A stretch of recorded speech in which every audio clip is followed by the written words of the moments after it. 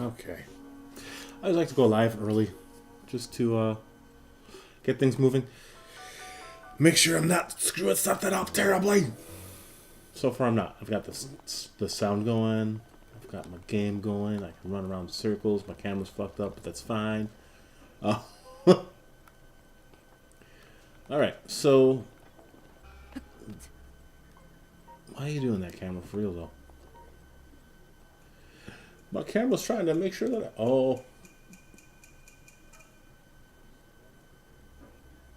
my camera's like sit up straight, but sit up straight. Weird. You are weird, camera. I don't know. I don't get you sometimes. All right.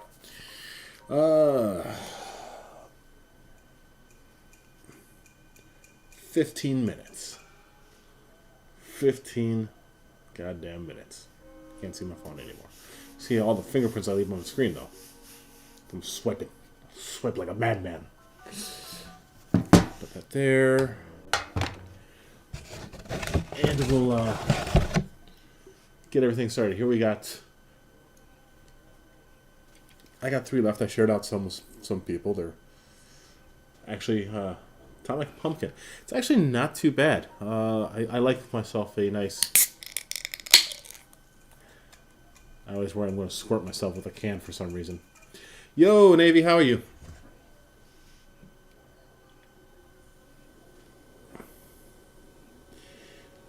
Pouring gently into my mug, but not gently enough. It's too much foam. But how you going, Navy?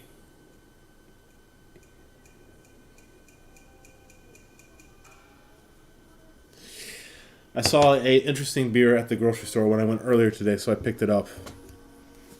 Gave one to my son.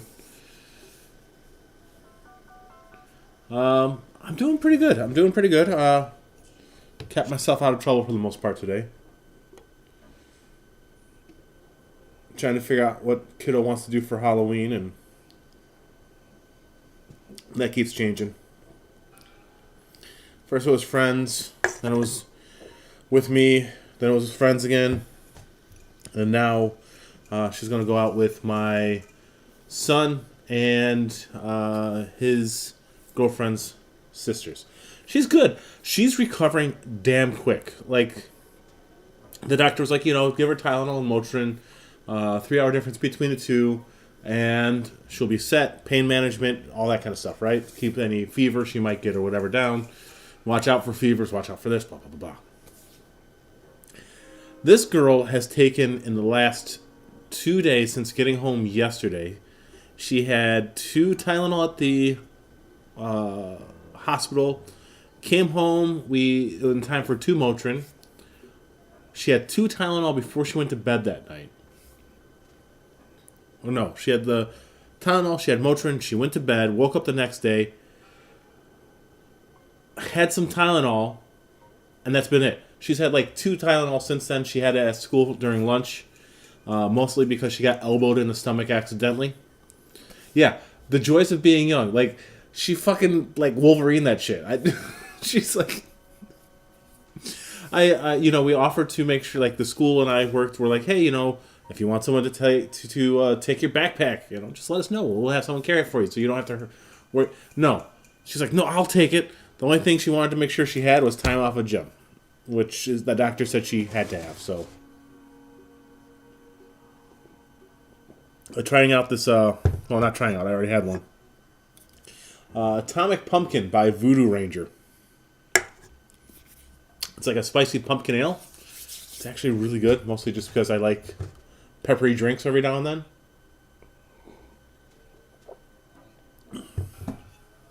I always find it interesting when your drink has like a kick to it like that. Yeah, she's doing good. We caught the whole thing like super, super early.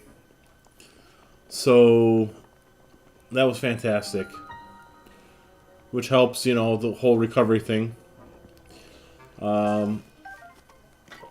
Even before they removed her appendix, they thought it was. They said they were about 80% sure it was appendicitis. And with that amount of, assurance, Awesome. I haven't managed to catch any of that. I've listened to it a little bit. But every time that you guys end up going live, I'm occupied. But I'm really excited for you and Nerd. That's really cool that you guys are doing that. Oh, shit. Can't see me. Because Nerd and all that kind of stuff is a very entertaining individual to begin with. And then with you on top of that, it's sure to be a very entertaining podcast. I haven't had any interactions with his lady, but I've kind of overheard them during some of his streams. So what I'm doing right now is, in order to go fight a camel, a giant robot camel, I have to get through this little area here.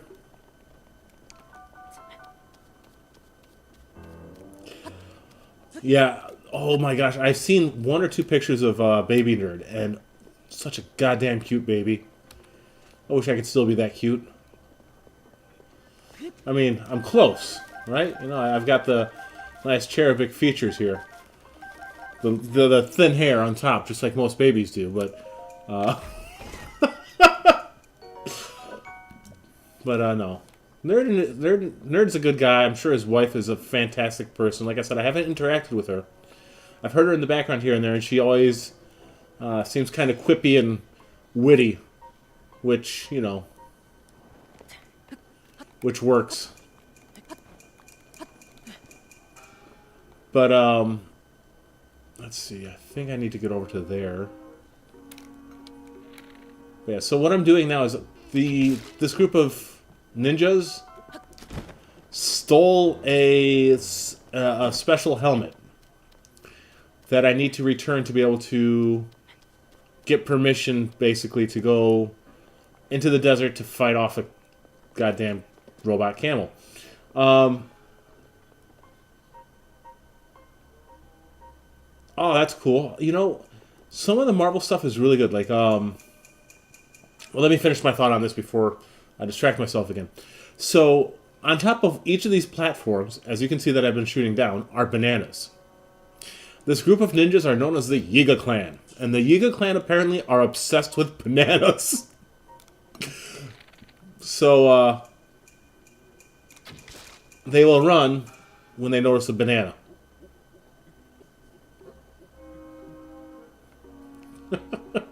Which... Oh, don't fall. Whoa! Which, that really amuses me. Let's see. Oh, there's a chest over there, so let me go ahead and grab that. But yeah, you know, some of the Marvel stuff has been really good. I think, like, I didn't watch too much of She-Hulk. I will admit to having pirated some of it. Just because I was interested. They did some stuff that I think fits the character well from the comics. The whole breaking the fourth wall thing, she kind of did it before Deadpool was a thing. So that was cool to see. I think the decision to have her get her powers the way she did was kind of weak. I always enjoyed the whole idea of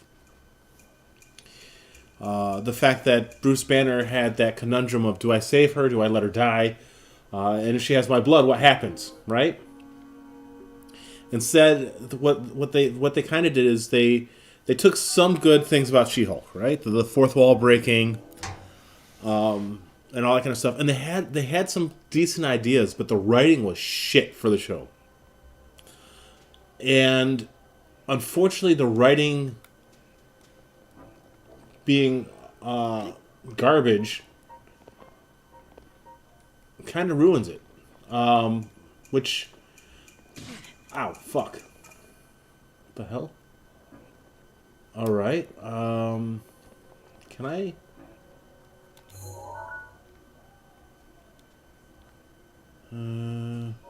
Huh. I've done this game 3 or 4 times, you know? Yeah, which is sad. Like I said, she did the fourth wall break thing before Deadpool. And...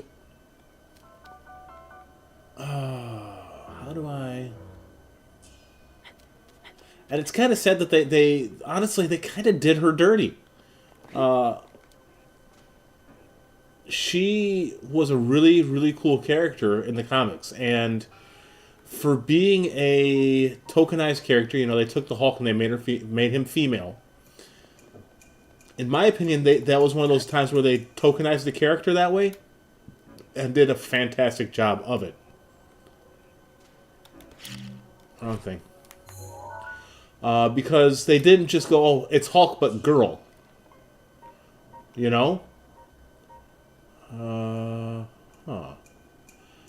wonder if I actually haven't done this before.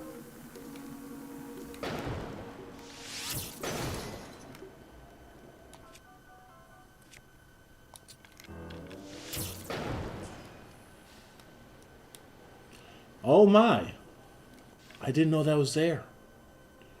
But yeah, they did her dirty because, like I said, the She-Hulk character herself was a really cool character at first. This, the whole idea of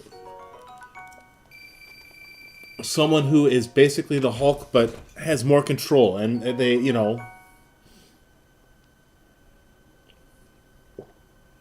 Yep, that was kind of the same feeling I got watching. I watched the first 2.5 episodes. I didn't get further than that.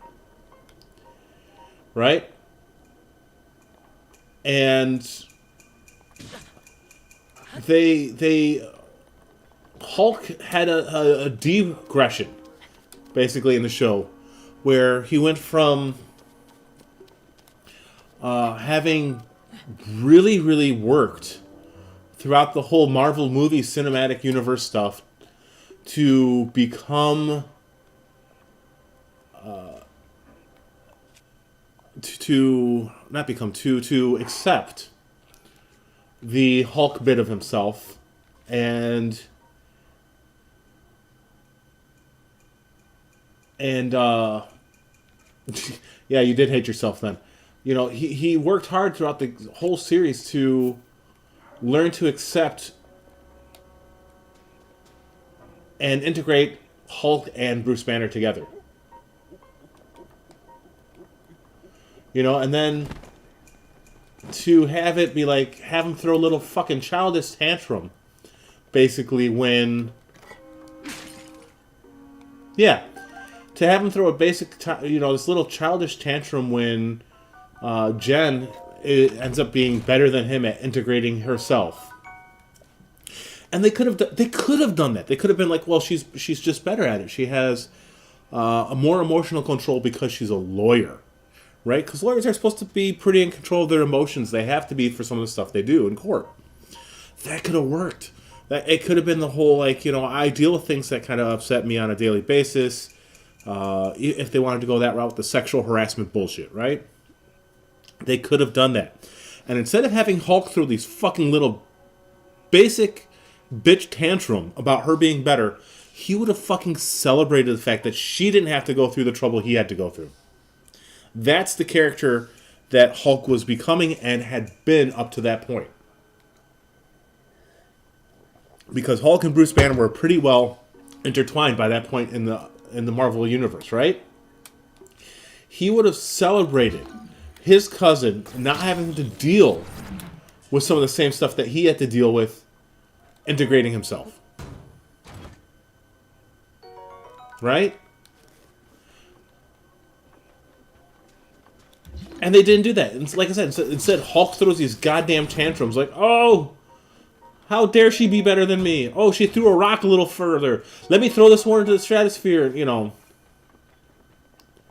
Yeah, or she...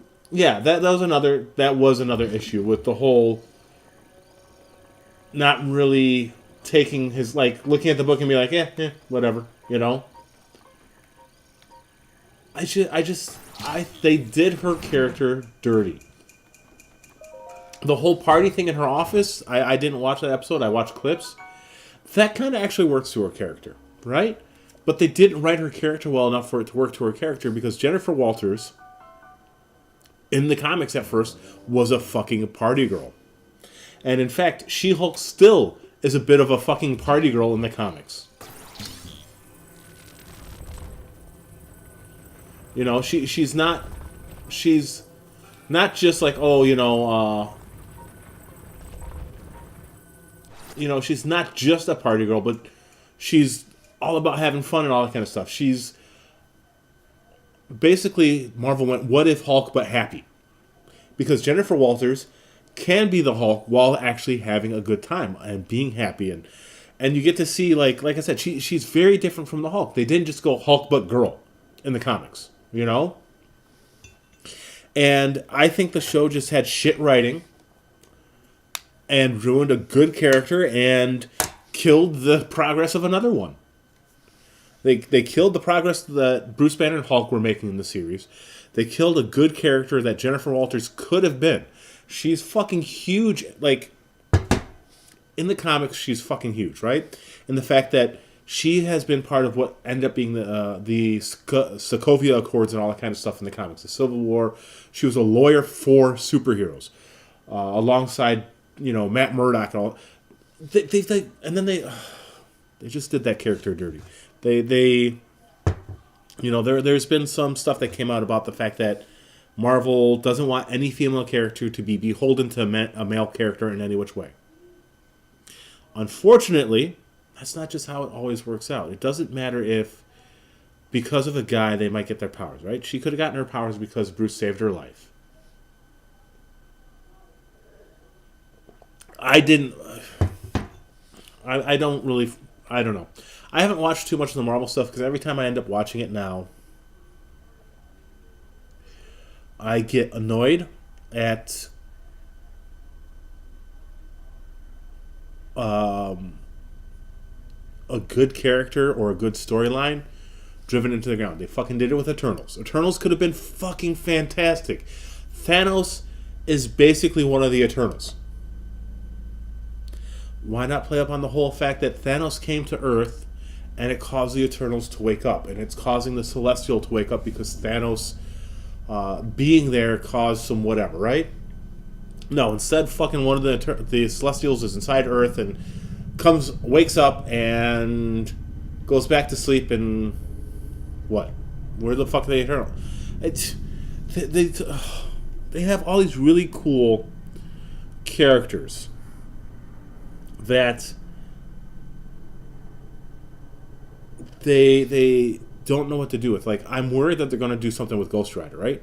Because Ghost Rider is a really interesting character. There's several different versions of Ghost Rider, and they introduced one in Agents of S.H.I.E.L.D. and they introduced him when Jay was still around, so before 2017. And I was really excited. It wasn't the greatest thing. It's a Ghost Rider I'm unfamiliar with, but I enjoyed his character. It was really cool, really interesting to see a Ghost Rider who was tied to a car instead of a motorcycle or anything like that. And, his look was more... He was a really cool-looking Ghost Rider. And then to have this whole slight cameo of... they have these really interesting characters that they can do so much with. But because they have people who... And I hate... I'll play my game here in a second. I'm on a roll now. I hate to cordon it off into one little bubble. Right?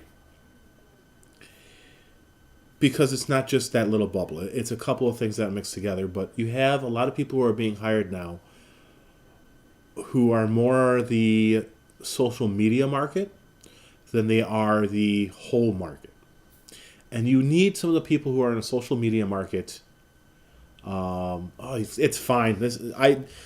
I'm drinking and I'm playing a game and I'm up for basically any questions people want to ask. Doesn't mean I'm going to answer them with what they might intend, but it just means that I'll be distracted and offline here and there in a sense. But you need people who have a social media presence, who understand what's going on social media-wise, and who know what the biggest voices in social media are saying, even if those big voices are a small corner of social media, which a lot of the social justice warrior overflow, which is...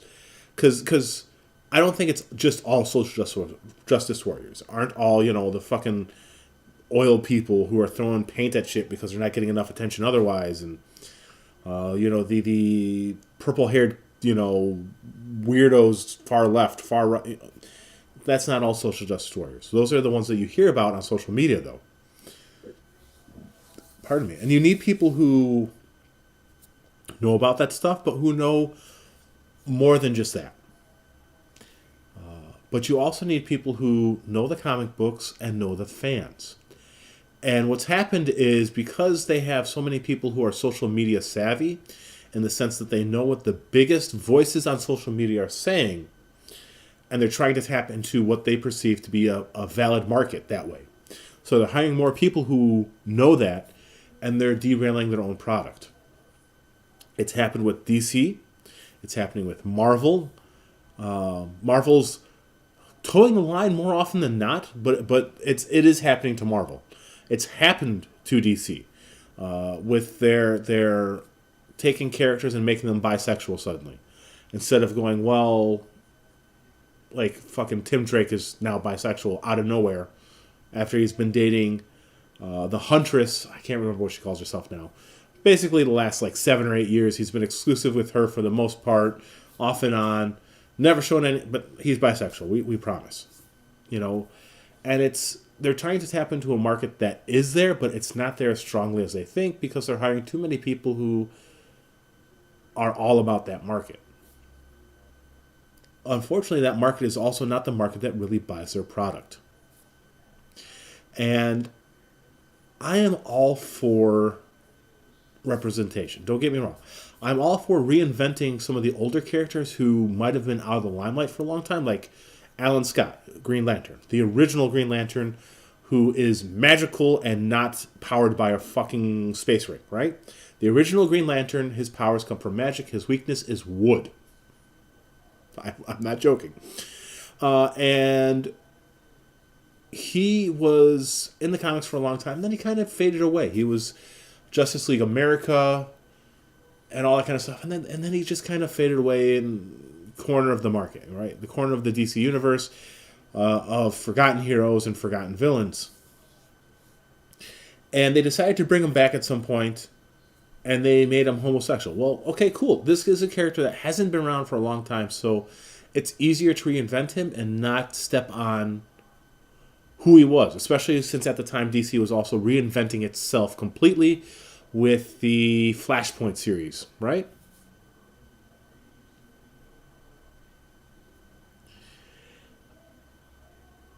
And that's fine. That's fine to take a really old character and reinvent them and reintroduce them to the market. And Alan Scott was actually a pretty cool character when they reintroduced him. It wasn't just about, oh, I'm gay, right? That was just a facet of who he was. The problem is, a lot of these characters that they decide to wokeify and all that kind of stuff, that's who their character is suddenly. Suddenly they're this thing only. Jonathan Kent, Superboy, son of Superman, is now homosexual. And everything revolves around him being a homosexual and a fucking, protester. He doesn't need to protest climate change. He can fucking do something about climate change. He's fucking Superboy. I mean, really? Really? You're gonna protest instead of fucking flying out there and taking out the oil tankers? And that's the trap they're falling. All these companies are starting to fall into is, I hate to say it, I used to make fun of it. The Children of the Atom was a comic book series that was short-lived by Marvel. That was basically, what if the X-Men had kids? And one of them was a fat, agile type character who was social media whiz kid, right? Stuff like that. And this is what was it? Gambit, and the child of Gambit was called, I don't remember, but basically it was the artist and the writer for the comic decided she liked Gambit and she wanted to be Gambit, so her character was basically fucking female Gambit. And I hate to say it, I accept that better than a lot of the wokeify stuff now, because Okay, cool. It's just female Cyclops. It's just fat Nightcrawler. It's, you know what I mean? But they're at least like, you can look at it as like a what if. Like, you know what I mean? It's not, these are the characters now. I would kill someone if they made Nightcrawler goddamn fat. God, he wouldn't be bamfing, he'd be boofing. But you know, that's the common market now. It's how people see things are going now. It's how they think it's going now. Because those voices are the loudest. And unfortunately, a lot of these companies are being run by people who are more interested in a perceived ability to make money than realizing how they actually earn their bucks.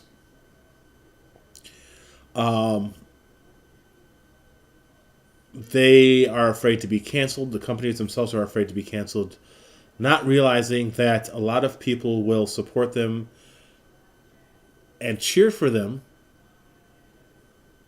by, instead of going, well, people love Robin, let's make Robin homosexual or bisexual or this or, instead of going, well, Batman has a new Robin. He's got a new trainee, right? So you've got all these people and he's got a new trainee, and she's a lesbian and she comes from a broken home, and fuck it, let's make her Latino. Let's make her Latina, sorry. And also, like, okay, cool. So that's her basics. Let's look more at the broken home aspect and why she wants to be a Robin, and have all those other parts. That's just a character trait. It's not her character. I think people would love something like that. They would love to see themselves represented in a real way. I don't know many homosexual, bisexual people or trans people or anything like that who that's their whole character. I agree, Navy. I completely fucking agree.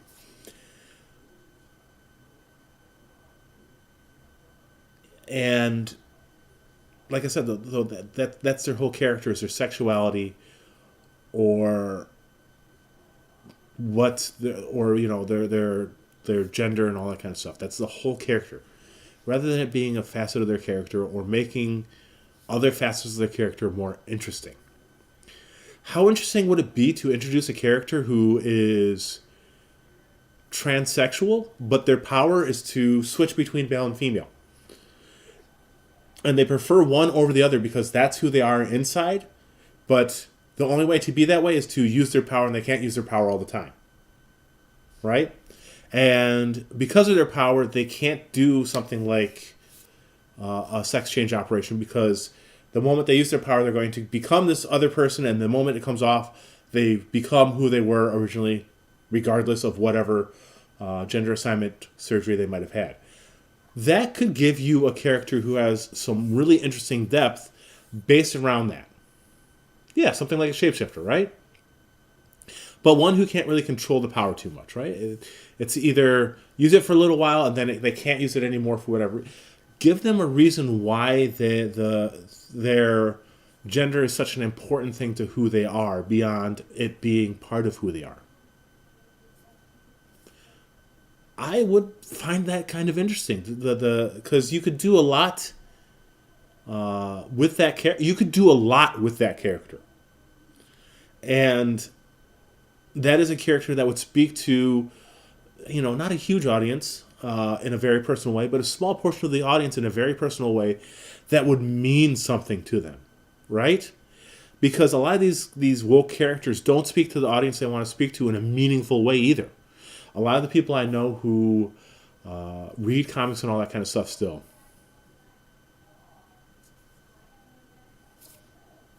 Yeah, but it's a fine line, right? The whole gender versus sex being, you know, that's a fine line, but it could still give a very nuanced character.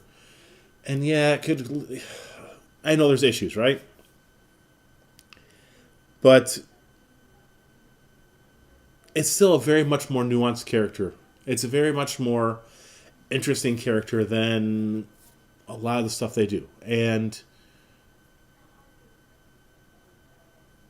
I think people would like that. I think there are people who, part of the reason why the X-Men, and I think is such an interesting group of characters is because they are very different from who I am in a sense, right? They've gone through stuff that I don't really go through in discrimination. Now, I've been discriminated against, right? Everyone has. That happens to everyone, but maybe not to the extent that some people get, deal with, depending on the areas they live in, the countries they live in, even all that kind of stuff, right? But it still spoke to me in the fact that it made it easier to imagine what if. One of my favorite Marvel characters is Spider-Man. And the reason why Spider-Man is my favorite is not because I think he represents me, right? There's certain things about Spider-Man that I identify with. Like the whole nerd aspect. I identify with that whole like nerdy, jokey aspect. That's part of how I deal with shit too sometimes, is making jokes about it instead of dealing with it in a emotional, mature way. But he's much more nuanced than just that portion. He's not just a jokey nerd, right? And for as much as I might identify with that portion, there's a lot of Spider-Man that I don't identify with. I don't identify with the idea of... I know, man, it's crazy. I don't identify with the whole, extreme self-sacrifice nature that Spider-Man has. I don't. I might do that for my kids, but I'm not going to run into a burning building that I don't think I can get back out of for someone's fucking cat, Spider-Man is not a goddamn teenager. He's a fucking adult that they're trying to make a teenager again. Spider-Man is in his fucking 30s. And it kills me that he's having girl issues where he's nervous, like super nervous about talking. Spider-Man is a fucking adult.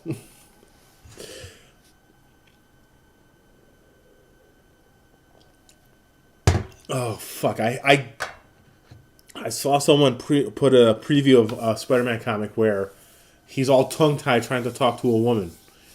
You're fucking 30. You went out with Gwen Stacy, who was a goddamn bombshell in those comics. I think he remembers being married to Mary Jane now.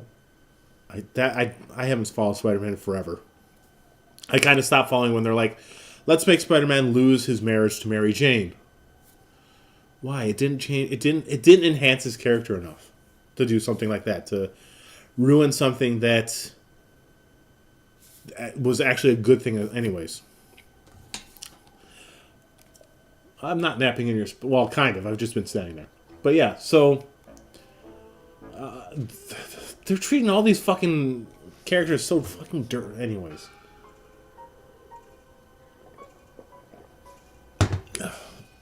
I do enjoy Spider-Man in the Marvel Universe, the Marvel Cinematic Universe, so I think they've done a pretty decent job with him.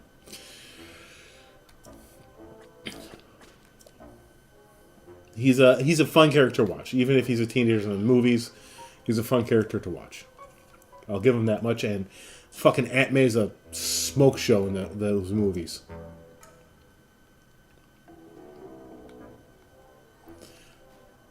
Fucking guy looks like me in spandex. There you go. That's me as a fucking superhero. Fat man. A lot of people didn't like him, but I liked Andrew Garfield as Spider-Man too. That was kind of fun. Oh, that's right. Let me see if I can remember how to do this. Oh, fuck.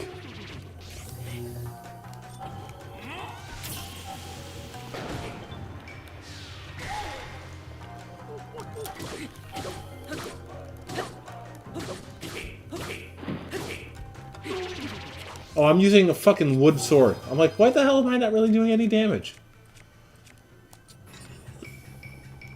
Tom Holland is better. I will agree completely with that. Tom Holland is I think Tom Holland is even better than Tobey Maguire, which people love. I think Tom Holland is a fantastic Spider-Man. I think Andrew Garfield was a bit better than Tobey Maguire, even though I did like Tobey Maguire.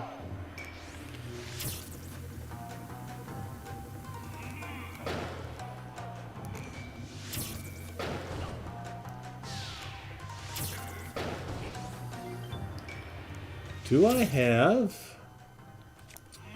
Why am I using fire arrows?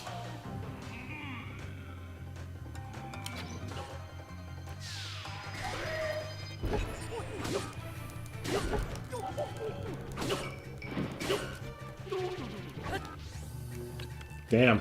I don't remember when did the first Tobey Maguire movie come out even? Because I honestly don't remember. Fuck, that's...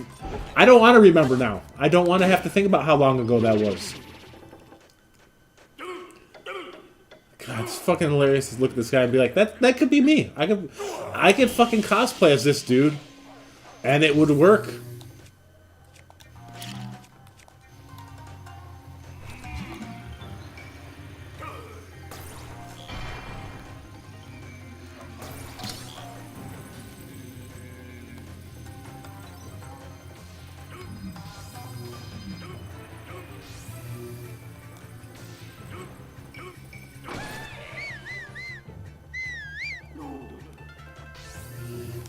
Shit.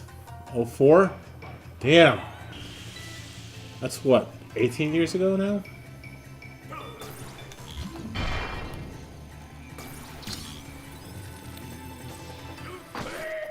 There we go. Now he gets to fall down the hole. Yeah. Got beat. Oh shit, my camera. 02. God damn it, Navy. You're not supposed to tell me. You know, the Tobey Maguire movies were fun. The third one, the problem I have with a lot of these superhero movies, honestly, beyond the writing now, is killing off of these fucking characters.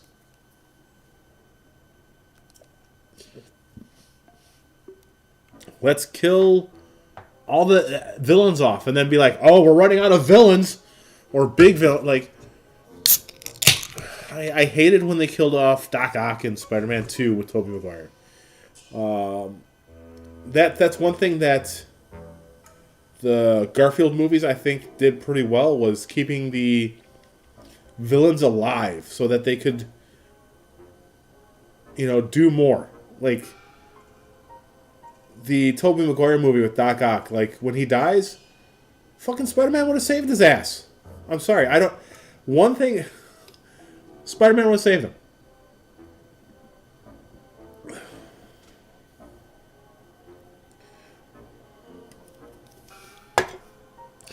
I don't really watch DC movies after Batman v Superman. I know Wonder Woman was supposed to be really good. But Batman v Superman made me decide that DC wasn't worth watching. It was a whole lot of pandering to... nostalgia bait with, the fucking Batman in his specialty suit and all that kind of shit, right? But, are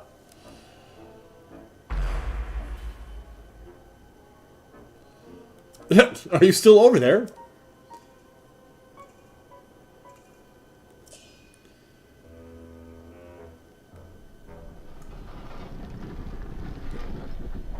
God damn it. That would be something that would happen to me too.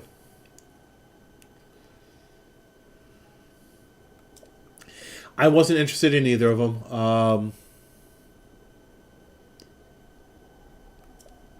I don't know. I just felt DC just dropped the ball so hard on Batman v Superman.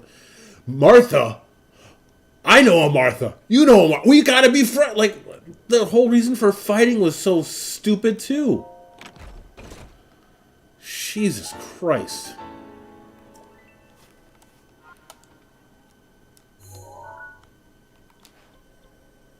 I can delete this now.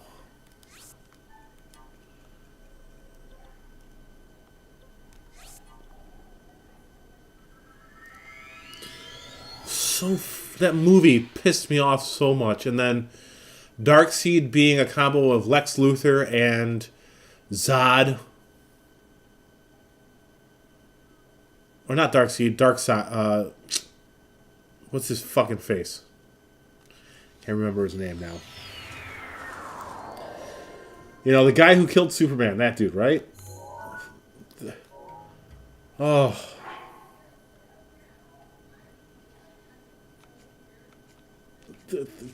It could have been... Oh my god, that movie could have been so awesome, and they just... Doomsday, thank you. Fucking... See, I can't even think of his name because I killed the character so terribly. Now... God, fucking... Yeah, I saw Navy, I saw, don't worry. My latency is slightly off. Just a little bit slower. So, this amuses me. So, there's a reason for it. There's actually a lore reason why Link has to dress as a girl to get into this place. But they kind of make it a jokey thing in this game a little bit. So, in Legend of Zelda, Ganon, whatever you want to call him, is the first male Gerudo born in Untold Years. And he ends up being the last male Gerudo born in Untold Years. He becomes the evil King Ganon, all this kind of stuff. He becomes a scourge of the planet and Hyrule and blah, blah, blah, right? So, the Gerudo are a group of desert bandits, desert thieves, and they're women. So they celebrate the fact that this male is born, all this kind of stuff, and then he ends up being a terrible, terrible thing. And so they restructure their society to basically outlaw men within the Gerudo village. So the women are married. Some of them have children. And the men and the women live separately if they live in this town. So some of the women live here because they have businesses here, and then they'll travel off, right? So they don't allow men into the Gerudo village because of the fact that the last time that was a man was within the village, he turned into an evil, calamity kind of deal. So Link has to end up cross-dressing to get into the village because of that. And that is why there's a store in here that sells men's clothing. And it's illegal to sell men's clothing, so you can't tell anyone that you... so you can't even, wear it in the thing, but you do have a men's version of the outfit. But yeah, to go in the village, you have to cross-dress. But I like the whole lore reason for it, too, because it ties into a lot of the other Zelda games. There's an actual reason for it, other than, haha, cross-dress, But the Japanese treat cross-dressing a little bit differently than we do in the States, regardless. It's more of a jokey kind of thing a lot of times in their media. And you get this outfit from a dude who's cross-dressing, who's standing on top of the statue, and you have to call him beautiful to get it, right? And so he's kind of flirting at you, and then the wind blows his face covering up, and you see he has, fucking 5 o'clock shadow. It was fantastic. It's a hilarious little moment in the game. Right? And so the queen knows that you're a guy who sent you to retrieve the thing. Now, because these guys, the Gorons, aren't really... They're a race, but there's really no female Gorons. So they don't really ever explain how male Gorons get born. Because they're basically a race of just rock people. But yeah, so they have the Rito in this game, which are the bird people, which were introduced in another game. They have the Zora, the Gerudo, the Gorons. But yeah. It's fucking hilarious to me, right? But like I said, I really am happy that there's a reason for it. It's not just treated, as a joke, but it is kind of. Okay. So she's on the second floor.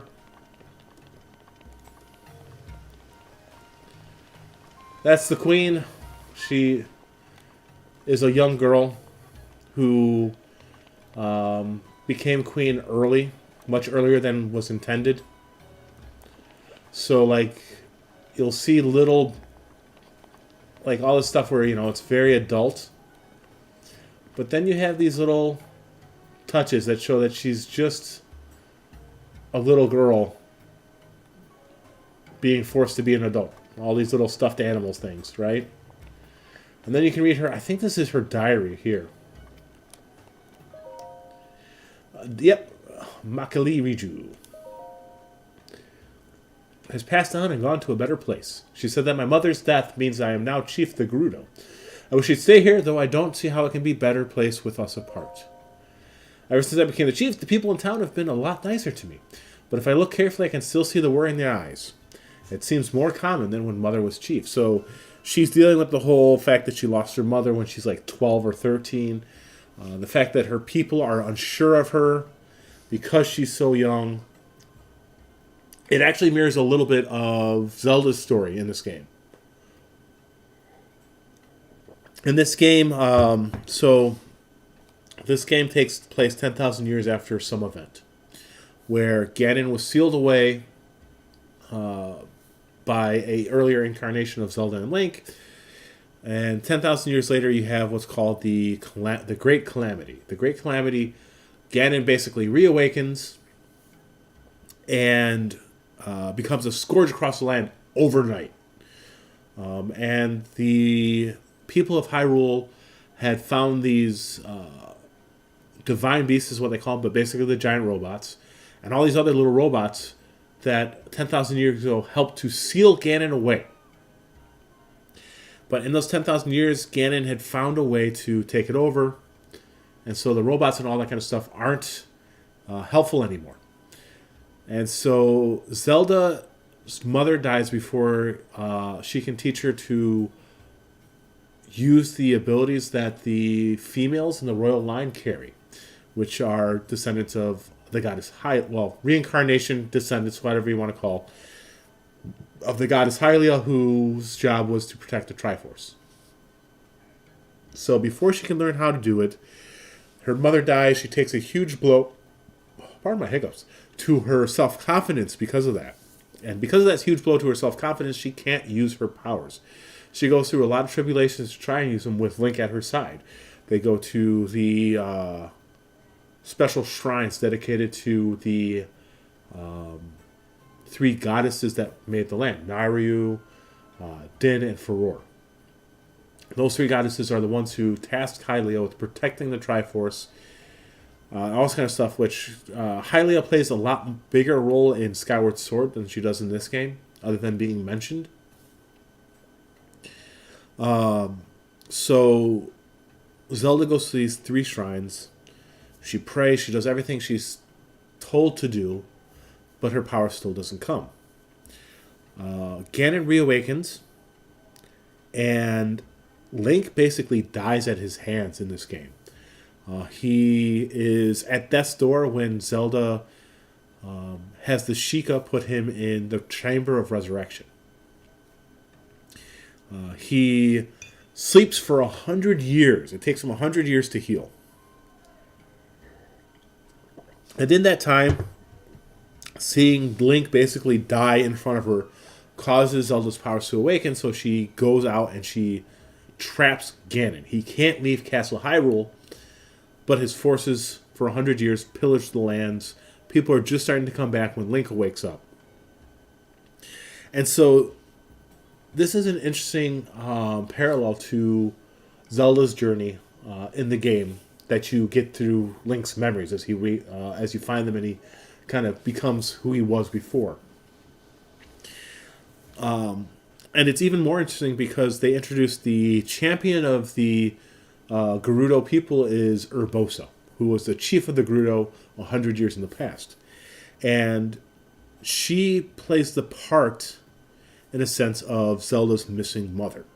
She tries to fulfill that role for Zelda when they end up meeting one another. And Ganon takes Urbosa away from Zelda when he takes over her divine beast, the camel that we're going to go free in just a little bit here.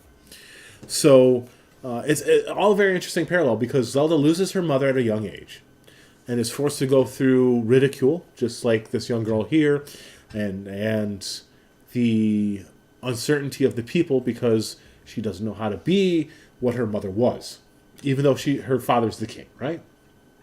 But Zelda can't fulfill the role that her mother was supposed to basically fill in. And she even gets another mother figure, and the other mother figure is taken from her again.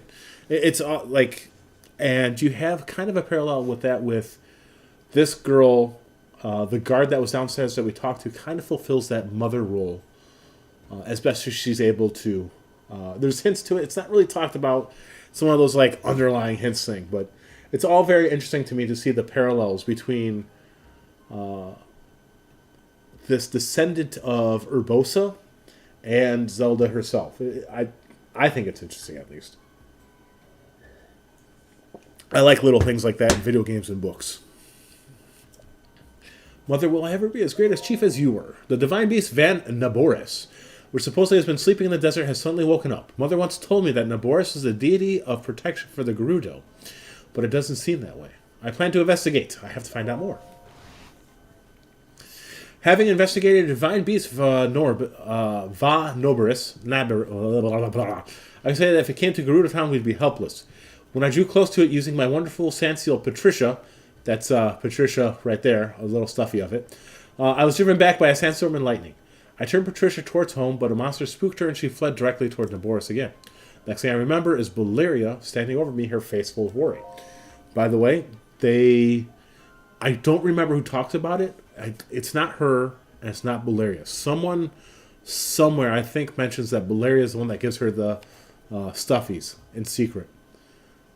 Made the point of never leaving my side. Even now, with such a valuable heirloom stolen by thieves, she refuses to tear herself away from me for even a moment. She takes all the blame for the theft. However, nothing can change her mind about being responsible. Meanwhile, I can't help but feel that the theft happened because I am not yet ready to be chief. Soldiers search tirelessly, trying to recover the heirloom. No one says a word about my leadership, but they must be thinking about how powerless their chief has proven to be. Thanks to the tireless efforts of my soldiers, we've located the thieves' hideout. They definitely aren't common criminals, though. We haven't been able to get anywhere close to the place. To think that the Thunder Helm is right there, yet we can't take it back. Mother, Lady Urbosa, please give me your guidance. So the Yiga clan are a offshoot of the Sheikah. The Sheikah are ninjas, assassins, and scientists for the royalty of Hyrule. So Zelda and her lineage. And the Yiga went from opposing Ganon to supporting Ganon, basically what happened. And so they're much more prevalent in this game than any other game. I don't think they've even really been mentioned in other games. And they'll pop up every now and then to try to kill me as I wander around. Sometimes I'll find someone who's like, help me! So you go to talk to them, like, ha, I fooled you, and now you must die at my blade! Okay, they don't actually say that, but they kind of do.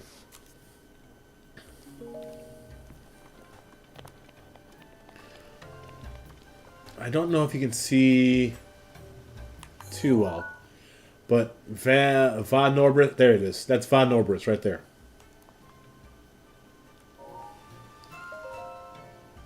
Hey, Zero, how are you?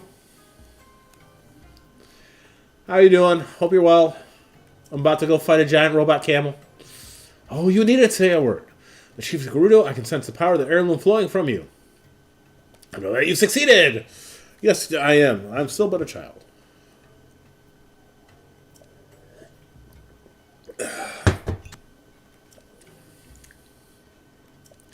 You know, I think the interesting thing about Legend of Zelda is because it's a game series that spans so many... unfortunately, Zero, I can't speak that offhand. One of the symbols looks like Ren. So, I don't know. Possibly something about a person. Now, please give me the helm. Here you go. Take it. This is kind of like... You know, how do I look, right? And then the helmet doesn't fit her properly, so like it'll slip down. And here you go. Here's one of Link's memories.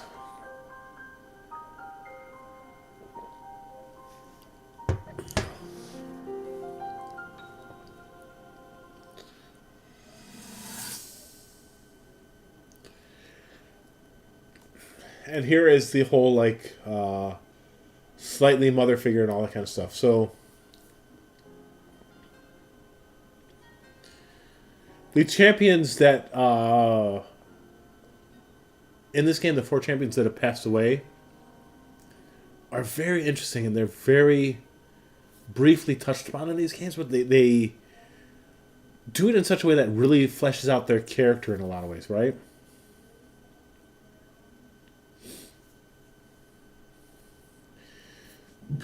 Pardon.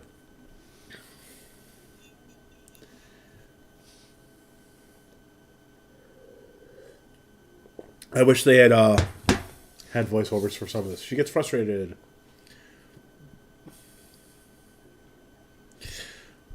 You find Zelda's diary and her journal.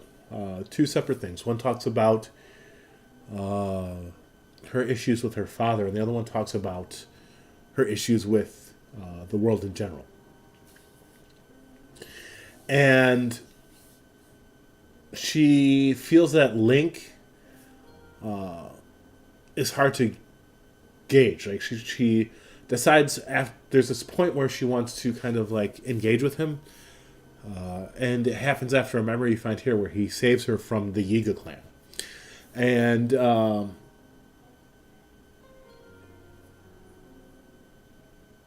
and she tries to connect with him, but she has trouble. And she's like, he's such a reticent young man, basically. He doesn't really talk, which is hilarious. And this is the game's way of explaining why Link is so quiet. He doesn't really speak to anyone, right? And it's because she finds out, because they begin to get close, according to her journal. And she gets Link to open up to her. And she realizes that a lot of the pressure that she faces, he actually faces too. But he has gone about dealing with it differently than she has.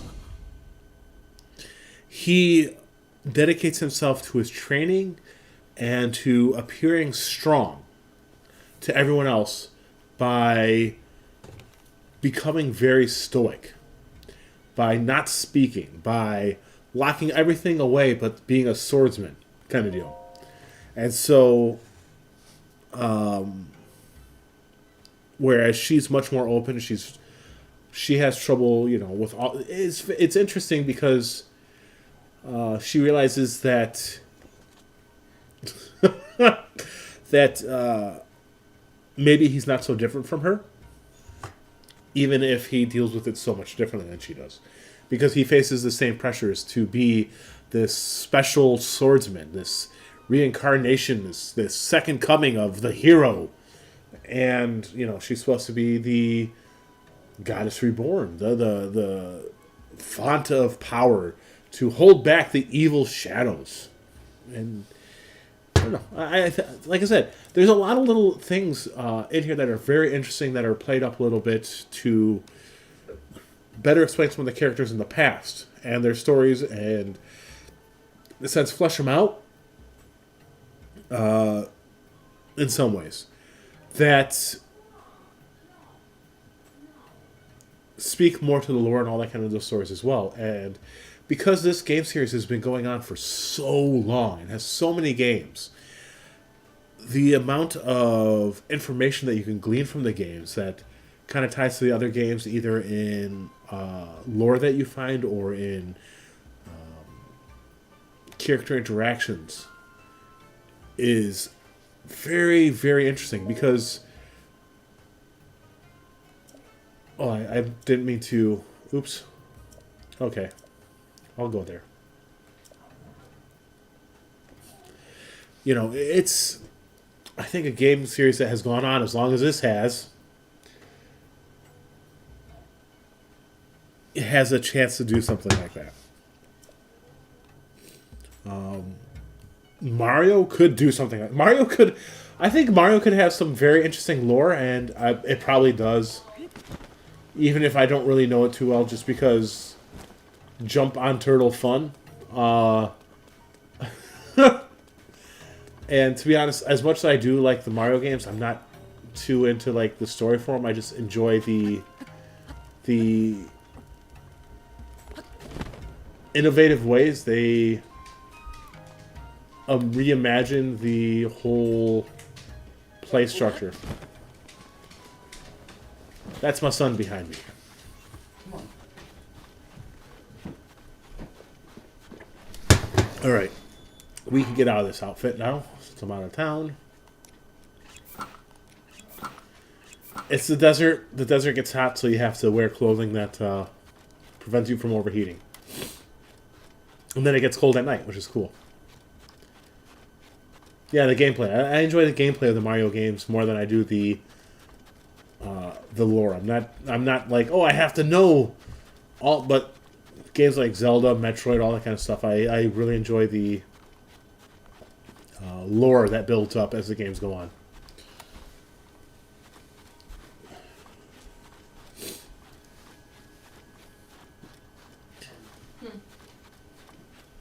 What? Everything okay? Where is he? Did Blue get loose? Nick, let Blue loose. Blue.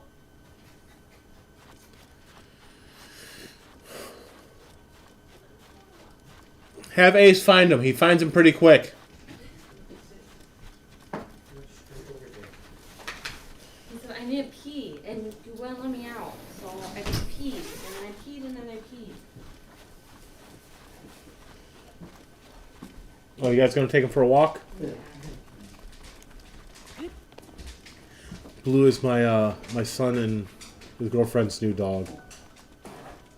He's a American Pit Terrier mix. A nice silvery blue coat. Very beautiful dog. Very small dog. Yeah, that's my son and his girlfriend. That's Lily and Nick.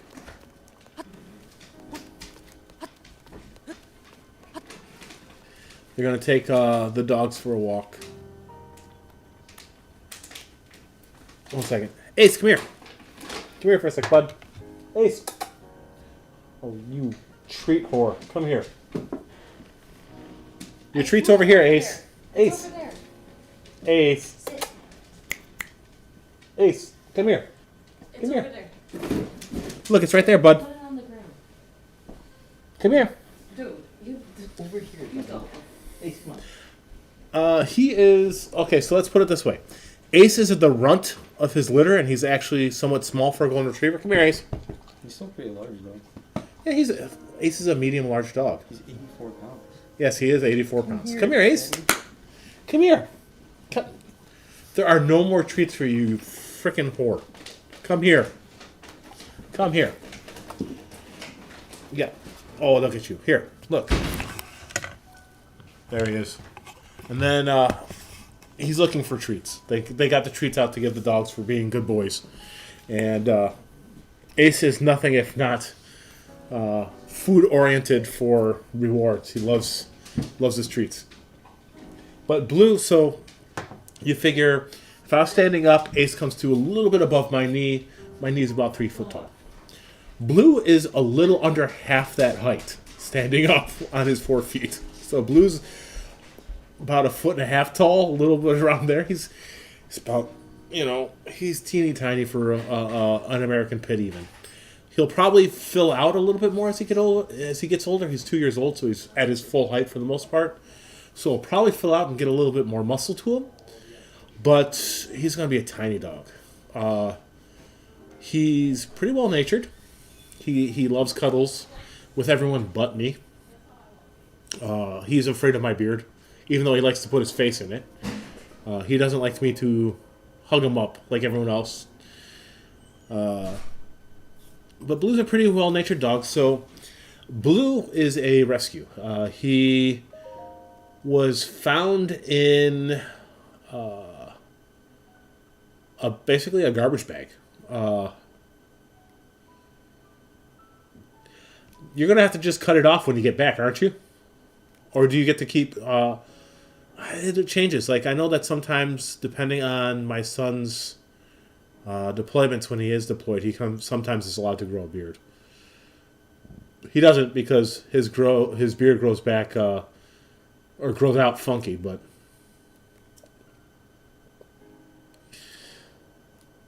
well, just think. Soon you're going to be retired, and you can grow all the beard you want to grow.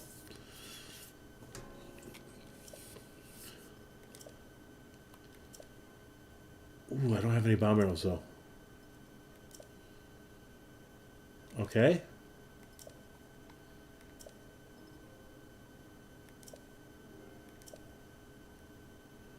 Oh, cool. Thank you. May have...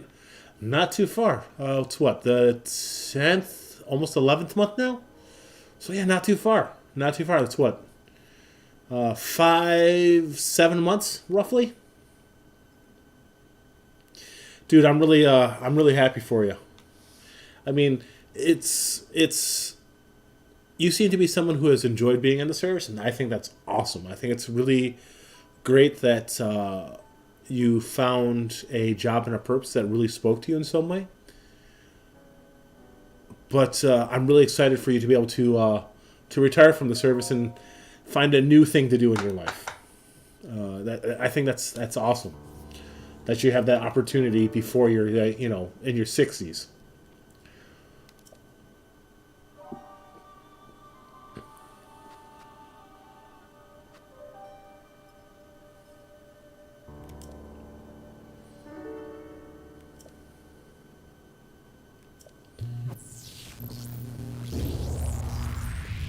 So I have to stay in this shield that she puts up, otherwise I get electrocuted to death. Though I do have a rubber... I don't have the whole thing, I just have the shirt, but there's a rubber gimp suit, basically, that you get to put on. Yeah, I know, you're the same age as me. Though I'm a little older, month-wise.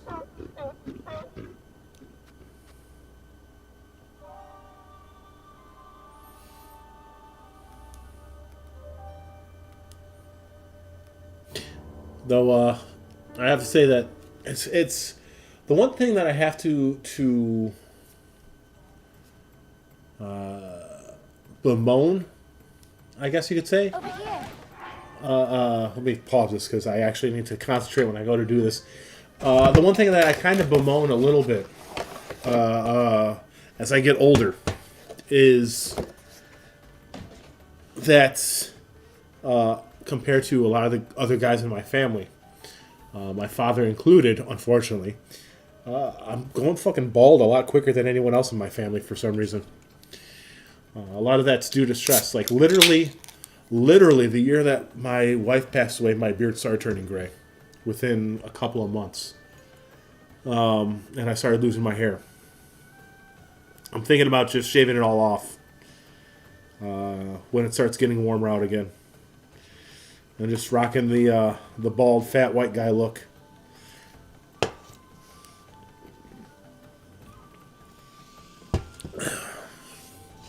Part of it is I'm kind of tired of Sophia making fun of me. Kid fucking makes fun of me all the time. No, the problem is, like, this is one thing. Like, up here is one thing. It's a little bit thin or whatever. I've always had a big widow's peak regardless. I'm starting to bald now in the very fucking back of my head, right? I'm somewhere between 6'5" and 6'6", somewhere around there. But I'm starting to bald, where that whole fucking monk spot that people get in the back of their head. Fucking, god damn it. I call it the monk spot. My daughter's always like, your hair's getting thin, you're balding, ha ha. I'm like, and whose fucking fault is that? Stop, And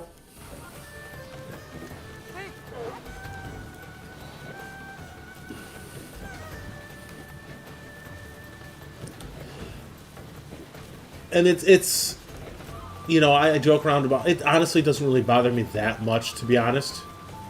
My daughter is about my wife's height, who came up to my armpit. literally. Like, I could put my arm out straight, and it would be sitting on top of her head. She's just a little bit taller than that. And Nick is probably about 6'2", 6'3", somewhere in there. He's about average in height. God, stay. Where are you going? Where? Over here.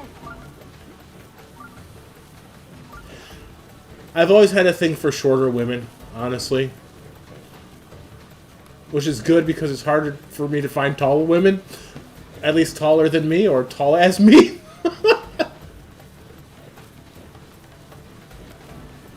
Jay was 5'4",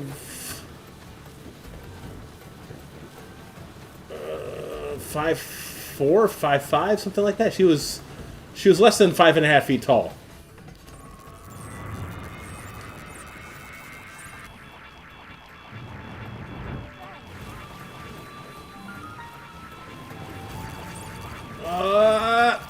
Oh shit.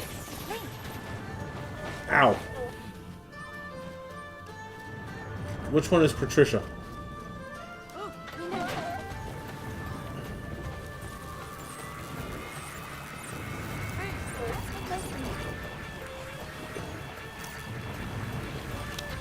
Oh, wrong one. Let's see.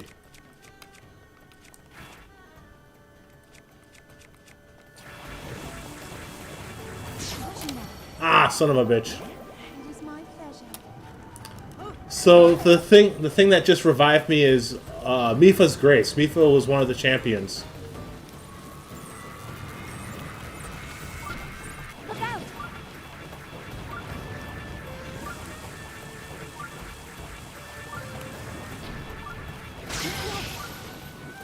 It's right where we want it. Oh, you fucking foot.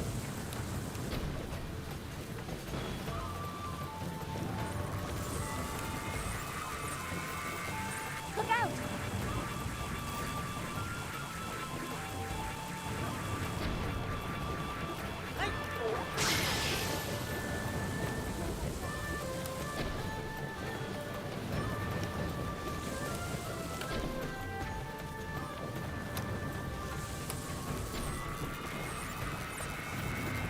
Don't stray.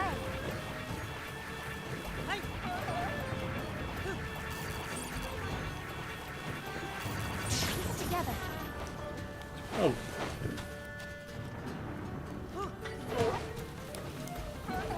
I know what you meant. Sorry, I'm not responding at the moment. I'm trying to get this last foot.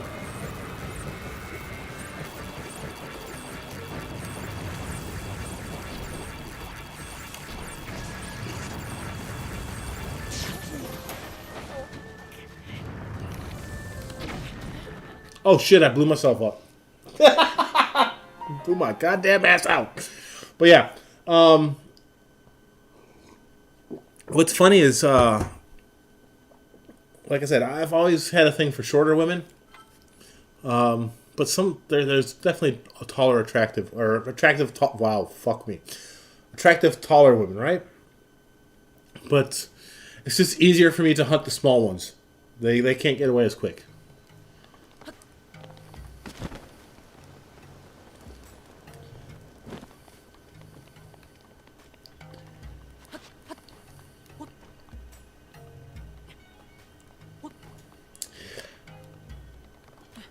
I was never really a picky person. I just know what I preferred, right? Like, I dated a girl who was about 6'1" at one point. Not for very long, and it was more of a mutual disengagement. I don't know if I'm seeing a fly or if there's something on my eyeglasses there. But it was more of a mutual disengagement. I thought she was really interesting. She was interested in me, but it was more of a be friends than a be lovers kind of interesting.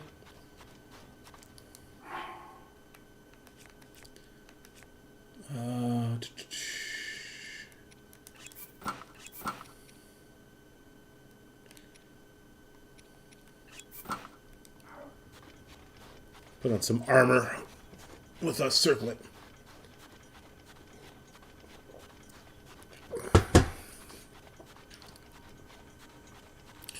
This is actually, like I said, this was a pretty good beer. I'm usually not too into pumpkin beers. I do like some ciders. Like there's a hard cider called Huevo hard cider. It's like a spicy habanero apple cider, and it's actually really delicious. It depends on my mood. I really do like a dark beer. Like I like Scotch barrel dark beers. Those are really good. But there are some light beers that I really like. Voodoo Ranger's IPA. I think I don't remember if it's just called IPA, but they have a light beer that has like a very piney taste to it, which I really enjoy. But usually I get stuff like Old Dirty Bastard, which is a real dark beer, and stuff like that. But there are some light beers that I really enjoy. But generally I always buy. I'm not a big fan of reds. Some reds are okay, but I'm not a big fan of them.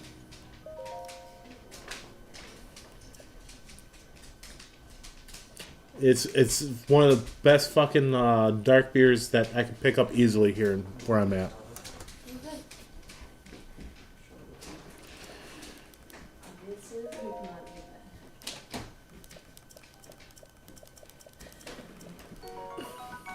All right, let's get this show on the road again.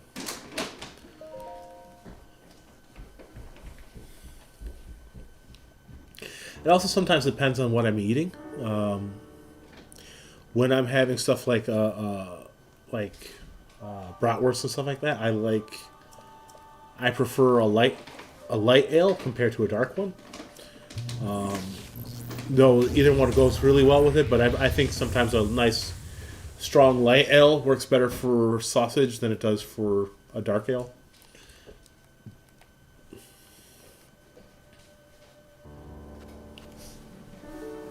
What's up? Oh, okay. I thought you were about to ask me a question. I was like, yes. All right. Sour ales can be pretty good.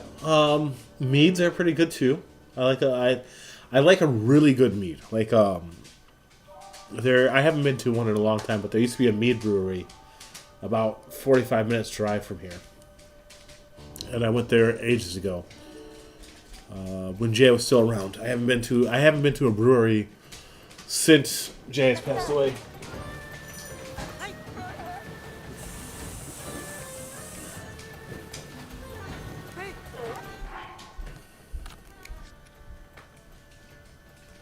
Yeah, I haven't watched the video, but I did see that. I did see that they had posted something about that. Let's see. Will this help? Either one is good. That might help with the electrical damage that I was taking.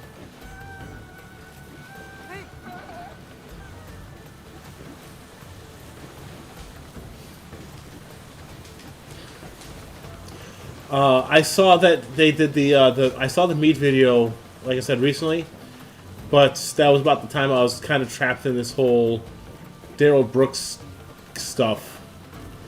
Fell down that rabbit hole hard. Kind of relieved it's over. Just because it was one of those, like, I just wanted to watch what everyone was saying about it kind of deal.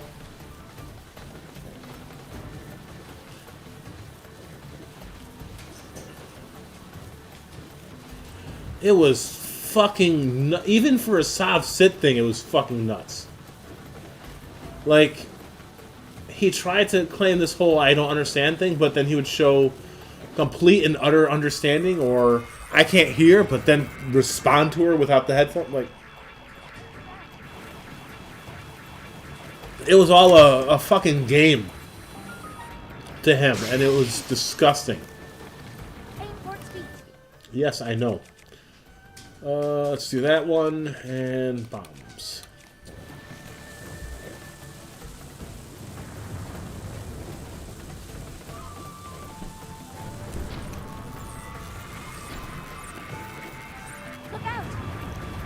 I will not.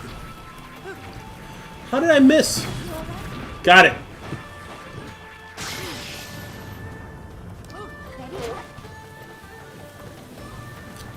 I was not surprised at the way the verdicts came back. Don't stray. Good. Alright, 1 foot down.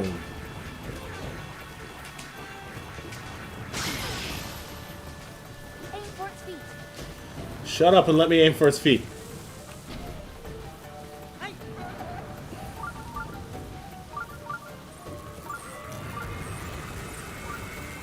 Look out. I'm in your shield. Why should I look out?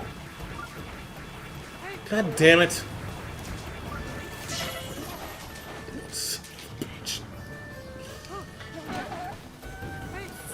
You know what? I have about 8 billion piles of food. I've got one of these.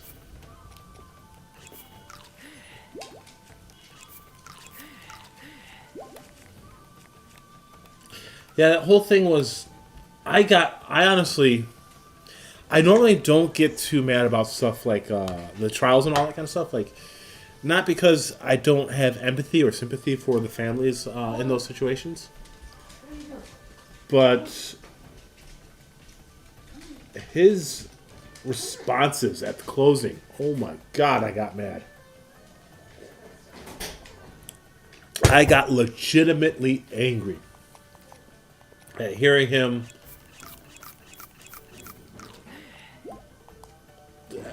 talk about an act of fucking, oh my god, an act of God.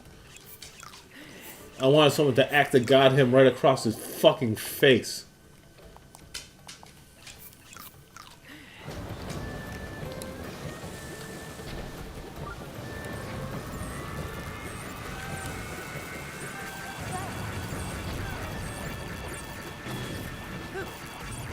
You know, I wouldn't call myself a very religious person, right? Aim for its feet. Not because I'm fucking this up so bad. Got it.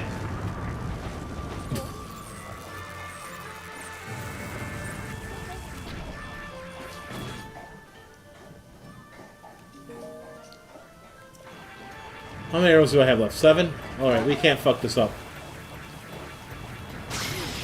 You know, not because I am an atheist, right? Or anything like that, but just because I'm just not a very religious person.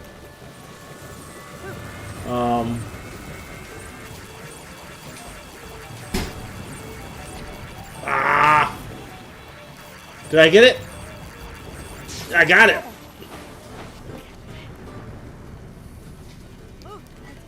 Let's go. Get the last... Get it. Go on.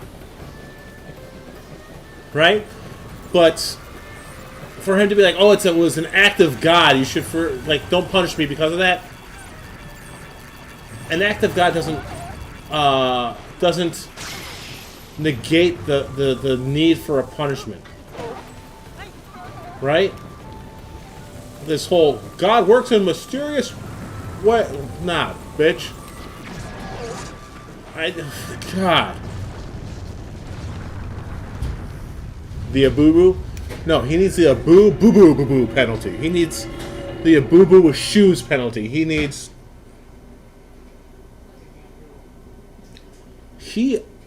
Oh. And then to be like, you should forgive me because my kids would miss me. What about all the fucking... Oh my god, he had me mad. He had me riled the fuck up. I'm getting riled up now.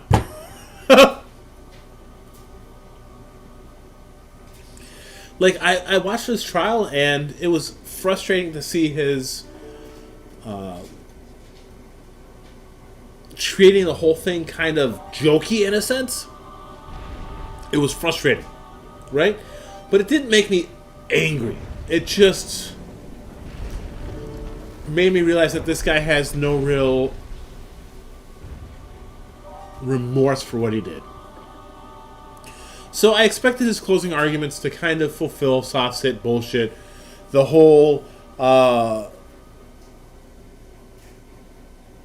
nullification thing. I expected some of that. But, oh my God, some of the other stuff he did. Just... I wanted the judge to fucking toss him out of the court so... Oh my God, he did not deserve to be able to finish his closing goddamn remarks. I'm interested in seeing what his sentencing is, but I don't think I'm going to watch any more of it. I became so incensed, so mad at the way he treated his closing remarks, and the people that, and the jury, and You sure do know how to keep a woman weak.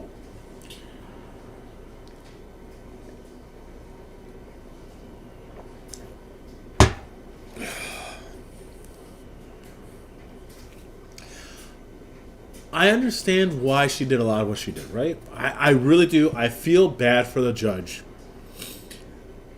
She was in a really bad spot in a sense. Taking a border spot from Gavin. And I can accept a lot of the rope she gave him. But the closing, oh, that was one of the few times where I was like, really, Judge? You're not going to stop him and toss him in the other court so you can't fucking mute his ass? But honestly, by the time that she could have stopped him and muted him, it was too late anyways. You know what I mean? So, okay. Right? Head over to that guidance stone. Sounds easy, right? I watched his opening statement. I watched some of the prosecution and all that kind of stuff. And he is...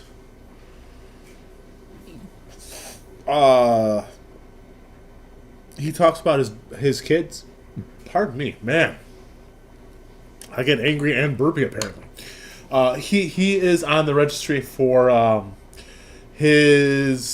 of his children is from a girl who was 15 at the time. She's not 15 anymore, of course. She's the one that he got angry at, which kind of caused the whole thing. Not her causing it, but his anger at her caused it. You know what I mean?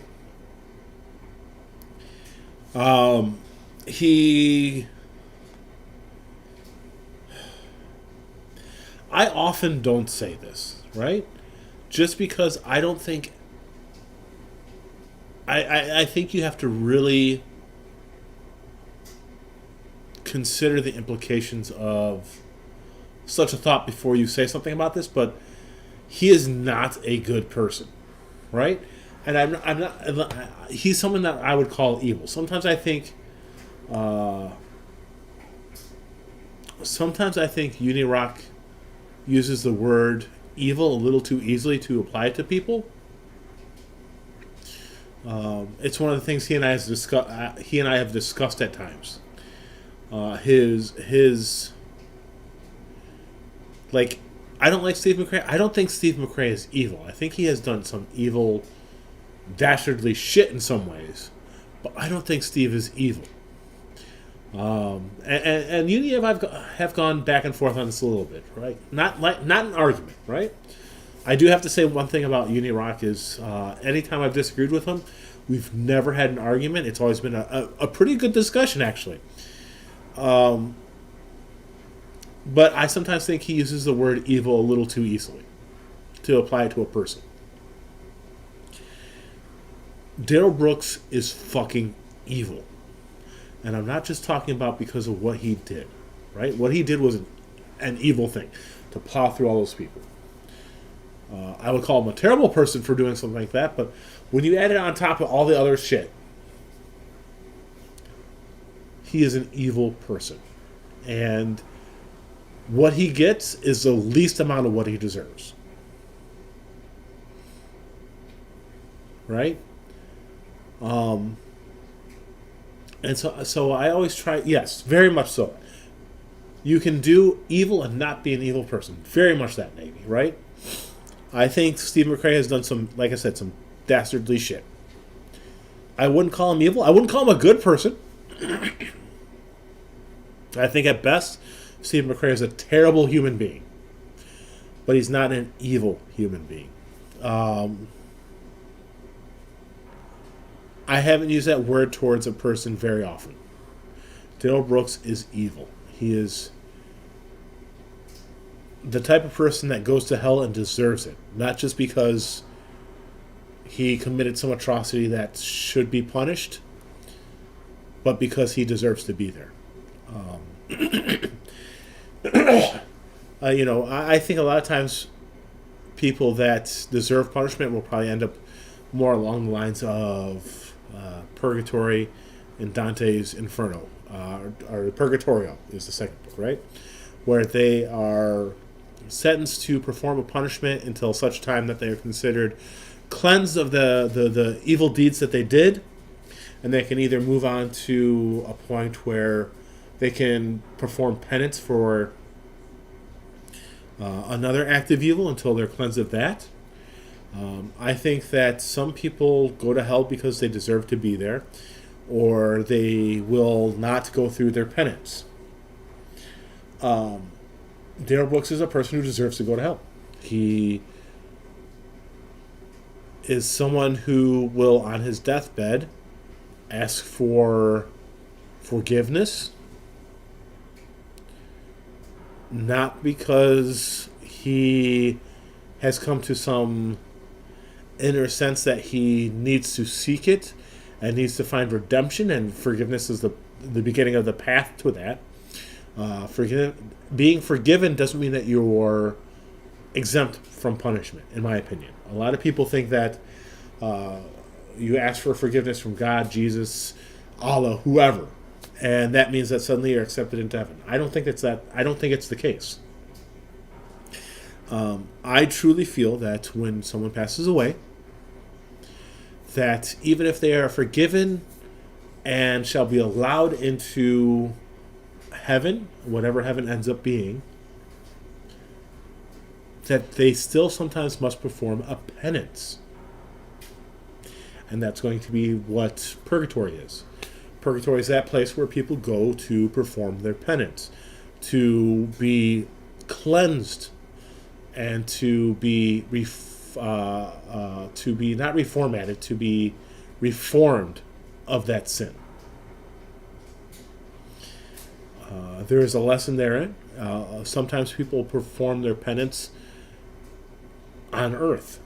I think sometimes we can come to a sense of reformation from the burdens that we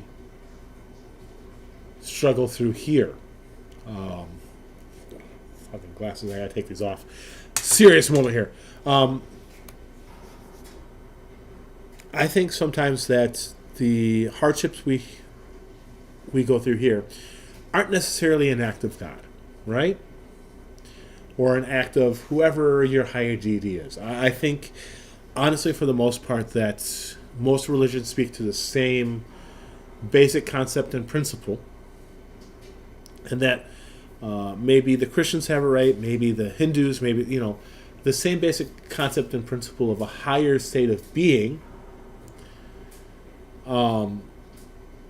But honestly, I don't think that as living creatures we have the ability to fully understand that. And as such, we make religion, or we follow religion. We don't necessarily have to make it. We can follow religion that helps us to come to some form of understanding of a thing that's beyond our true grasp until we pass away and we are freed of the limitations of being a physical being. There's only so much energy that we as people can absorb and hold, and thoughts are a form of energy. And so we can't fully comprehend a god or gods or whatever it ends up being, because we can't hold that amount of energy within ourselves. We can't hold that amount of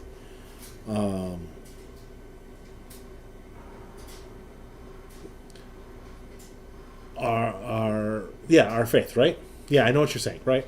Exactly that.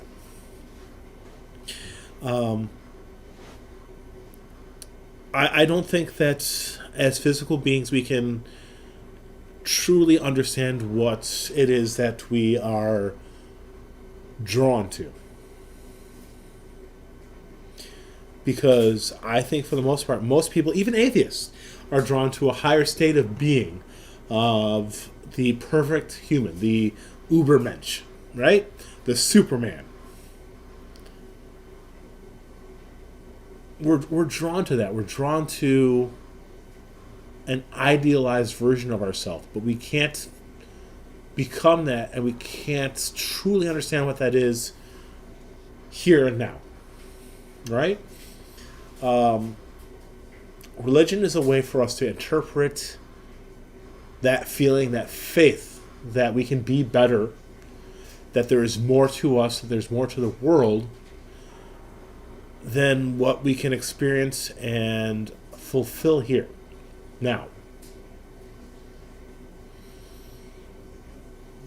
And it's the same thing, like, I think the concept of hell is just like heaven is a concept that speaks to a higher state.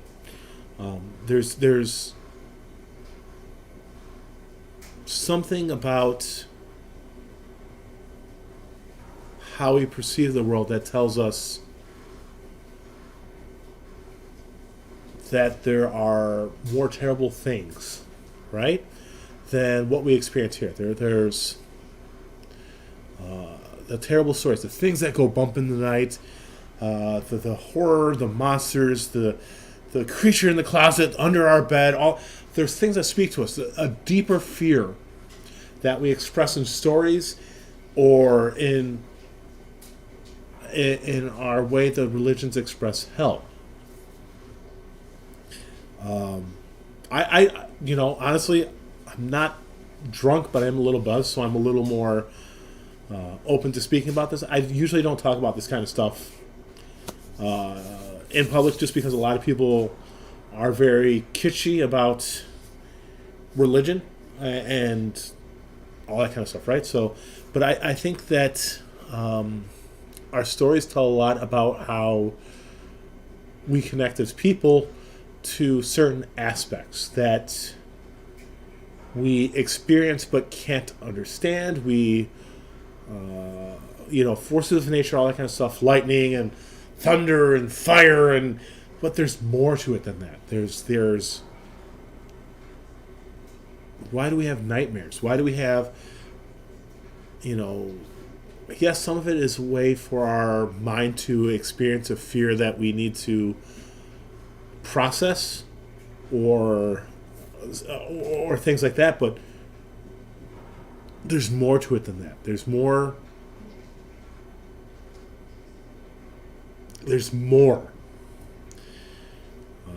We have an imagination for a reason. I honestly, okay, so it sounds sounds a little weird. I honestly think the fact that we, and even sometimes animals, like you pardon me, you see it with animals when they play on their own. They roll around. They have some kind of imagination, some kind of thing that they're acting out, right? It's not just they're playing, right? Maybe they're not as higher functioning mentally in the way that we perceive things as a function of the world, right? The way we interact with things and all that kind of stuff. Our ability to create things like electronics and video games and all that kind of stuff might be a sign of a higher thinking. But you see it in everything in the world, the way we react to things. Like, watch cats, right, playing around. Watch dogs playing. And it's not just a symbiotic relation between the fact that they've interacted with humanity for so long that they pick up certain traits.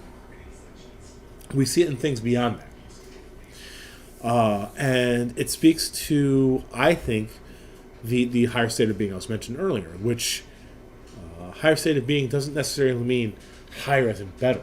It just means something more that we can't experience now. A fourth dimension to our third dimension, right? Beyond time, beyond space, beyond the Twilight Zone, whatever.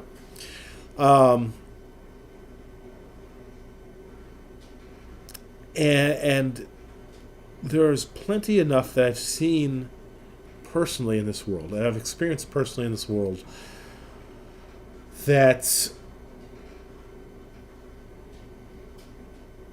makes me feel and believe and have faith that there's more to this world than what I can personally, truthfully experience, tactfully,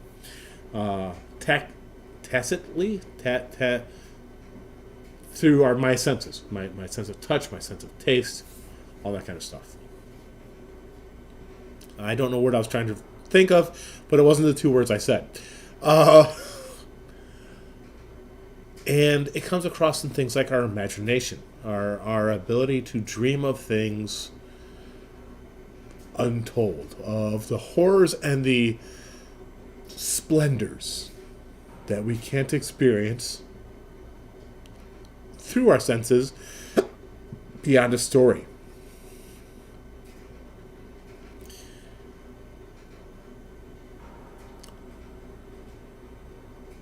I don't necessarily think that every story told is a different version of a life that we can't live because we're living this one. You know, I'm not thinking that some story I'm reading is someone looking into a parallel dimension of magic and mystery and whatever. But I think it touches upon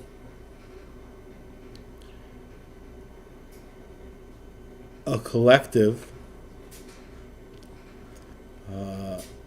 gathering, right? Like. Oh yeah, that's fine. Let me. I just have to get my Discord unmuted here, but yeah, we can do that. I think I have it set up to work properly. Let me open Discord. I have no idea if this is going to work properly or not. I haven't tested it out with Streamlabs. But yeah, we can go to the streaming room here in my Discord. I think you're a part of my Discord anyways. And we'll see if that works. Let me change my user settings to voice and video. I think I got to push to talk. Input device. Yeti Nano. There we go. Voice activity. And that should work. Okay. Alright. There. Can you hear me, Bubba? Yeah, I can hear you. I got a little bit of an echo. I got to figure out why. No worries. I'm not so good on the fucking... Let me see. Where's my Discord on here? Capture card, Logitech. There's Discord.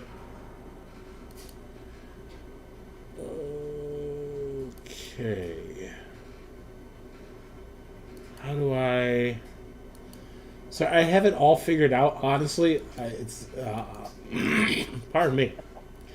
I honestly do have it figured out, but I can't...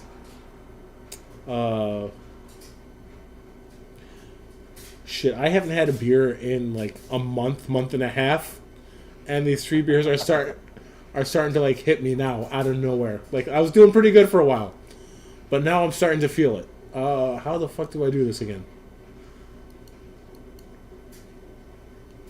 All right, Discord. Let's see. All right, so unmute you. There.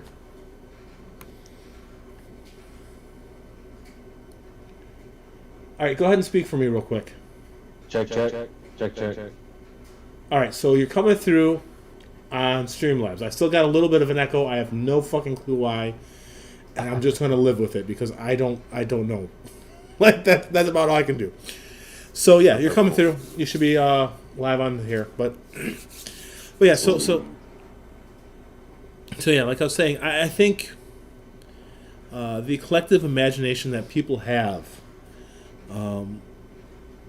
highlights the fact that there's more to us than what we can experience in everyday life with our senses that we know them now, like taste and touch. Right. And Well, I think it melds together, right? Like all those senses coming together, and then there's an aspect that's outside of it. That, there's something that when it comes to the feeling outside of anything you can explain with the known five senses. You know what I mean? And so like for example, love. It's not a five sense thing, really. It's not. I mean, people say that is it a result of this, the chicken and the egg thing? But I don't think it's. I don't know. I love is something that you can feel beyond just being what it is, right? Like, I agree. Exactly. When you love somebody, when you meet somebody, you love them. There's something inside you that just kind of hits you, right? Yeah.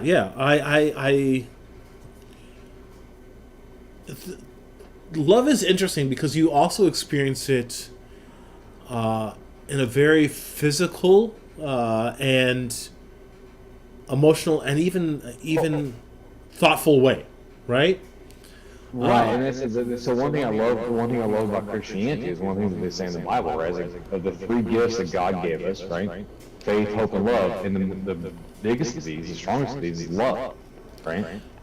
I would agree that love is probably one of the strongest and more intense emotions that a person can face, but I think that I don't know. Love to me is a very, I don't want to say nuanced, right? Because everything is nuanced, right? Every emotion that you feel, every thought you have is a very nuanced thing, especially as you get older. But love itself is very interesting because it comes in so many flavors. And you can transcend, love transcends everything, right? So faith in and of itself, right, is having the belief in something that you can't prove exists, okay? Right. Hope is the same, is basically the same aspect. You hope something's going to work out, but you don't know if it's going to or not, right? There's a subjective aspect. You teach language, so there's subjective terms, right? Right. And the subjective function where you imply a desired outcome, but you don't know whether or not the desired outcome is going to exist, right? Love transcends all of that. Because regardless of it, love still exists. You know what I mean? Right. We have faith, we have hope, or whatever, love still exists. I think, I don't know. Love itself is also interesting beyond that, right? Love speaks to the higher state of being that I was kind of mentioning earlier. In that, love is a very imagined thing too. It's something that Is it so? It is. Like, and I don't mean like we imagine we love somebody, right? Right. I mean like it's imagined in our stories and our tales. You have heroic epics, or even just tragedies, or terrible stories of horrors that occur because love is something that becomes spurned, or someone takes love away from you, right? Right. And so, in some way, love is a very religious thing. We have to have faith that we love someone. No, I don't think. Did you? Okay, so I don't mean to get. If I get too personal here, let me know. Do you have faith that you love Jay? Okay, There's so no faith. You knew, right? yes, but maybe I'm explaining it wrong in the fact that the way I think, and correct me if I'm wrong. What you're trying to say is like our descriptions of love is us trying to understand something that we don't fully understand. And yes, so we get, yes, we describe it in certain ways as like love for a brother, love for a wife, love for a sibling or a kid, right, or right. parent. And But in essence, it's all love, but it has variations in us trying to explain something that we can't fully understand. that's a good way to put it. That's kind of what I meant by faith in what love is, right? Or in that we love someone. In that Sorry for continuously clearing my throat here. For some reason, my Are you fine, bro? You fine? No worries. I had. It's a poor way to put it, but it's the only way I can describe it at the moment, right? I had faith that I loved Jay, and the fact that I couldn't really describe beyond specific terms or generalized terms how I felt about her, right? Let me put it this way. Did you ever doubt it? No, but Okay. doubt So, doubt doesn't mean Well, but let me put it this way, right? When you have faith, there's doubt. Okay, so anyone who is like I'm a Christian, Christian, right. Awesome Christian. If I told you that I've never doubted my faith in God, I would be a liar, right? If even when you have hope, you have doubt that it's going to turn out the way you want it to, yes. But when it comes to love, and you can look at somebody the way you look at Jay and say, I have no doubt that I love you, right? That's where love transcends me. That's what I'm talking about. That aspect of doubt that separates it from everything else. Does that make sense? Yes. So I think what's happening here is the way I think of faith is differently than the way you think of faith, right? Okay. So how do you think of faith? So the way I think of faith is that you have a belief that there is more to something than what you might experience. That it doesn't necessarily mean a blind belief, right? It doesn't necessarily mean that you don't question or have questions about something. Like I didn't doubt how I felt about Jay, right? Yeah. But being human, of course I question, like, I know how I feel, but does she really feel the same way about me? You really just doubted yourself, right? Like you doubted whether or not you were worthy enough. Right. Okay. Right. Yeah. No, and any good man would, right? Because I mean, it's what we do. Yeah, it's part of how we, as people, and not just men, right?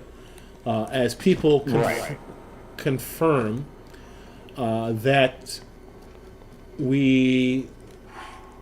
Let me think of how to describe this real quick. Not so much confirm that we are loved, right? We get confirmation of that and how people act towards us. The little things, hugs, words. It can be something as simple as getting a fucking cup of coffee in the morning from someone, right? You know that they care enough about you. The love language. Right. The love language, right? Right. And it doesn't necessarily mean between a couple. It can be between friends. Yeah. You know that someone cares about you and loves you. I have a really good friend, Mike. I've known him since second grade. Yep. And we don't talk to each other all the time, just because he's got 2 kids, a full-time job, all that kind of stuff. And every now and then he'll just send me a message on Discord to say, hey, I'm alive, you're alive, kind of deal, right? Thinking about you. Yeah. And I do the same thing. And it's... and I think faith isn't questioning whether you're worth something like that, right? Because I had faith that I loved Jay, even if I wondered if I was worth her love, right? Even if I had doubts that I was worthy of the same emotion back. I think faith is trust in the beliefs and actions thereof, right? And it's can be found in religion. You have faith in the belief that even if you doubt yourself, there is some faith there that allows you to question your worthiness of the belief you have, right? And it doesn't mean that you necessarily doubt that, like, a lot of people doubt that they're worth the love of a God or whatever you want to say. But they don't doubt that that person's there. They have faith that higher being is there, and they have questions about it. And I think faith isn't so much the doubt you face and having belief thereof. It's faith is the belief that regardless of how you feel, the things that you see around you confirm something within you that doesn't have a specific answer to your senses, right? So even if I might have had moments of, I don't know why this woman loves me so much, I'm a flawed whatever, right? I fuck up normally, just like everyone else, and the person that I love is worth more than what I feel I can give, so I don't know why she loves me. But I know she loves me. And that is what faith that's what faith is. It is knowing something. Go ahead. Well, I think the faith aspect comes into this, right? Because I think you know. And so the difference between faith and what we're talking about with love and things like that, especially among few people, is that you can see love represent itself, right? Right. You can see in the actions that happen and the words that are exchanged, the way we interact with each other, like there's no faith because you can see the love, right? Like, so Right. There's no faith. Right. Now, what you have faith in is that you can, keep being the person you want to be to earn the actions that you receive and thus give those actions in return. I think they have the same thing, but there's no faith in love because love is love. Like you are, I love people who I love my ex-wife. I'm not in love with her, but I love my ex-wife. It didn't work out, right? Right. I understand that. Yeah. Yep. And we talk about different levels and all this kind of stuff, but love itself, I think, is something that is. It's almost and I hate to say this, I don't want to sound like I'm being like too decisive on it, but love is almost something that is like absolute, like it's something that happens, right? You love your kids, it's not going to change. Yeah, you love your parents, it's not going to change. You can have love for somebody that you don't like anymore and all this kind of stuff. You start like caring for them, and it's like a variation on it. But in and of itself, it's really love is one of those things that's shown through action to an extent. Yes. So even in religion, we talk about I have faith in God. The way I show that I love God, as a Christian, is I do things in a godly manner. It's the actions that I do that show are evidence of my love. Now, if you have evidence of something truly existing, as in the way you and Jay were together, or the way that the woman and I talk to each other are doing and stuff like that, interacting, then there is no aspect of faith. Because faith is believing in something that you can't prove. Well, I can prove that the woman I'm talking to loves me because of the things that she does, right? The same way you could show, I know Jay loves me because, she does these little things for me, or she puts up with me when I'm being a dick, right? Right. And she's still there for me, every time. To say, well, I'm there for her when she's, acting off or whatever, right? And that's like hardcore evidence, which erases the aspect of faith. Because faith is something I can tell you, I believe in God and I believe in Jesus. I believe Jesus is the Son of God, the Savior of all. But if you ask me to physically prove it to you right now, I can't. Right? That's my faith. Right. Okay. But if I said, prove to me that you love Jay, right? And when y'all were together, when she was still around, God bless her. Prove to me that you loved her. You would say, well, we did this, or I did this for her. I did it. That's actually proof that erases the faith. I get what you're saying. Yeah, I get what you're saying. I Clint Black had a great song. Love is not something that we say, but something we do, right? Very true. That's very true. I think. And that's what it is. The loving action between y'all, that is the proof that love exists between you. The proof that love exists between you and your kids. The way you take it, taking your daughter and doing the thing you had to do the other night, right? That's love. You know what I mean? That's a hospital bill. Yeah. Right? But that's what I'm saying. The love is something that we can. It's not something that's just ethereal. It's something that we can experience. We actually present it. We exemplify it. We exemplify it and all this kind of stuff with our actions that we literally do, right? And so that's why I think love is when the Bible says that love, the three things that God gave us, is faith, hope, and love. Love is the greatest, and that is because it's something that we can literally show. Okay? Right. Okay, I get what you're saying. For example, in the Christian faith, like God so loved the world, He didn't so have faith in the world or so hope for the world. He so loved the world that He gave His only begotten Son, right? Right. And that was a physical action because Christ died on the cross. And I'm just using that as an example, but so there's a physical action attached to love, always.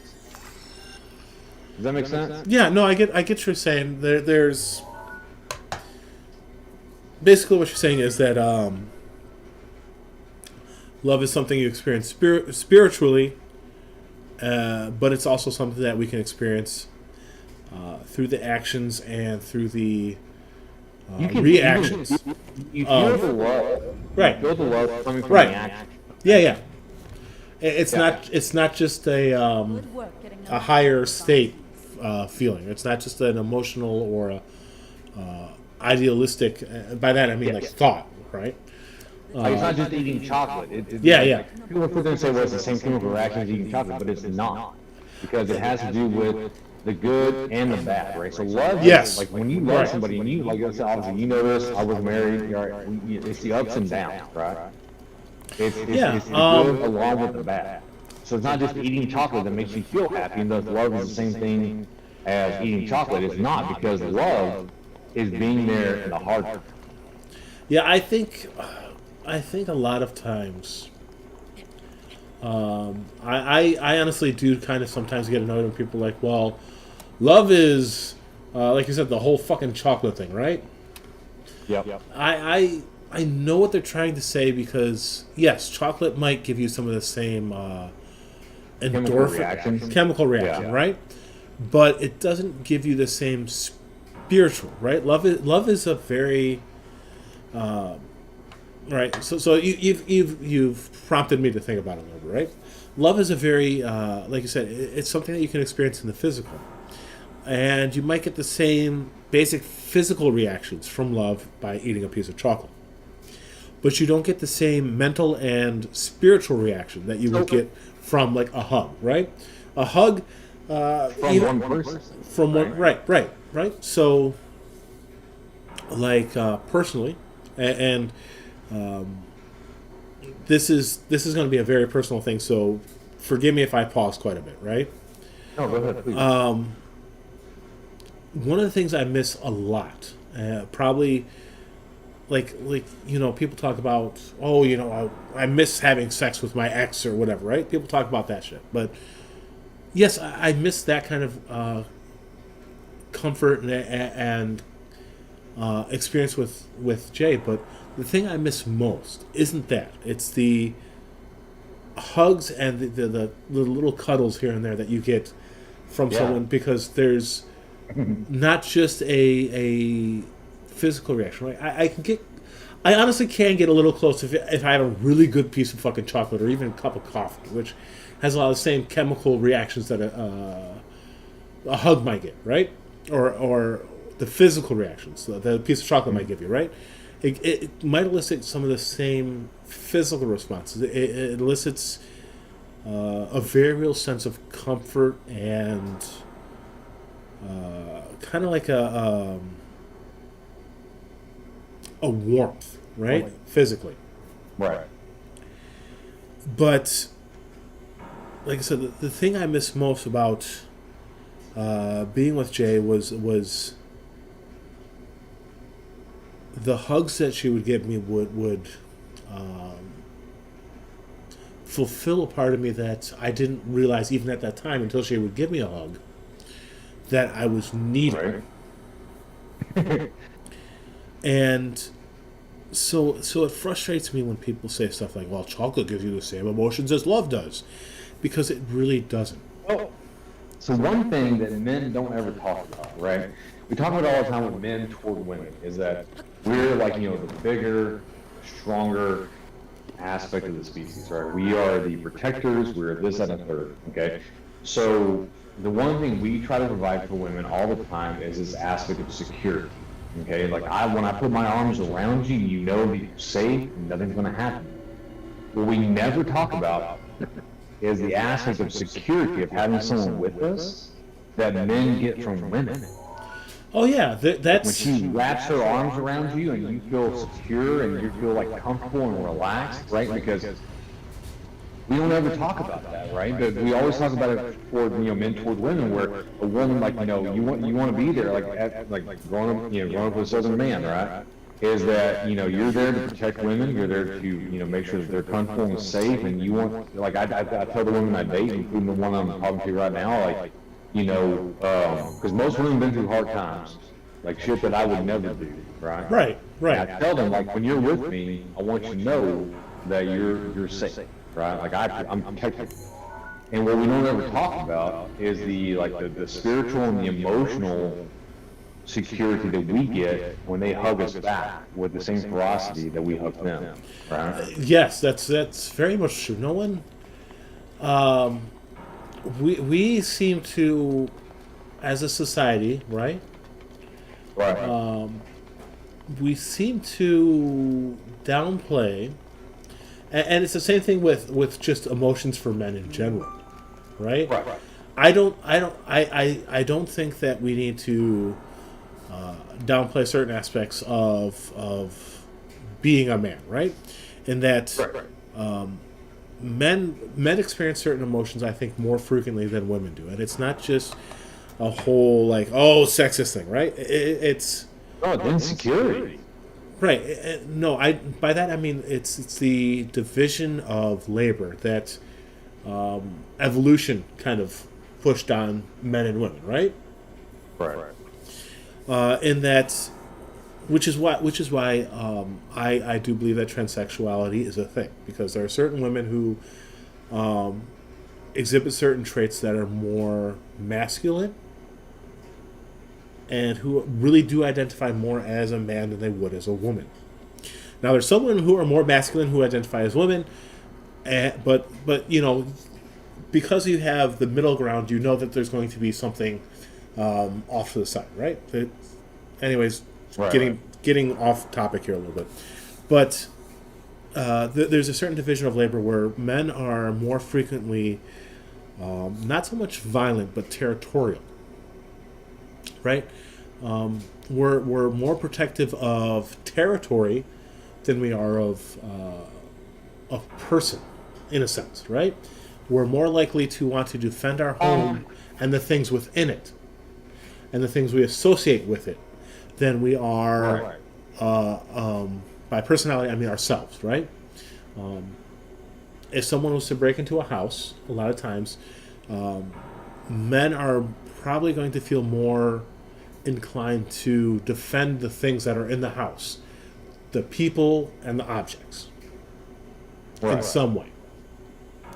Whereas women are going to want to defend, I think, honestly, more the people that are in the house and not just the house in general. And that's what I mean by territorial, right? And we see it for the most part in nature too. Females are more likely to defend the things that allow them to have a family, right? The nest, the eggs, the that, right? Whereas the males are going to defend the area around it a little bit more, and it works well. So, go ahead. Sorry. It's fine, and I think it works well because you have extra rings of defense, right? And I think that you have, like I said, there's far sides on each one where people are like, well, men can't be this, blah, blah, blah. But it ignores that aspect of evolution within men to be a little more territorial, a little more. I don't know if it's necessarily territorial in the aspect of what you're talking about as much as it is that we are biologically engineered to be defenders. Let's say human. Well, okay, so take for example like the Lion Kingdom. Okay. Right. So in the Lion Kingdom, when you have a pride, you have one male, multiple females, right? Right. Who does the hunting? The women do all the hunting. They do all the caregiving, right? Right. They won't even let the cubs around the male lion because he'll probably kill them, right? Yeah. He's However, not. if someone comes to attack the pride, the male is the one that does a lot of the defending, okay? And so there's an aspect of variation on that when it comes to humans where it's the aspect of a physical prowess, okay, that makes us, and plus the testosterone, that makes us more inclined to be the aggressor than the protector. What I mean by the protector is so one thing we never talk about when it comes to the difference between men and women, and also people will disagree on this, is that there is a difference between a connection between a mother and a child and the father and the child, right? The mother and child, and the father and child. And what do I mean? Is that I'm not discounting a father's love for a child, but it's different when you carry that human inside your body for 9 months. There's a connection that exists there that doesn't exist for us, right? Right. No, as a father, I know exactly what you're saying. It's not that I love my kids any less. It's just different. Yes, it's a different. And you can even say there's like a slightly stronger bond, right? And that's why like when you see like an invader coming in the home, in a heterosexual relationship, the woman's more likely to go to the children, and the man's more likely to go toward the attacker. Yes. Okay. And that's partially because of the fact that our love for our wife and our children kicks into us as I need to go stop the threat, whereas for a mother, it's I need to go make sure the children are okay. Not that we're not trying to make sure the children are okay, it's just a different version. Right. I can agree with that. I can completely agree with how you're stating that. And so we're more likely to go confront the attacker because we are the more physically dominant out of the two, okay? And so we're the ones who are imbued with the responsibility to do the actual physical attack protection than we are to huddle with them and keep them safe as a last resort. No, You know what I mean? I get what you're saying. It's kind of what I was trying to say. I just wasn't saying it very well, apparently. No, I think you were. It's just that's just the difference between the two, right? And that's where love, like you said, love can be different. Both a mother and a father love their children, but it's not exactly the same because of the fact that the woman carries a child for 9 months and births them, right? Right. There's going to be a connection that is different, and the difference is good. The difference is meant to be there because of that aspect when it comes to protection and things of that nature. Men are meant to be more aggressive. That's why testosterone exists in our bodies. We're meant to be more aggressive. That's why we're bigger, physically bigger. Yeah. Right? I agree. I do agree that there are certain aspects of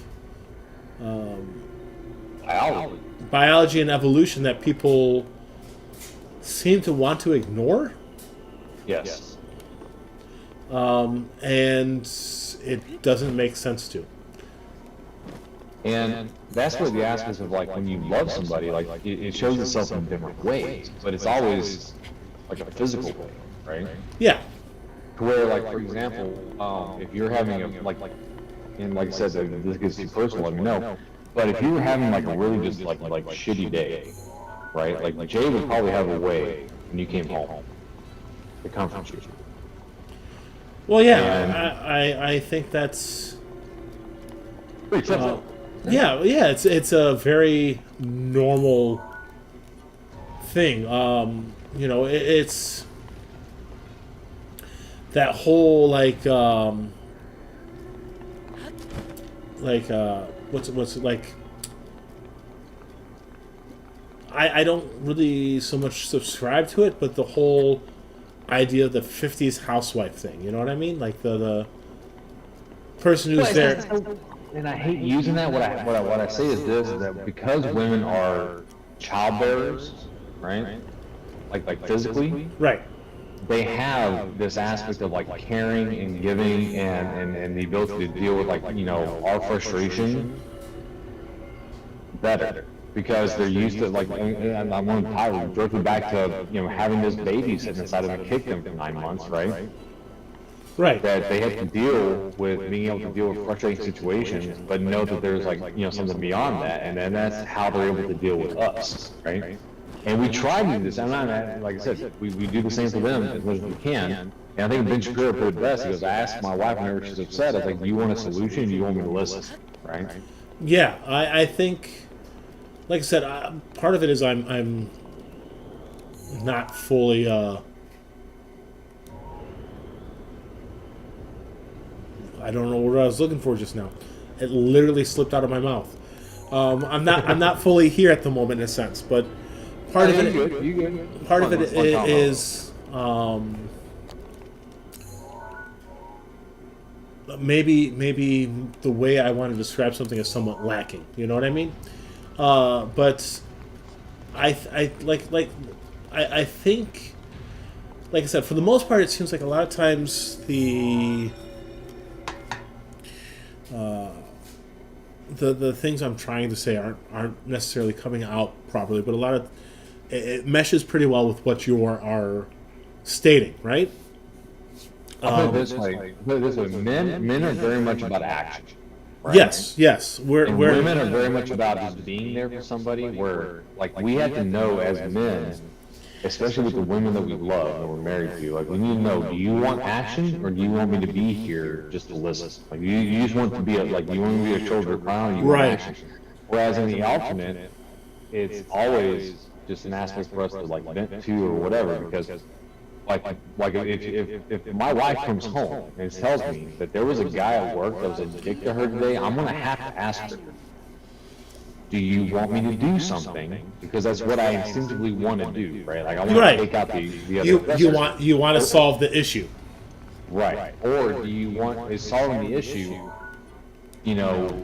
allowing you to take care of it yourself, and me just be here as an ear to listen? Because my first instinct is to be like, oh, he about to fuck around and find out. Right. So funnily enough, it fits very well to what you're saying. I not so much now. My the way I interact with the world is very changed from how I would have done it before after JPass, right? My viewpoints and all that kind of stuff, and how I felt about even just myself, are very changed because when she passed, I've told this. I think I've told you this before.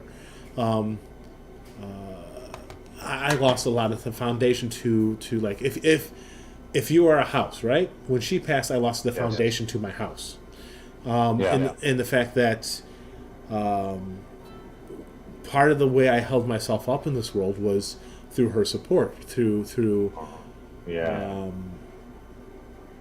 She was your cornerstone. right, through like you're saying, like the ability for us to express ourselves in a way that we as men honestly probably need to express ourselves more often than we allow ourselves to socially.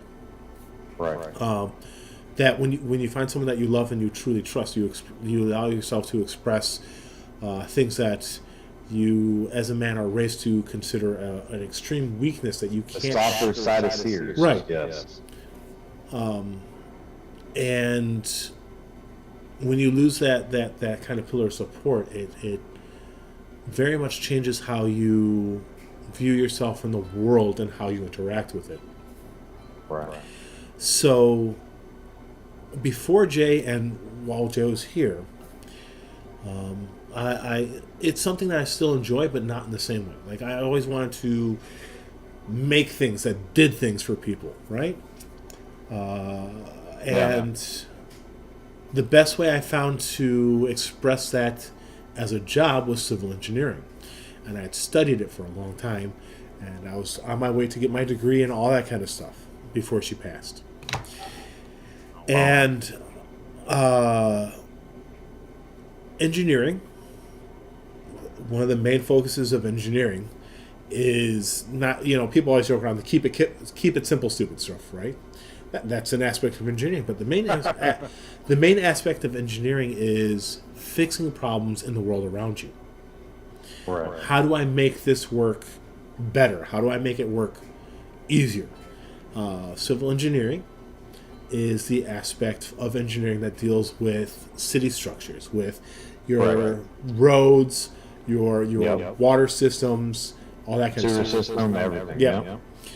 And so, anytime Jay would come to me with a problem, as someone who is more engineering mentally, regardless of that, it's I want to solve this, and I had to learn to not try to solve every issue she brought to me.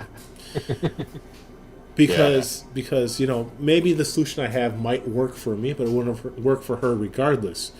But sometimes she just wanted someone to listen to and be like, yeah, that's a bitch, right? Sometimes they just want a sounding board. Yeah, right? yeah. Yep. And sometimes some of the ideas she would have that she decided that she needed to follow through on, I thought were just utterly ridiculous and stupid. But my job was just to be like, honey, okay, cool, right? But oh man, yeah, I feel you. But yeah, but we've kind of strayed a little bit off the topic of the fact that, I agree with the original beginning of the circle that we've kind of come on here at the moment, and the fact that we as men oftentimes let society dictate to us how we experience the world emotionally. And I think, to bring it even further circle, faith is something like, even if you aren't religious with your faith, right? Because there are people who are atheists who have faith in something beyond themselves, and it doesn't necessarily. That's why. Yeah, it doesn't mean you like you have faith in something. It doesn't mean you have belief in have something. to believe in that. And, Right. Yeah, believe in a higher power. So that's one of the hardest things to kind of discern. What's the difference between faith and belief, right? Yes. And you can believe something to be true, but not have faith that it's true. There's a whole thing when it comes to. It is a semantical argument to an extent, but it's important because they need to have their own definitions. Right? Yeah, I think faith and belief are very heavily Faith inherently is like you said. Faith inherently is something that is tied to a greater purpose outside yourself. Yes. Right. Whereas belief can be like, I believe my kid's a good person, and then it turns out they're not. Like I believe the word, or I believe like for example, it could be you and I. Like I believe, we've had this happen recently in Discord, where I believe that someone was a good person and wouldn't act, all fucking stupid. And my belief was misplaced, right? Right. It wasn't faith. It wasn't faith. It was a belief. Right. I know. Yeah. Yep. And so, I think that's the faith aspect that really, I think, ties into this aspect of something that's greater than yourself. Right. Like greater than humanity, right? Or the world around us. Something outside that, right? And so your religion, and a lot of people disagree with me on this because they like to intertwine faith and religion together. To me, religion, in my definition, is how you exhibit and practice your faith. Okay? Okay. That's the reason why you can have people who are the same faith who act very different, because their interpretation of their faith and how they choose to show it off or how they choose to practice it can vary based on interpretation of the same faith and the same, greater entity. Okay. Does that make sense? Yeah. No, it makes sense. It's why, so. Let me take these off because I'm really not playing the game now. I'm talking to you. Don't mean to interrupt your game. No, you're fine. Honestly, I'm just playing for playing's sake. I'm enjoying this conversation too much to play and think at the same time.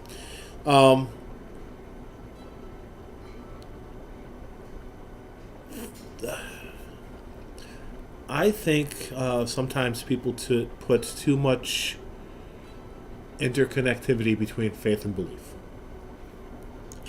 And that is why you have atheists who, like we in the discords we're in, because you and I are in some of the same discords. We know people who are atheists and who aren't, right? For instance, Holy Spackle is a very interesting lady, right? In that, I think she has a lot of faith, but a limited amount of belief, even though she's religious, right? Okay. Whereas someone like, God, I don't know who in the Discord I can name offhand. With Janie, right? I picture Janie as more someone who has a lot more faith and almost no belief in religion. I think Janie has a lot of faith. I would say Janie's very much Protestant. Because if you ever talk to Janie about the Catholic Church and the way they see the in their terms the idolatry, then you realize that they have a lot of belief in the fact that the Catholic Church is wrong. Okay, yeah, I'll give you that. I will give you that 100%. But we have a lot of people that we've met who have a lot of faith and varying degrees of belief, who are even atheists. Oh yeah. Randolph. Yeah, he's very. When I'm drunk, apparently, I would love to have a conversation with him. Normally, I wouldn't because I wouldn't get into something like this. He's one of the nicest atheists I've ever met. He is. Yeah. He is. He's a very nice. He's very nice. He's very personable. He's very humanitarian. He's not attacking. No. And I think that's the difference when it comes down to the actual aspect of like the atheists and theists and all this kind of stuff. Yes. Is the aspect of are you attacking somebody based on their belief or their lack of belief or their lack of, because the thing is when it comes down to the atheist versus the theist argument, that is based upon belief. Yes. Right? I honestly, I honestly think a lot of times the people who attack other people are people who have too much belief and too little faith. In their own, too little faith in their own, I say this all the time about Christians, because I get called like a normal Christian by my atheists and my pagan friends and all this kind of stuff, because the thing is, like, when you're, like, I say there's like two types of Christians. They're successful Christians and non-successful Christians. And you can tell the difference by the aspect of how much the devil has influenced your life, right? Right. So I've seen Christians who are very successful who said, like, God gave me this ability, like the ability to do this, and I chose to do it. It was God given, but I had to enact upon it, and then because I enacted upon it and focused on it, I'm now successful. And then you find the ones who aren't successful, and they're like, well, the devil just came in and ruined everything. And you're like, really? Really? The devil did this to you? Like, you didn't, kind of do this to yourself? Maybe like, and I'm not saying okay, so as a Christian, I believe the devil exists, I believe demons exist, and all this kind of stuff, but I don't think we have as much of a, like if I were to put it down, I would say the devil whispers. Right? Right. No, I understand what you're saying there. Like they whisper doubt and they whisper all this kind of stuff, or they hint you toward an addiction or whatnot. But ultimately, it's up to you because we're given the choice, right? So right. It's the whole. I don't believe the devil made me do it. Is what I'm saying. Like the devil didn't make you do it. Right. Right. I'm trying to think. I'm trying to put the words together in my brain at the moment. temptation does not mean that you do something, right? Right. Like you were not like you had a choice. Like it wasn't Yes. like Yes. you weren't like compelled to do anything, right? Right? Like so. And that's why Go I always ahead. make the joke. Lord, lead me not into temptation, for I can find it myself. Right. Right. And that's So that embodies the aspect of me being able to have a choice, and I know where temptation is. right. So like for instance, we were talking about relationships, right? Right. Now, not every relationship is the same, right? Some relationships are more the polyamorous relationships and all that kind of stuff. So we're not talking about those kind of relationships. We're talking about more monogamous. Right, like your basic 99% or 95% of the world, right? Yeah. Yeah. So most relationships that people are normally used to are monogamous, right? One person, one lady. There's always temptation involved. There's always that one person that flirts with you a little bit more than just being flirtatious, right? Some people aren't, right? But there's that one person that you might run into at a bar or something, right? Yeah.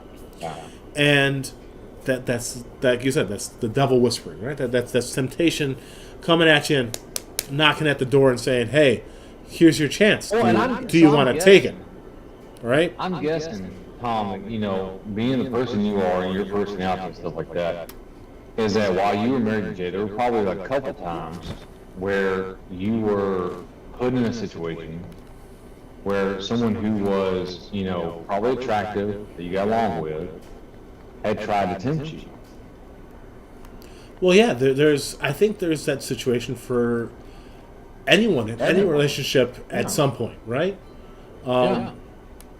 But yeah, there was a moment or two where I've done a lot of jobs where I've worked with retail and all that kind of stuff, or with tutoring and all that stuff, where I've been put in situations where I've gone home and even knowing. So one thing about Jay that was a fault in a sense but it was in the sense that it's people talk about faults being weaknesses of people, right? Like personally for me, I would say that a fault that I have often struggled with is indecisiveness and all that kind of stuff, right? Like that's character trait for myself that I always have to keep in mind. That am I just second guessing myself, or am I really, is this something, kind of for Jay it was jealousy. And the way you deal with it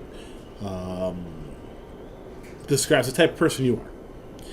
But because of that, I was always very open with her when someone would kind of cross that line a little bit. And that temptation would be there. Just because of the fact that for her to deal with that aspect of herself involved me being a little bit more open than I might be in some relationships. Some people aren't very jealous, so they're not really going to care too much about someone flirting with you a little bit more often than not. Right. And so like the temptation for me was in those situations. It wasn't to, it was there, right? Some of the people that flirted with me were really pretty women and all that kind of stuff, like you said, right? And so it's always there's always that temptation that as a guy you have where someone who's you find very attractive kind of hits on you a little bit. You're like, oh, and it makes you fluff your feathers a little bit, kind of thing, right? Yeah. Oh yeah. But the temptation there wasn't to give in to that, right? It made me feel good, made me feel strong and important and all that kind of stuff. But the temptation for me at those moments wasn't to give in to those feelings, right? Because I knew personally what I truly desired, and it wasn't a one-off moment, right? Right. The temptation was to not tell Jay about the fact that I think this girl that this You girl felt that's guilty, right? Yeah. You felt guilty because Yeah. you felt like oh, it's nice. And because Yeah. you felt it was nice, it like you felt like you betrayed her somehow, right? it wasn't even just perhaps I betrayed her somehow thing, right? It was the Making her jealous. yeah, I didn't want to make her feel that way, kind of deal. So I understand because the woman I'm talking to now is a veteran, like well, one thing that's nice about the woman I'm talking to now is that she is not unaccustomed to like YouTube, things like that, right? Yeah. And so when I told her that there's a joke going around that I have a harem, right? What do you mean joke? No, I'm kidding. I just want to let you know that there are women out there who will say certain things of live streams and stuff like that. And she looks at me and she goes, she goes, I understand YouTube, like I've been there. And she, to an extent, she has her own little, following or whatnot. That's great. And so she understands this, and she knows that when I tell her, like when I get, I don't know, a marriage, she gets that there's no way that I'm, acquiescing to this person, even though they say all kinds of crazy stuff. Or when I did my question and answer session, Ask Me Anything with Julie Virgo, right? Right. Things about kind of underwear that I wear and all this kind of stuff. What she knows that it's either the women are joking or if they're not, then they're not going to go anywhere, right? Right. No, I get that one.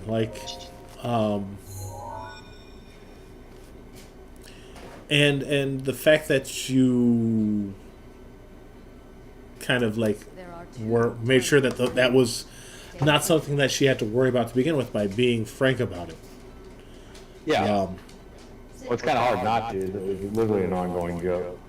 Yeah, I know, but which I think everyone fucking gets on you about, regardless of men or women. Oh man, look at just Dom, the B, who's a friend with Julie Virgo or whatever, the gay guy.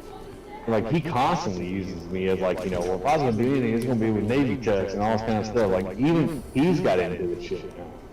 And so, but she knows, this is the this is what happens or whatever. I'm just nice to everybody. Yeah. And she laughs at it. She thinks it's fucking hilarious. I think it's fucking hilarious too. So don't worry. She rags on me all the time about it. I don't want to upset the harem. I'm like, you're fine. Don't worry about it. So that's when Jay and I first started dating, I was working at Tim Hortons and going to school, and there was an old lady named fucking oldest old lady kind of name. Her name was Gertrude. Nice. She had a friend whose name escapes me every fucking time I think about it, and I don't know why. Gertrude was your classic cranky old woman. Right. I love this lady. She was funny as hell. Didn't take shit from nobody. And Jay would visit sometimes while we were dating, and because she lived, overseas kind of deal. Yeah. And she used to make fun of me because the only people who used to hit on me when I worked at Tim Hortons was this one, Gertrude's friend, used to hit on me all the fucking time. And it was cute to me, right? I was in my 20s, all this kind of stuff. I married Jay when I was 22, if I remember correctly. Wow. Let me think here. 22. Because we were married for almost 13 years when Jay passed away. So. Oh wow. So this little old lady would hit on me non-fucking stop. And I thought it was funny. Gertrude used to be like, so, like this little lady would be like, you know, if I was 20 years younger, I'd steal you away from your girl, right? And Gertrude would be like, you'd still be 60 and it's still too fucking old, right? Now, Jay used to make fun of me because the only people who hit on me when I worked at Tim Hortons was this one old lady and every gay motherfucker that came through the drive-thru. Every single one. And she used to be like, I don't have to worry about someone trying to steal you at your work at least. I'm like, shut up. No. Like. That's awesome. Oh, man. And I it sounds silly, but, like, people, I think a lot of times guys who have a strong issue with the fact that gay men might hit on them really need to question about themselves, like, why are they so insecure about who they are? Because, man, you feel good sometimes when some of these men hit on you because they're like bodybuilders and shit like that looking. You're like, oh, they want me? Like, ooh, like exactly. You know, like I you've never felt so good as when a guy who looks like he bench presses your weight plus 2 more of you is like, oh, hey, cutie. You're like, oh yeah, I am. Thanks. Like, compliment's a compliment. yeah. But, just because someone hits on you doesn't mean you have to suddenly suck their dick. And I think that's what people, like, a lot of these guys seem to think, like, oh, they hit on me, that must... No, that's not how it works. Like... That's not what it means. No. But, yeah. You kind of look at them and say, I appreciate the compliment. However, this is not, not my gig, so, But yeah, Jay used to make fun of me all the time for that. Like, she used to tell me I never have to worry about you cheating on me because the only people that you could cheat with are people you aren't interested in. But yeah. Funny. Well, that's the thing, because there is, this aspect of insecurity that exists with all of us, right? Yeah, of course. We see, like, I think sometimes, as men, we forget that women see us the way we see them. Oh yeah. You know what I mean? Very much so. And we like the one I'm talking to now, like, she is absolutely gorgeous. And I look at her as if,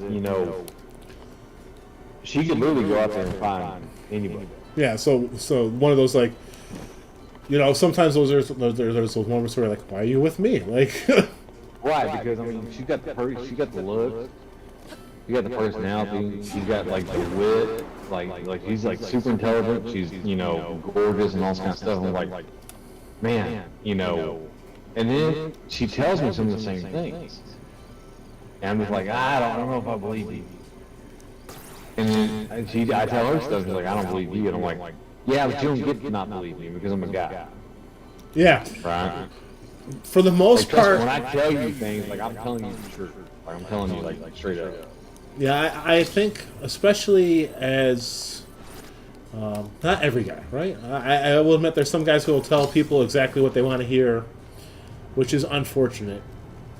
Yeah, but we call them incels and they never get any dates. So unfortunately, that's not true. Incels are people who, like, Steve McRae is a fucking incel. I don't see him ever getting a fucking date. Not again. not without meeting brother. Right. But I see him more as a big cow. Yeah, I can. Oh shit. Well, because incels are like, hey, I know. I guess I could. Yeah, I could see him as an incel too. So incels, I think you and I have actually talked about it before. Involuntary celibates, right? Yes. Steve is very much that. Steve wants, even we all joke around the fact that he likes to watch, right? But for him, that's a sexual thing, right? So, not to knock people who enjoy something like that. I knock it just because Steve. To be very honest, I don't really fucking care. But because it's Steve, I gotta. You like to watch, and you're like, I say the same thing about anybody. Like, you and I talked about, different aspects of alternative lifestyles and stuff like that. Like we're cool with it. Like don't worry about it. But don't make it because of certain things. Don't make yourself into a victim. I think Yeah. is really what it comes down to, right? And that's where the incels and the MGTOWs Yep, have yep. lost them because they've made themselves victims. Well, so I haven't watched any specials in a while. I just moved way the fuck away from my mic and just leaned forward again. So sorry if you couldn't hear me for a sec. No, you're good. I haven't watched anything too much about the whole incel and MGTOW stuff because sometimes they are interconnected. Yes. Even though they are very much two different societal things, right? I do think that MGTOW philosophy in some ways is important in the whole aspect of let me set my controller aside for a sec here of men getting a fair shake where divorces are concerned. Sometimes I think So divorce your aspect of MGTOW from men's rights. right. Okay.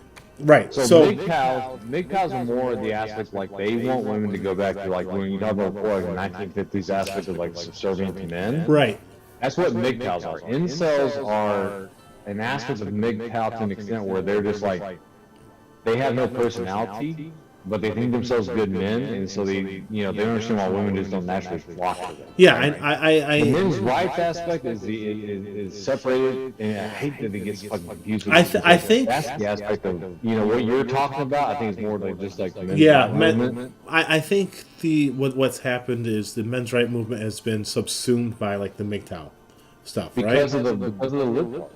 Yeah, and so that's They have grouped those two together in order to devaluate the aspect of men being like these draconian assets when it comes to like men getting custody over kids, or when it comes to what happens in court cases and things like that. Like that, Yeah. that has Yep. gotten, they try to merge them together in order to devaluate like men actually being like no, it's not about women being subservient. It's about like like if my ex is a terrible woman of the person. night, Yeah, terrible person, I should get fucking custody, and it shouldn't just happen because, like in Texas, it's really bad, right? Because it's you pretty bad Go in ahead. most states, to be very honest, right? right, Even in women Michigan, get this like natural Yeah.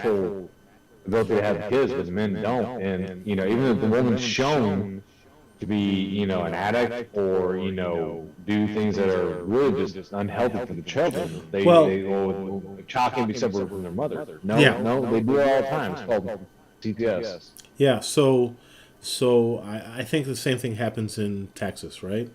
Where it goes beyond just yeah. the child thing, where a woman is given preferential rights to children with the men's right, where in Michigan, a man can get full rights to the kids and still have to pay child support to the woman, or alimony, or whatever, right? Crazy. That is Where, crazy. where, yeah, Well, where, explain me how this works. Where if so one of the things that drove me nuts, like so, say for example that like I were to get a woman pregnant, right? right, And she doesn't put my name on the birth certificate, meaning I have no rights to the child. She can still come at me for child support. so Like, how does that even work? I think the way you're describing it, it shouldn't work, right? No, and I agree. I think that if Excuse me, sorry. no, you're fine. I'm gonna have to excuse myself in a second, anyways, because I'm gonna have to pee in a sec here. I think that the way you're describing it, it shouldn't work that way, right? I think sometimes it should, where the man in the situation might know the woman is pregnant and he distances himself from that situation because he just doesn't want to be responsible for the child that he has brought into this world. Correct. Unfortunately, you're fucked. It's on you. You did this. You know about it. And Yeah. I'm not going to get too much into it, but I do believe that it should be a couple's choice. And at the end of the day, it's up to the woman to fully decide whether or not she wants to go through with an abortion. I don't want to. And I, like I said, like we can have this discussion later on, but Yeah. I'm just going to say, like, I disagree with that. And I You know. Yeah, But- like I said, I don't want to get into it too much, just because, not because I don't think that we could discuss it civilly. I really do think we could, but just course. because I can't formulate some of the, Articulate it right yeah, now? yeah, Yeah. yeah. Especially with the fact that when I come back after using the bathroom, I'm probably going to be bringing some of my old dirty bastard, because I really want some now. But Let's do some old dirty bastard. Hell yeah. But I do think that sometimes the situation is lost Sorry. in the fact that you're fine, don't worry. Where like a man literally doesn't know someone he had relationship with in some way, a one night stand, ex-girlfriend, whatever. She's pregnant. She doesn't let him know, and suddenly he still owes child support 9 months down the road. Right. He had And no, yet has no right. yeah, he has I don't mind had paying no child right. support if I have a right to, be in that child's life. Not even just that. He hasn't had any chance to have that right because he Yes. hasn't been told. Right. And I agree with suddenly, you. it's his responsibility regardless. Now, I think in that kind of situation, the man should be given the choice to take that responsibility. Well, I think Dave Chappelle said it best, right? And when his comedy tour, he said, I believe women have the right to an abortion. He goes, but in the same breath, I also have the same belief that men have the right to pay child support, whether they want, like they have the right to decide whether they want Yes. to pay child support. So, Yeah, I can agree with that. Argue me on this, right? I can agree with And- that to a point. Now that is like taking like my position of abortion, taking it out of it. But his logic when it comes to that is sound. Yeah, I'm not know what I mean? saying it's not sound logic. It's But it shows the ridiculousness of the whole argument, in my opinion. no, Makes sense? I agree. It makes sense. It's what's the saying? A tough road to hoe, a tough field to plow, whatever the fuck it is at the moment. Yeah. It comes down to a moral and ethical quandary of But moral and ethical doesn't equal legal, it does not. That's true. right? And so And that's the problem we have. You should probably go to the bathroom. yeah, I really have to fucking pee actually. So Okay, yeah. I'll be back in a sec. Let me turn the camera so I don't put my junk in everyone's face. Because I'm sitting on the couch and no one needs to see that much Tom in their face.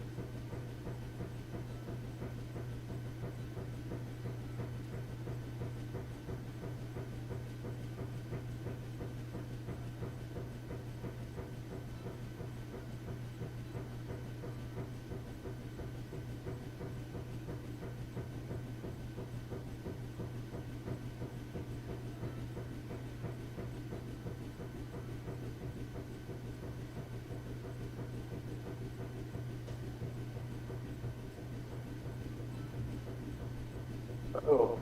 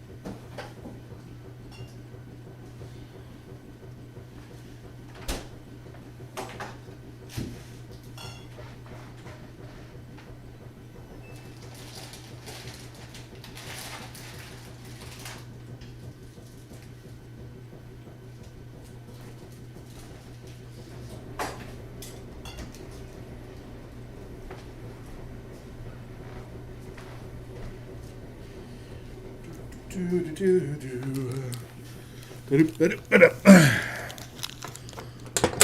we go. Get the headphones on. Get the headphones on. Turn the camera so everyone can see just how gorgeous I still am. And there we go. All right. You know, way off topic to anything we were talking about. Just because I saw the Halloween candy I bought to hand out to kids when I went shopping today. I think the whole left and right Twix joke has outlived its fucking usefulness. Yeah, I don't think it was funny to begin with. I thought it was kind of amusing. I wouldn't say funny.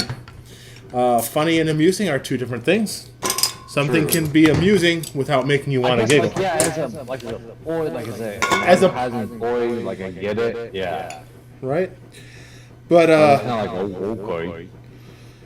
Like, I remember the first time I saw a Twix labeled right, and I was like, how's that any fucking different from the... And then I saw the commercial, I was like, really?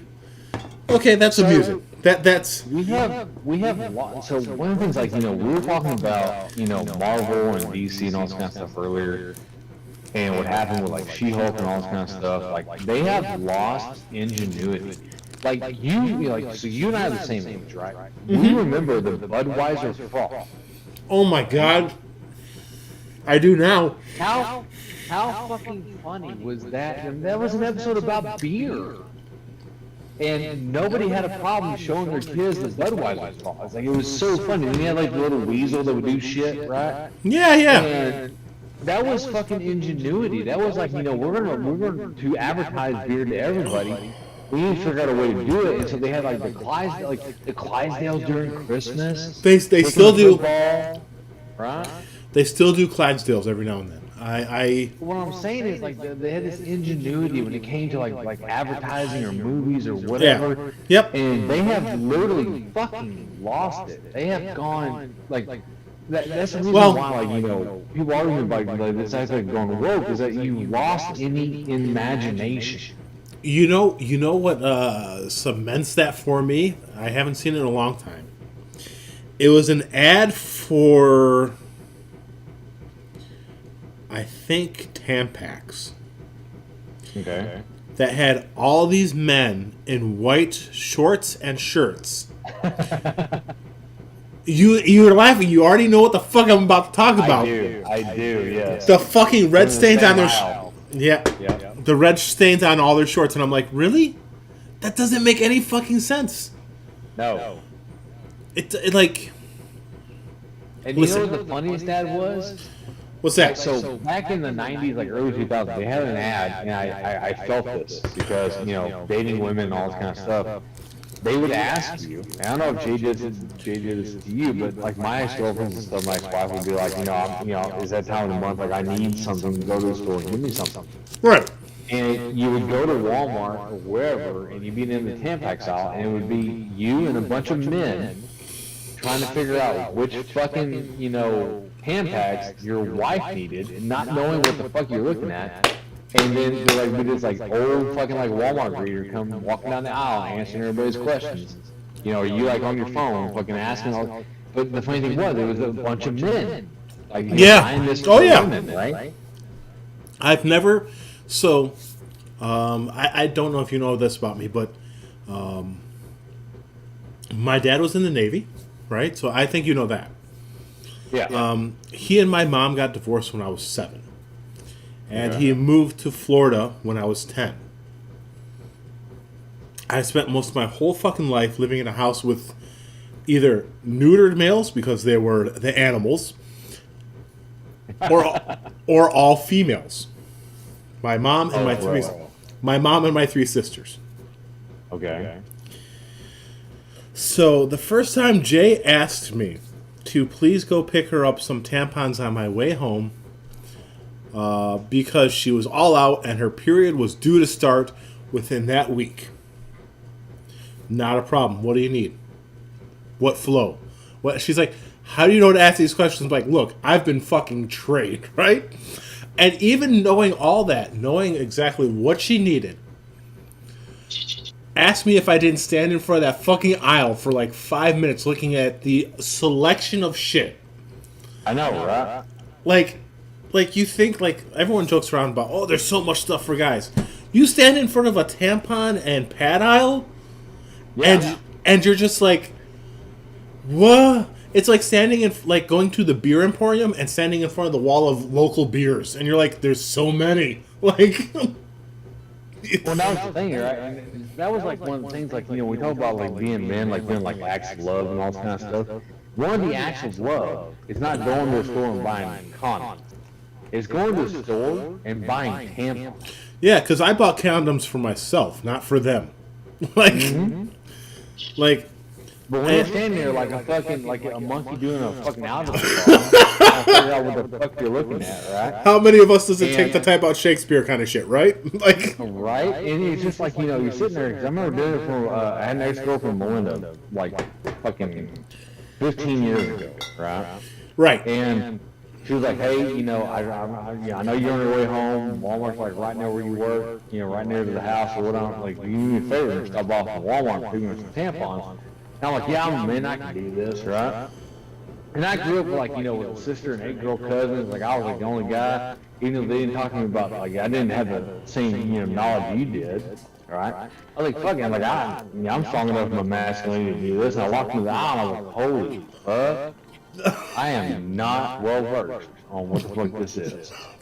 I And think so I was like texting her and like calling her and like baby, I don't even know, like, what do you need? Like, there's so much shit here.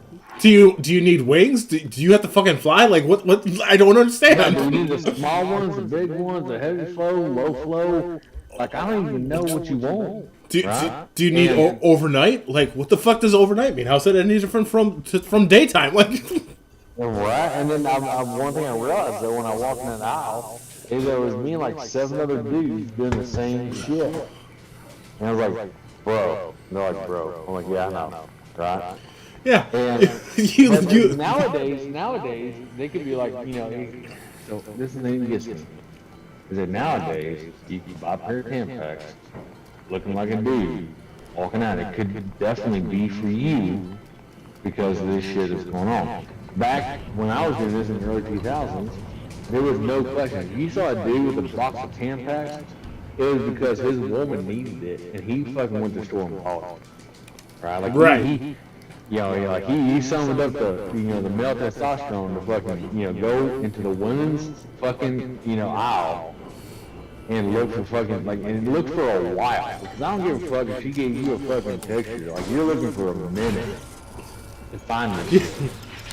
yeah, like, it doesn't matter if she told you exactly what she wanted. When you get there, you can find exactly what you wanted, and then you're like, but what brand? Right? Do I get the fucking Walmart brand? Do I get the, like, the Tampax brand? Do I get, you know? And then they might not even tell you. Do you need wings, honey? Like, why do you? What the fuck? Like, is this Red Bull? Is this like? Right? And then you gotta get the Midol, and then you're looking at, like, you get like the brand name Midol, do you get the regular Midol, do you get the whatever it is to make her, you know, comfortable, right? Yeah. Do your thing, and you know, that's the thing. Like, you sacrifice looking like an idiot, you know, to do that because you love her. Right? And the thing is, I'm pretty sure half the time they know that when they send you there, you're going to call them. Oh, they're like, they're fucking laughing. They know from the get-go. And they're fucking laughing. And so there's a part of me that used to, like, the first time I did that for Jay, there was a part of me that was like, was this a test that I didn't know I had to take? Was this a how much does he really love me test? Like, Yes, it is. Yes. right? And The answer is yes. Because that's like the test that every woman does on their man, right? yeah, Will you go and find me feminine hygiene products and buy them for me from, you know, whatever fucking store, right? Will you walk through a fucking cashier? Because back before, this is back before we had, you know, self-checkout, right? right. So I'm walking through, you know, a cashier line, most likely with a female cashier, right? And I've got, like, you know, like 6 boxes of tampons, you know, and she's looking at me, I'm looking at her, and the only nice thing was that she realized and got a smile on her face because she knew the only reason I'm doing this is because there's a woman I love that Yep. I'm coming in here for the whole fucking feminine hygiene products. And, you know, like I'm kind of whooped, I ain't gonna lie. It's not a whooping to an extent, it's an act of love.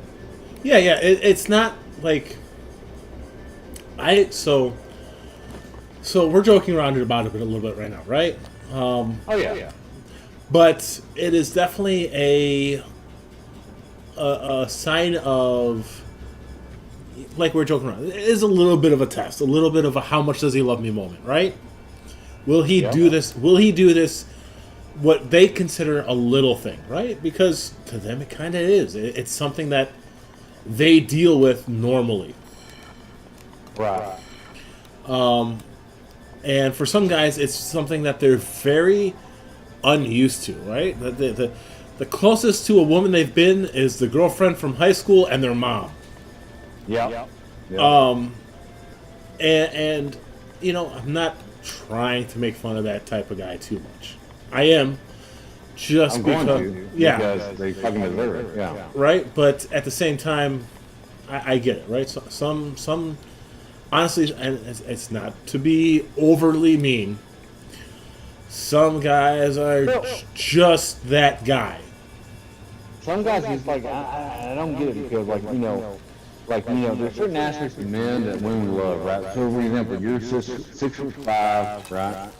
And women's above tall dudes, right? So Right. as a 5'8" guy, I've always had to kind of battle against that to an extent, and I don't care because I'm fucking funny.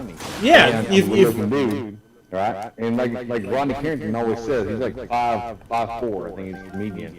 He says if I was tall, I'd probably be stupid. So, you know.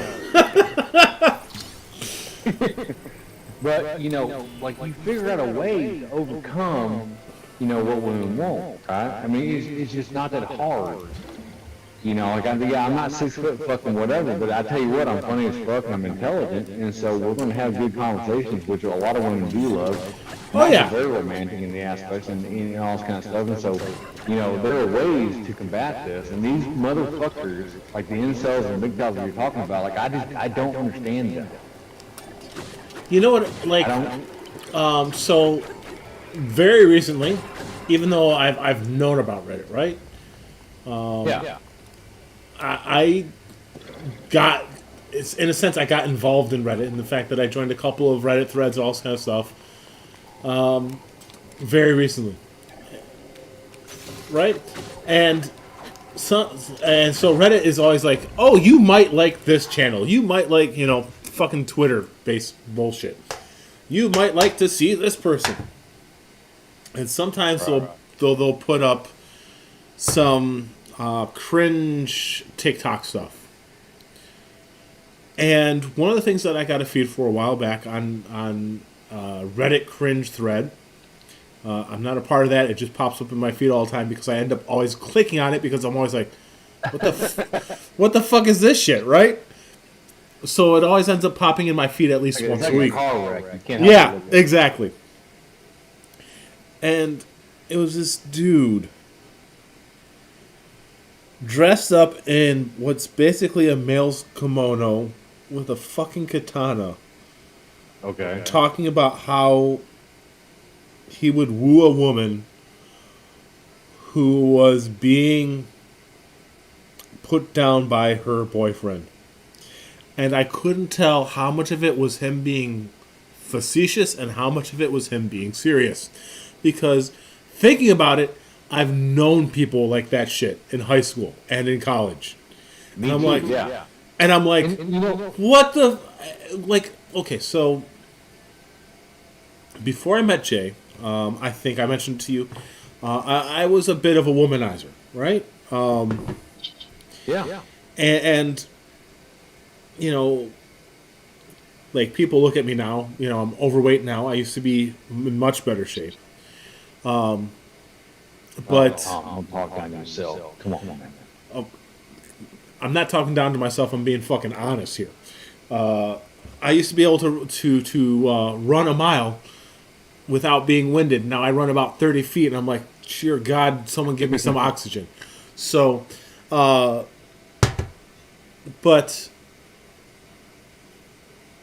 you know, basically like you. Like I know, like even as much as I'm not in shape as I used to be, I know that I'm a charming individual at times.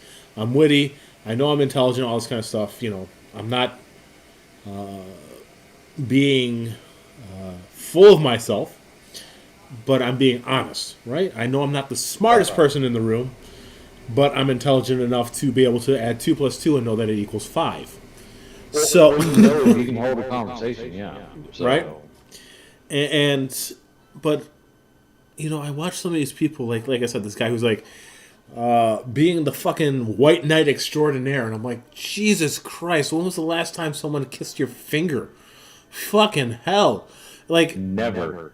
Fucking And- never.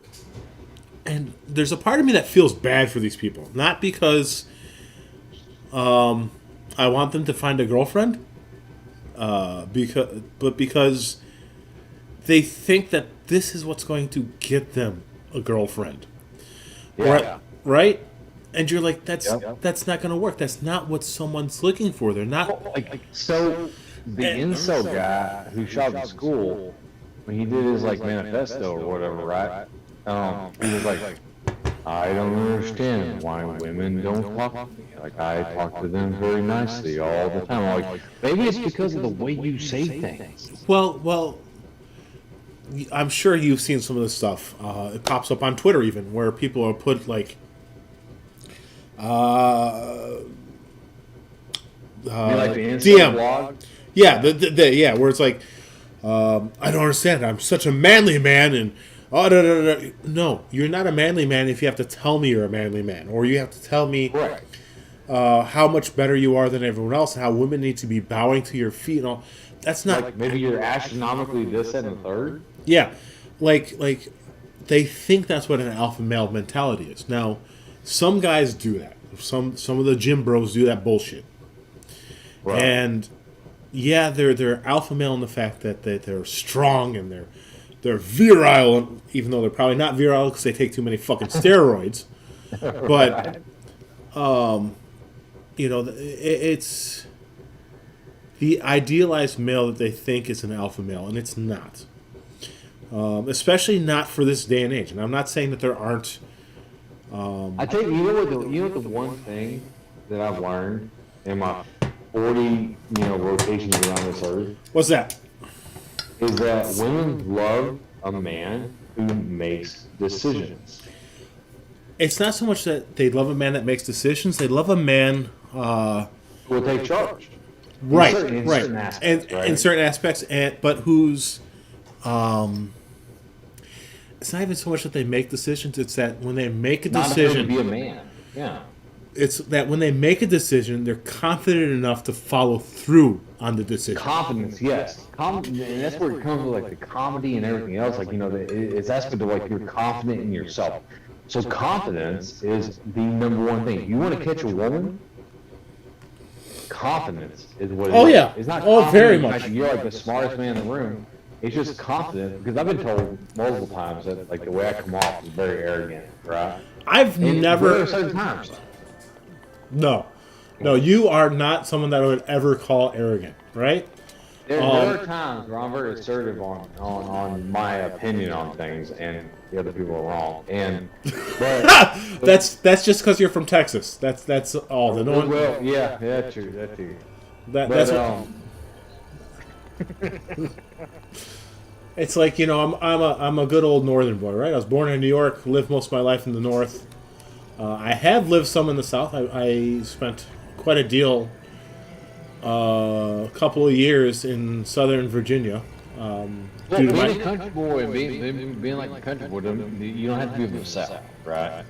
oh no, trust me, there is a difference between a northern country boy and your southern country boy. I will never ever fucking argue that shit because having, like I said, I've spent a lot of my life living here in the north. And one thing that I have to say is there's a... People always say, oh, north and south is very different. No, it's not. It really isn't. No, it's not. The way you interact might be different because there are certain societal norms that are a little different in interaction, right? Right. In that people from the North are much less warmer, but more open in discussion. Whereas in the South, people are much warmer in personality, but more closed off in discussion. They're more careful in how they discuss it. Yeah. I Right? can see that. Yep. But it comes down to the same fucking thing. I've known people in the South and people in the North who are, they want to hug you even if they don't want to tell you hi in the same fucking way. Right. Now, I would never call you arrogant, right? Maybe you were when you were younger. Maybe I've never known, Oh, I very much was when I was younger. right? Yes. I've never known the younger Navy. I can believe it just because I've known younger Navy men, and I find oftentimes the younger guys in the military are usually much more arrogant than they have any need to be, because they haven't been beaten down by a SEAL enough. Correct. But I'd never call you arrogant. I would agree that you are a very confident individual a lot of times, in that you consider what you're about to say before you say it, even if you're speaking it at the moment. Okay. Thank you. And that is something that I think both men and women are attracted to, and it's to different levels, right? In the fact that I think men are attracted to people who are confident and who are thoughtful, and that they are sure that if that person has to take the lead for something, they aren't going to fucking take them over the edge of a cliff. Yeah. Women are attracted to it because they know that you are going to put thought into what you're going to say or do, and then act on that thought in action. That was fucking terrible sentence. But I get what you mean. Yeah. So the thing is, like, you know, in the same aspect, like, you know, being a military guy, sometimes it causes issues because I'm very decisive on the things I want happen, right? right, And the and one I'm talking to now, she's like, you know, you do realize I'm not one of your surgeons, right? And I'm like, yeah. And she's like, well, you kind of talk to me right now, like, you're kind of telling me what to do. I'm like, well, I don't mean to come off that. yeah, But, well, you know, and she gets it, like, she understands. But And- it's just and- kind of funny because and she likes that's both aspects. You know, she likes the aspects I'm very decisive and very, like, you know, I'm willing to take charge of things. right. But certain situations, like she's like, well, you're telling me something I already know, and I'm like, Right. well, I'm used to, like, you know, having to, like, explain things to people and all that kind of stuff. So You're used to Yeah, having to let tell me- people. You're used to having to tell people that to tie your shoe, you need to. exactly, no, 100%, and doing it in such a way that you understand that I'm being serious, right. but being calm at the same time. Yes, but the thing is, so, I like I said, I was on track to be an engineer. Yep. Very different from what you're saying, but very similar in some fashion. Where I considered several solutions to a problem, and then you explain it, right? And on top of being an engineer, you already know this, but I've spent a lot of time also being a tutor and a teacher. Yep. Mathematics and English in all kinds of ways. And so it's why sometimes even now I find myself talking through the steps of my thoughts rather than just giving my thoughts.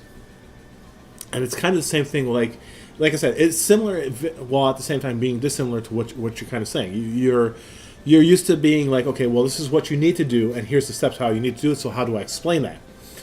Right. And I think it's great that you have someone in your life right now who understands that you're not trying to belittle them Oh, When you- she's amazing.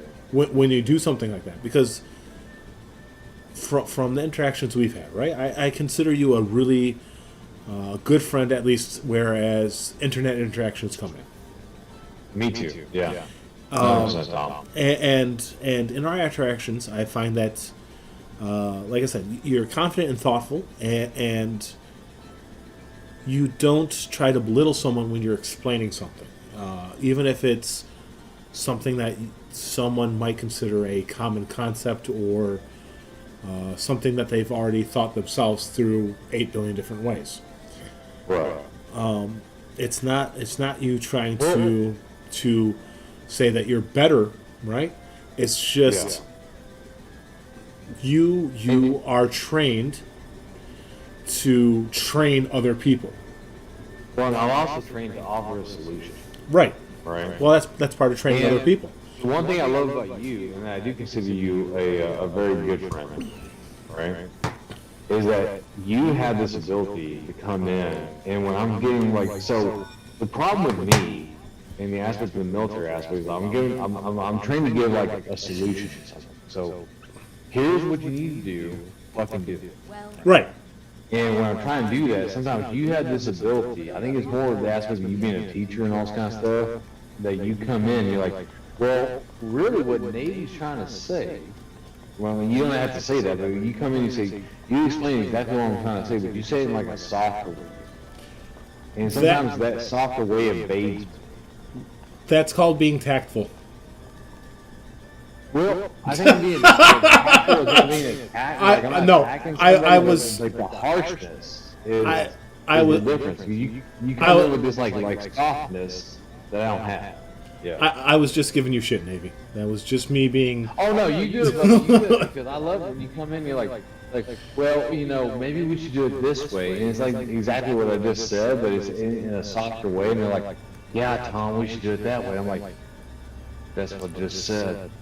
But then I stop and think. I'm like, no, Tom said it in a nicer way, because I get into my fucking like, supervisor like leadership voice, Well, it's and that is definitely a so my middle sister. I have 3 sisters, right? My oldest sister, my middle sister, my youngest sister. Right. My oldest sister has a doctorate, and she works for. wow. Yeah, I'm very proud of her. She and I have always been really close. We were born 9 months apart, basically. So basically, Damn. yeah, 11. We were born 11 months apart, right? Basically, as soon as I was born, my dad decided that my mom needed to be pregnant again. Is basically what happened on that one. But my oldest sister and I have always been really close. And Awesome. very recently, she actually confronted me about some stuff that's going on in my life. I've kind of... you saw the tweet that I put out on my account that fucking whoever fucking got suspended until I decided to talk to Twitter about it. About the fact that I just need to... No, I didn't. I think I missed it. Oh, Tell me. so you do know that I deal with depression a lot, right? Since Jack passed away. Yes, I do. Yeah. And recently, I had a rough patch occur, and I didn't talk to anyone, and not just depression. I mean, just like everything in my life was fucking falling apart. It felt like, and Yeah. I was trying to hold it all together with bubble gum, and my sister Beth, the doctor, Dr. Bethy, came into the house and was like, "Hey, I'm not telling you need to fix things, because fixing things is hard, but you need to ask for help," kind of deal, so that you can fix things. And so I talked to her, I talked to my mother-in-law, and as much as I love my mom, I don't talk to her about this kind of stuff, because she is not so much that she's falling apart. It's just Not the person you want to talk to. Yeah. I get it. she's not good for that kind of stuff anymore. She used to be. Yeah. My mom used to be that get person that. that if things were falling apart, you could come to her, but her health problems, all that kind of stuff, has kind of caused her to She doesn't have dementia, but she's not fully there at the same time, if that makes sense. Yeah. No, it does. Yeah. So my mother-in-law and apparently Beth and my mother-in-law started talking about the fact that something didn't seem right with me. And so that was part of why I wasn't doing any updates on my channel. I wasn't really doing any live stuff because it's hard to do, pardon me, something like this where you're live and you're playing a game and enjoying it if you're just not enjoying what's going on around you. Yeah. 100%. Yeah. And I was trying. I you and I have had discussions with another creator. I'm not going to name that creator at the moment, who suffers from depression himself. Yeah. And because I deal with it myself, I understand where, like you were saying, like sometimes you just have to do what you have to do regardless. And I was trying. Yeah. I wasn't succeeding, but I was really trying. And the problem was I wasn't reaching out to anyone to say, hey, look, I'm trying really hard. Things are falling apart regardless. I just need some support. I need some help. Yeah. And part of it was the fact that just a couple months before everything started falling apart, I started to feel very much better about where I was in the world. I'm not where I planned to be at 40. I didn't plan to have my wife pass away on me. I didn't plan on having to refigure out, like, it sounds weird, but for the most part, I knew who I was before I married Jay. Yeah. I may not have been happy with that person. And it honestly, part of what occurred between Jay and I was we were friends first. And as friends, she made me realize that even if I don't really enjoy some of the certain aspects of myself that I didn't agree with, it was part of who made me who I was. And who I was wasn't a bad person. Yeah. And that was part of the attraction that I felt towards her, was the fact that she made me feel that it was okay to accept who I was as a friend. And accepting who I was made me realize that this person, this Janine, was someone that fulfilled something that I didn't realize I needed in my life. And I don't just mean being able to accept who I was. I think she slotted into a part of myself that I didn't realize I was trying to. She enhanced you? Yes. Right? Yeah, there. That's a very good way to put it. That is a very, very good way to put it. And when she passed, like I said, it's I've described it like 80 billion different ways. Maybe the best way to describe it for this situation is you build up a certain sense of self in your relationships and in your life and within yourself that is a stained glass window. The stained glass window is a story of who you are from childhood up until that moment. And when she passed away, that window fucking shattered. I like there was portions of it that of course still fit in the window frame, but a lot of it was gone. It just on the floor around it, right? And you have to figure out how to put the pieces back together, and they never fit right, because part of what fulfilled that stained glass window at that point is missing, literally. And it's why, like, even now, like I said, I was on the road to be a civil engineer. I still think civil engineering is interesting, but I don't have passion for it. A lot of the stuff that I had passion for, I literally just stopped caring about even. I love Lego, and for a year or two after Jay passed, I didn't touch a piece. Even now, like, it's not the same sort of enjoyment. Like, I have grand ideas for stuff that I can build out of Lego, which is part of what drove me towards civil engineering, or engineering in general, is the want to build and, like I said, interact with things for people. But I don't have a motivation to do so. And that's what happened with my simple engineering. I dropped out of college because I didn't have motivation or the ability to push myself through even. And I didn't picture myself at 40 now because for a couple of years I didn't even just picture myself. I've mentioned it before, I think, on this channel to you in the Discord or something, where for a few years after Jay passed, at least 3.5 years, my life is almost a blank page. I don't remember too much about that period of my life. Right. The root's protection is now ready to roll.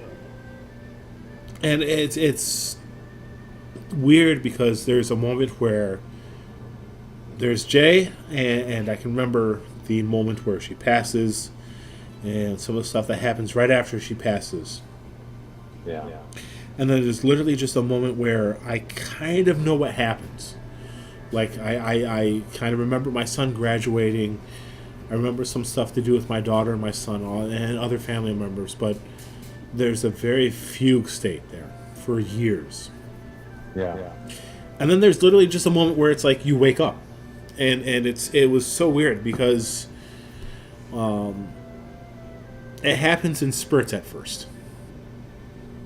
There's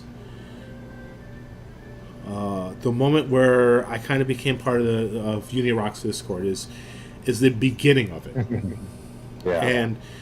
And realizing, like it sounds weird, it wasn't joining Unirock's Discord, it's just about that time period. It was realizing, like, the first real awake moment I have is realizing the way Steve McRae was using people in his audience and all that kind of stuff. That's the first real cognizant moment I have after Jay passes. And there's a lot of and that's part of probably why I have such a dislike for him, because one of the first real clear moments I have after Jay passes is 3.5 years roughly, and my first thought is how this man is using people like me who have gone through terrible moments, who just want everyone else to be better than they might be feeling at the moment, and is using us. Yeah. Right? And there's this moment of blankness, and then, awake moments, all this kind of stuff. Like, and then I come to roughly April of this year. So that's what? Steve McRae was last year, roughly? Or even just a little... It was like 2019, bro. Yeah. Oh, shit, I don't know what year... Jesus Christ. Like I said, there's just long moments where it's just moments where everything... My time frame is real off for a long time. I get you. And about April of this year is the first time where, like, I have a timeline again. Like, I really have a very set timeline where I'm not just living, and I'm not just, moving my... Yeah. And it's that moment where you start to put together the stained glass window of yourself again. And there are certain aspects of myself from before Jay and during Jay that don't really fit into who I am now. Like, I enjoy games, right? I enjoy video games. I enjoy board games and all that kind of stuff. I enjoyed it before Jay. I enjoyed it with her, and I enjoy it now. But they're very different ways that I enjoy them. Like, makes sense. And I enjoy. My channel's Tom's Toys. I don't really put too many fucking toys on here lately. Just I've been doing a lot of video game stuff. Part of it is it's easier to spend an hour or two playing a game, and I can edit it and all that kind of stuff, than trying to get my table set up to record one toy for 3+, right? Even though I am working on getting some more toy reviews and that kind of stuff on the channel again. It's just taking a moment, just because, like I said, there was a moment recently where depression and life just fucking kicked me in the nuts, and I wasn't looking for help when I should have.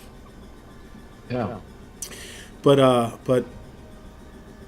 yeah, there's certain parts of myself that, like I look at certain things that deal with civil engineering or Lego stuff and all that kind of stuff, and I there's the interest there, but there's not the same desire and love, right? Yeah. And it's weird because I had a set path for my life. I was going to be a civil engineer. I was going to be a father. I was going to be a good husband. All this kind of stuff, and then it just kind of falls out from beneath you. Now here I'm at 40, and where most people are starting to come to a midlife crisis, I'm coming to a fucking what the fuck do I do with my life crisis? Like, who am I now? Right. Who is Tom now? Besides, someone who for the most part is honestly, even with everything that's going on, I'm a guy who's kind of young at heart. I enjoy the giant robot toys because they're fucking interesting. They're fun. They're. And I tell you who Tom is. Go ahead. Now, I apologize for interrupting, but I think that you have these three aspects, right? Engineer, good husband, good father, right?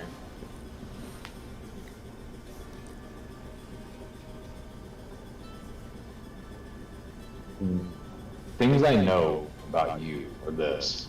You were a great husband. I hear the stories, you tell the stories. I see you interact with your kids, and you're a great father. You're an amazing father. You're always there for your kids. Out of the three that you wanted to excel at, I think you excelled at the two that meant the most. And on top of that, you're a great friend. You're always there for people when they want, when they need something, or when they need a good kind word, or a good verbal hug on things. Like you say things better than I speak all the time, right? I pride myself in the fact that I talk all the time. In fact, people make fun of me for it because I talk all the time. You give verbal hugs in a way that I wish I could. It's because it's not something. So know this before you talk. Know this. You were a great husband, and the reason I know this is because I know how you talk about your wife. I know how you remember her. I know how you speak about the times that were good and bad. And then I've seen you, heard you interact with your kids. I know that you're a great dad. And on top of that, the discords that you're part of, especially like the unicord and all this kind of stuff, people welcome your commentary because you calm things down. Like when you and I are going at it like hardcore, or you're going at it with somebody else, you come in and you calm it down. You are an asset to our lives.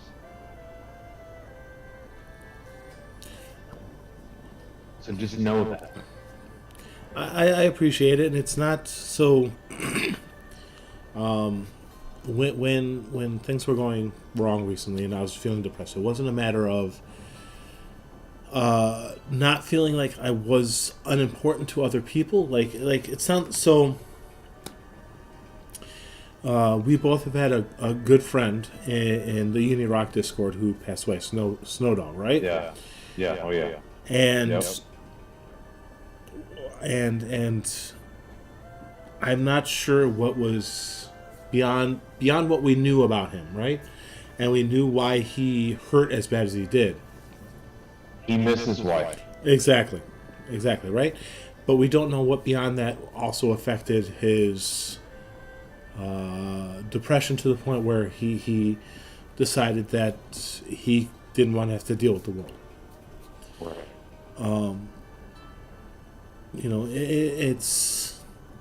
It's one thing like I should have reached out for help and I didn't, and not because People need to worry about Tom walking off this mortal coil kind of deal because he feels bad about the world. It's because, I needed the help, and rather than looking for it, I didn't. And things became worse because I wasn't I didn't say, hey, look, I need a hand, right? Did you find it? Yeah. My oldest sister, my middle sister, and my mother-in-law are all up in my ass at the moment, in a good way. So, Keeping me on track, kind of deal. can I ask you a hard question? Go ahead. So Jay passed a while back, right? How long has it been since she's passed? 2017, so about 4.5, 5 years. August Have you ever- August 30th would have been 5 years, so 5 years. Okay, so we came to I remember when we came upon the anniversary. I remember you talked about it in Discord. Yep. And I spent the day drunk. Yeah. Yeah, I remember it was a pleasant day. Yes. Have you considered looking for someone else? I've thought Someone else about to enhance your life, because the thing is this, we are complete humans, right? Mhm. You and I, we are 100% complete. When I got divorced, granted, I didn't lose my wife to something like the way you did. Right, there was But I just lost- there was a vacancy when we got divorced, right? And I spent many years. We got divorced in 2015, right? And I haven't had a decent relationship up until probably like a couple years ago, right? Like an Okay. actual, like, back and forth relationship. Because there was a lot of time I felt I wasn't deserving of it. And then I met a woman who made me feel like I was like worth it again, right? And even though that relationship didn't work out, it allowed me to be open to the relationship I have now. And I want to ask you, like, have you opened yourself up to something like that? so. Let me be a complete. Sorry, I'm opening up a beer here while I'm talking to you. Let me be Pop it up. completely open and honest here, right? So Yeah. for part of the reason why I can honestly say no is, like I said, for a long time it was very much Tom wasn't here. Tom was just surviving, putting one step down in front of the other, making sure dinner was on the table, and that was about it. If I didn't have to think about something, fucking wasn't thinking about it. My kids were fed. Pardon me. They were safe. Nick had his girlfriend who was helping him deal with his issues between Jay passing and being deployed to the Middle East and some of the shit that happened there to him. Right. Sophia had her therapist. But what have you done? Let me just continue on with what I was saying here. I apologize. No, you're fine, because it's going to get into what I've done, right? Okay. I made sure Sophia had her therapist that she could talk to, and that she had a bunch of family and stuff to help support her beyond me, because I couldn't support her the way that she probably needed to be supported at the time. Okay. I didn't look for help for myself. I probably should have, and I kind of am now. Like my oldest sister and my middle sister are helping me look for someone to talk to now. Better late than never.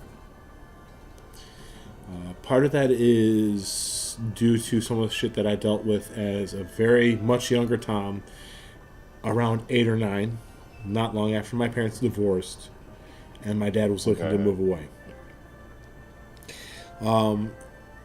As little Tom, I at the time called TJ by everyone. I was seeing a therapist through the state. My mom was my growing up. We were fucking dirt ass poor. I Yeah, we can had do Facebook Discord if you want. You don't have to live stream it. no, I don't. You don't want I really don't mind. Right? Okay. All right, I'm done just making sure. No. I'm buzzed, but I'm not drunk enough to be like, oh, yeah, cover, right? Yeah, no, I get you. I get you. Alright. I am buzzed enough that the talking about this is easier, but not something that I would just do, if that makes sense. You know what I mean? Yes, yes, it does. Yes. Growing up, my mom was an okay mom. She did her best. She was a drunk. She was slightly abusive towards me. I reminded her too much of my father. We went to therapy as kids through the state and via the school, and the therapist I had was not a good therapist. He actually made me feel worse about myself than instead of helping me deal with the issues I had to deal with.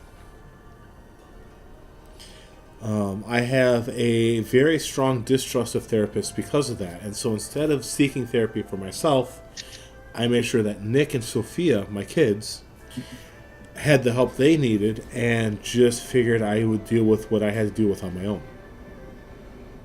Right. That is not a healthy choice. Anyone that ends up listening to this now or and replay, it is not a healthy choice. Look for therapy. This is coming from someone who did not and wishes he had.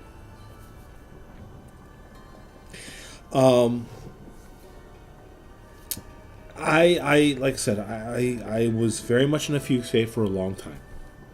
And now that I'm out of it, I'm not really looking for a relationship at this time because I'm still dealing with putting myself together and dealing with not... But are you open for the aspect that it could just happen? So You know what I mean? You know what I mean? Like, yeah, I know what you're saying, right? It's not that I don't find other women attractive, right? Besides, that's not what I mean. Like, no, like, let me just go ahead, please. Yeah. let me just get that. It's fine. There's going to be pauses here just because it's going to take me a second to put the thoughts I have into cogent words, cogent thought to thoughtful words. Something, what the fuck ever. Anyways, You're good, though, buddy. You're good. I don't know if I'd be open to a relationship right now because part of the problem I have is everything would be related to Janine. I haven't part of what I realized talking to my sister, my mother-in-law, all this kind of stuff, and part of why we're looking for therapy now, long after I should have looked for it to begin with, is I haven't been able to let go of the that aspect of myself, the part of me that compared Janine to the rest of the world in a sense, right? Yeah. And even though there's a big part of me that would adore that kind of companionship, someone to cuddle at night, to give me hugs, to share those kind of moments with, and yeah, sex would be great, right? Like I've said before, sex is great. Everyone fucking loves sex, unless you're asexual apparently, but everyone fucking loves sex. But it's the more intimate things beyond sex that mean the most. Sex can be very intimate, right? Don't get me wrong. But sex can also be less intimate than a hug. You know, and by that I mean like when you have a girlfriend or a significant other who gives you a hug when you're feeling down, there's a sense of intimacy that's on par to a very intimate and loving form of sex. Yes, of course. And unfortunately, at this time, as much as I want that in my life, like I have no problem admitting to the fact that there are times where I very much pine for that kind of companionship. But at the same time, What stops you? the fact that I compare that want to wanting it from Jay. So, do you I- feel? and- Go ahead. Go ahead, sorry. I Go- apologize. No, go ahead and ask your question. Is it? Do you feel that you can't get the same feeling again? Is that what it is? Like she's the only woman who could ever have given you that feeling that you want? Is that why you compare everything to her? Because, you know, because there's two different aspects here, right? Because, and I'm gonna be brutally honest, if you don't mind. No, it's fine. I'm okay with this conversation, kind of deal. Okay, so, like, you let me know when I cross the bounds, right? I will. Don't worry. Okay, all right. So, part of it seems like you're using her as this unattainable goal to never have another woman again, because you compare her, like, she is this idealized aspect in your life and no one's ever going to compare to her, right? And so because of that, you will never find the same thing you had with her. And it gives you an excuse to be alone and be depressed and all this kind of stuff. When you could, and I think what she would want, you know, I'm not speaking for her, but I think what she'd want is for you to move on and be happy. Find someone who gives you happiness, who enhances your life, so you are not in this depressive state, thinking about her. Because I think what you really want to do is think about the happiness and all the good times you have with her, and not the absence of her loss, right? So,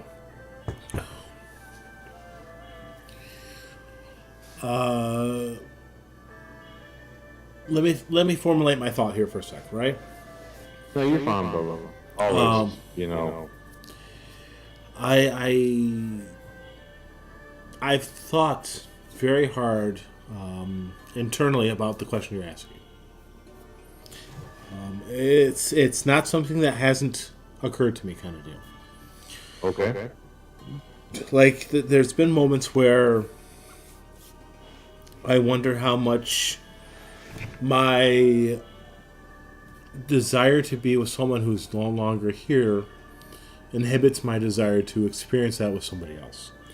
There's moments where I think about the conversations Jay and I've had when she was still here. Like we've had the whole like what would you want me to do if you passed before me kind of conversation. We've had that. We had that. Not we've had. That's bad tense. I understand. Go ahead, Bobo. And it's not something I like to talk about too much, just because it made me uncomfortable even when she was here. But Jay always used to tell me that she thought she was going to pass before me. That a lot of her family on her father's side died around the age that she died at, very honestly. Okay. And I used to get angry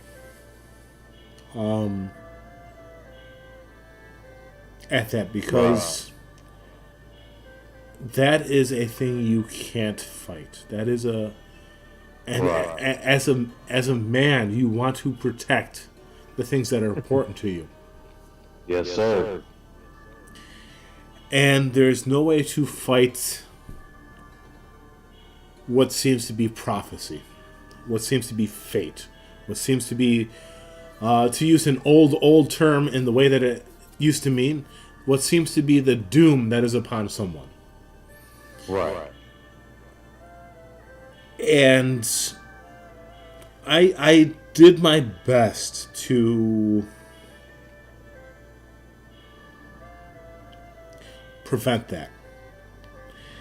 I started making her walk with me. I changed up her diet and my diet and everyone's diet in the house. She passed away due to extreme cardiac distress. Basically, she had a extreme heart attack that died upon collapse, kind of deal.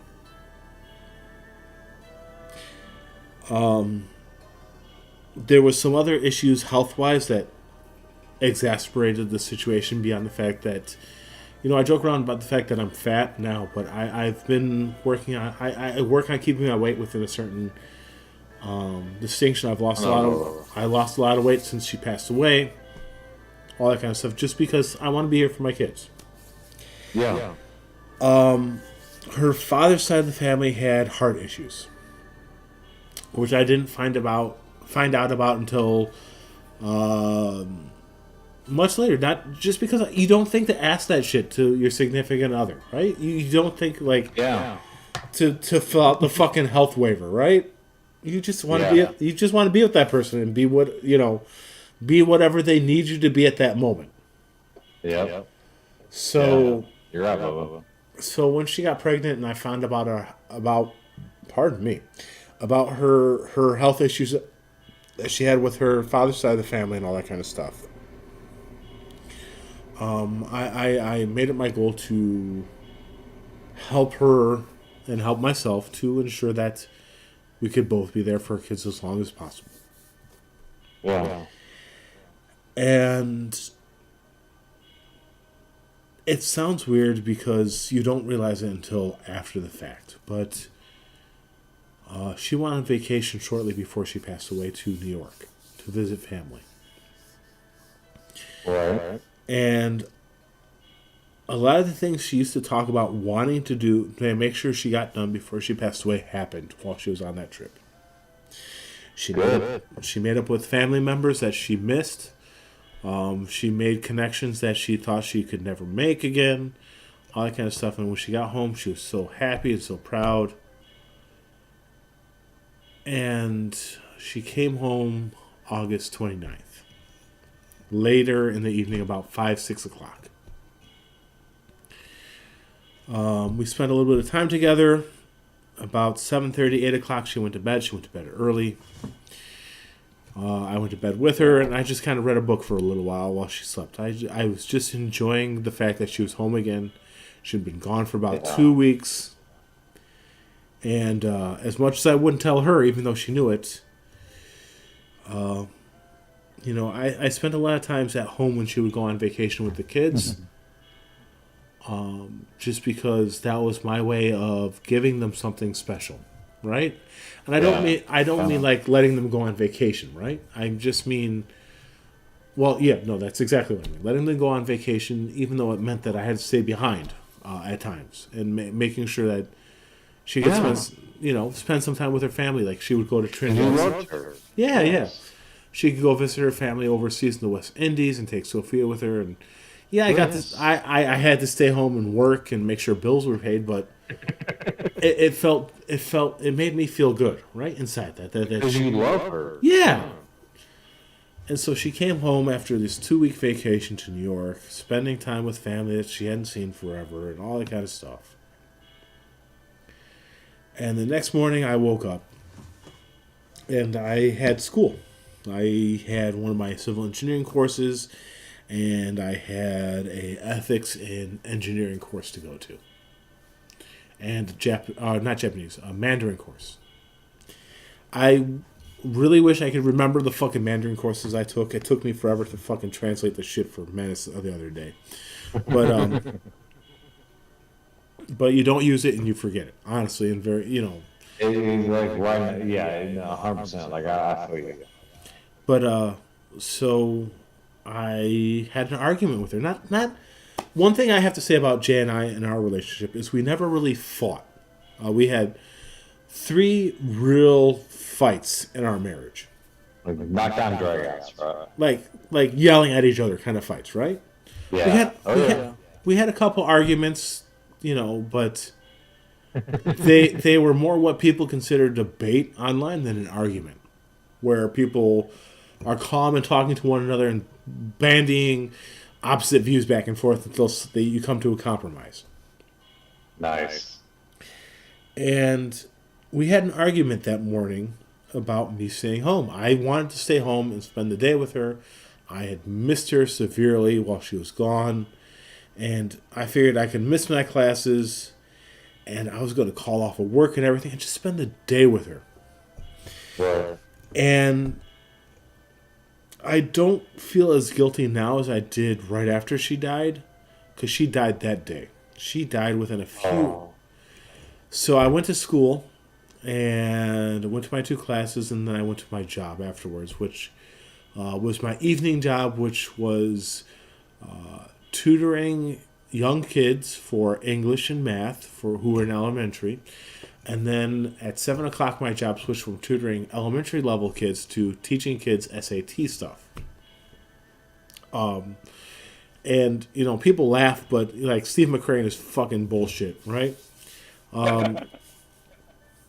To teach the SAT stuff, I had to have an SAT of 50 points above certain college entrance level. So, like, I had to have a really good SAT score to be able to teach SAT to other kids. I call them all the other kids that were fucking like 10, 15 years younger than me. So not other kids. Yeah. Right? No, I get you. I feel you. Like, even now, like, sometimes I see a teenager, I'm like, oh, look at that other kid. But anyways. We're old, bro. We're old. Yeah, I know. Sometimes I don't realize how old I am until I realize how old I am. But I told Jay, like I came home for a short time to cook dinner. It's something I often did.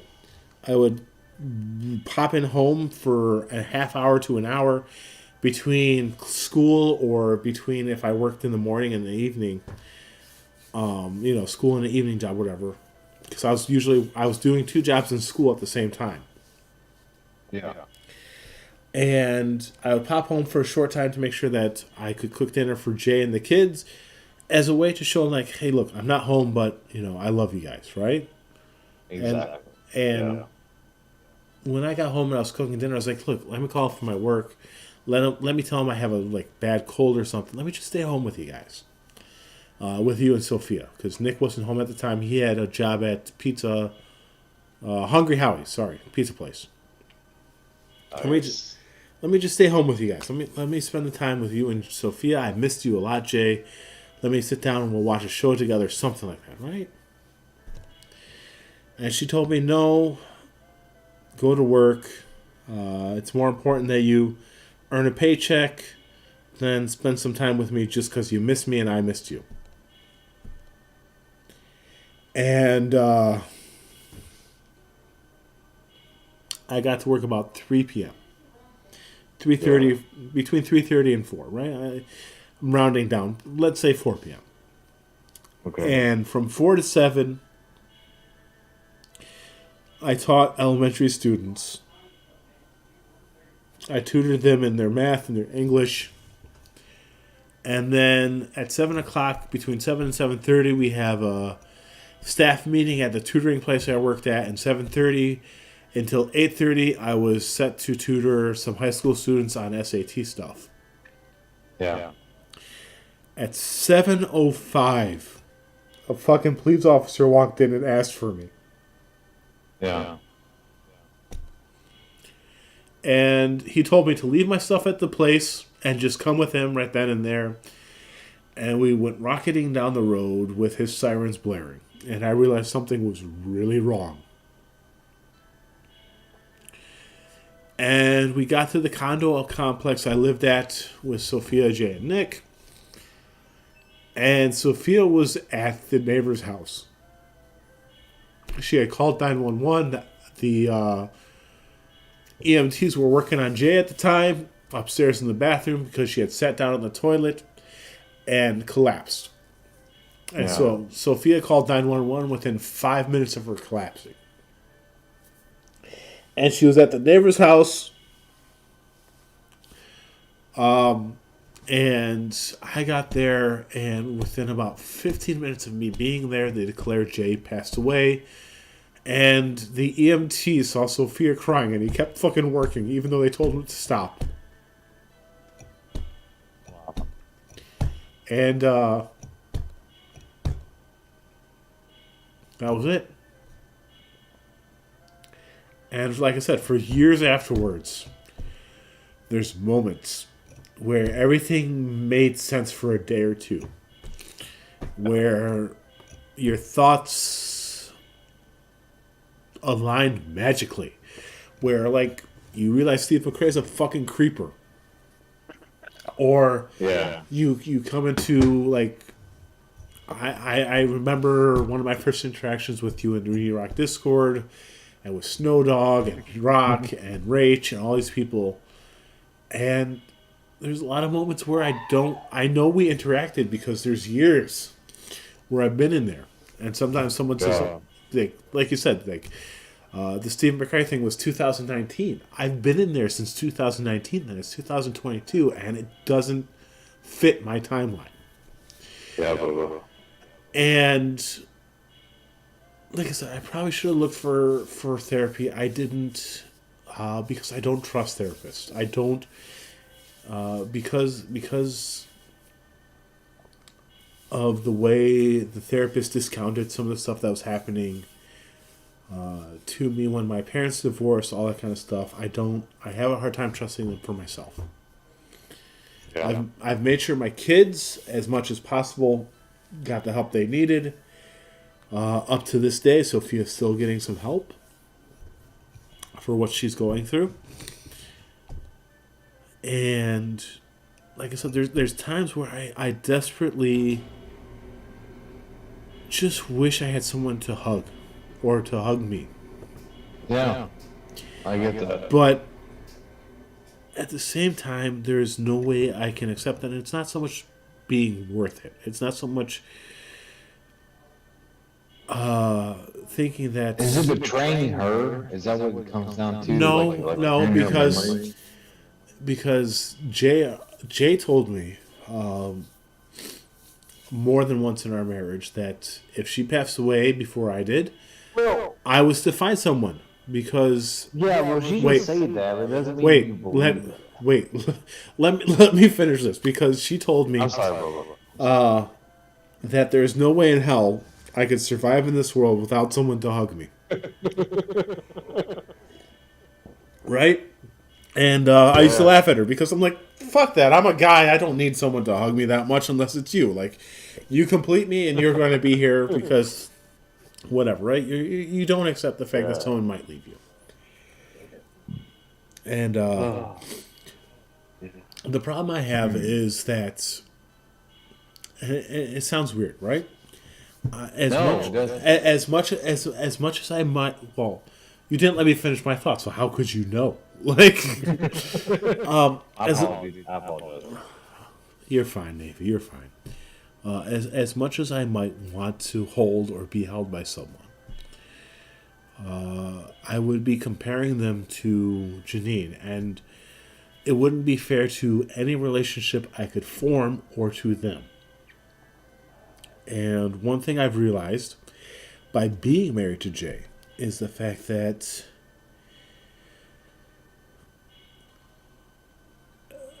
accepting someone for who they are is much of an import as just having the relationship to begin with. And if I continuously compared the relationship to something that I had in the past that in some ways is an idealized version of that relationship, because, honestly, Like I said, Jay and I had 3 fights. We had arguments here and there, but honestly, it's an idealized version of a relationship because it's the way you do any relationship, even ones that you're currently in. You look at the troubles in the past and you realize how it supports where you are now in a good way. No. Go ahead and explain. Yeah, but how can I tell you this? Like, give me a second, because I'm gonna try to formulate this, because I've All been thinking too, right? So You pull your thoughts together, and I'll finish what I was saying then. yeah. So- I'm sorry, I didn't mean to interrupt again. No, you didn't. Honestly, you didn't. I was kind of in between moments, or whatever. So,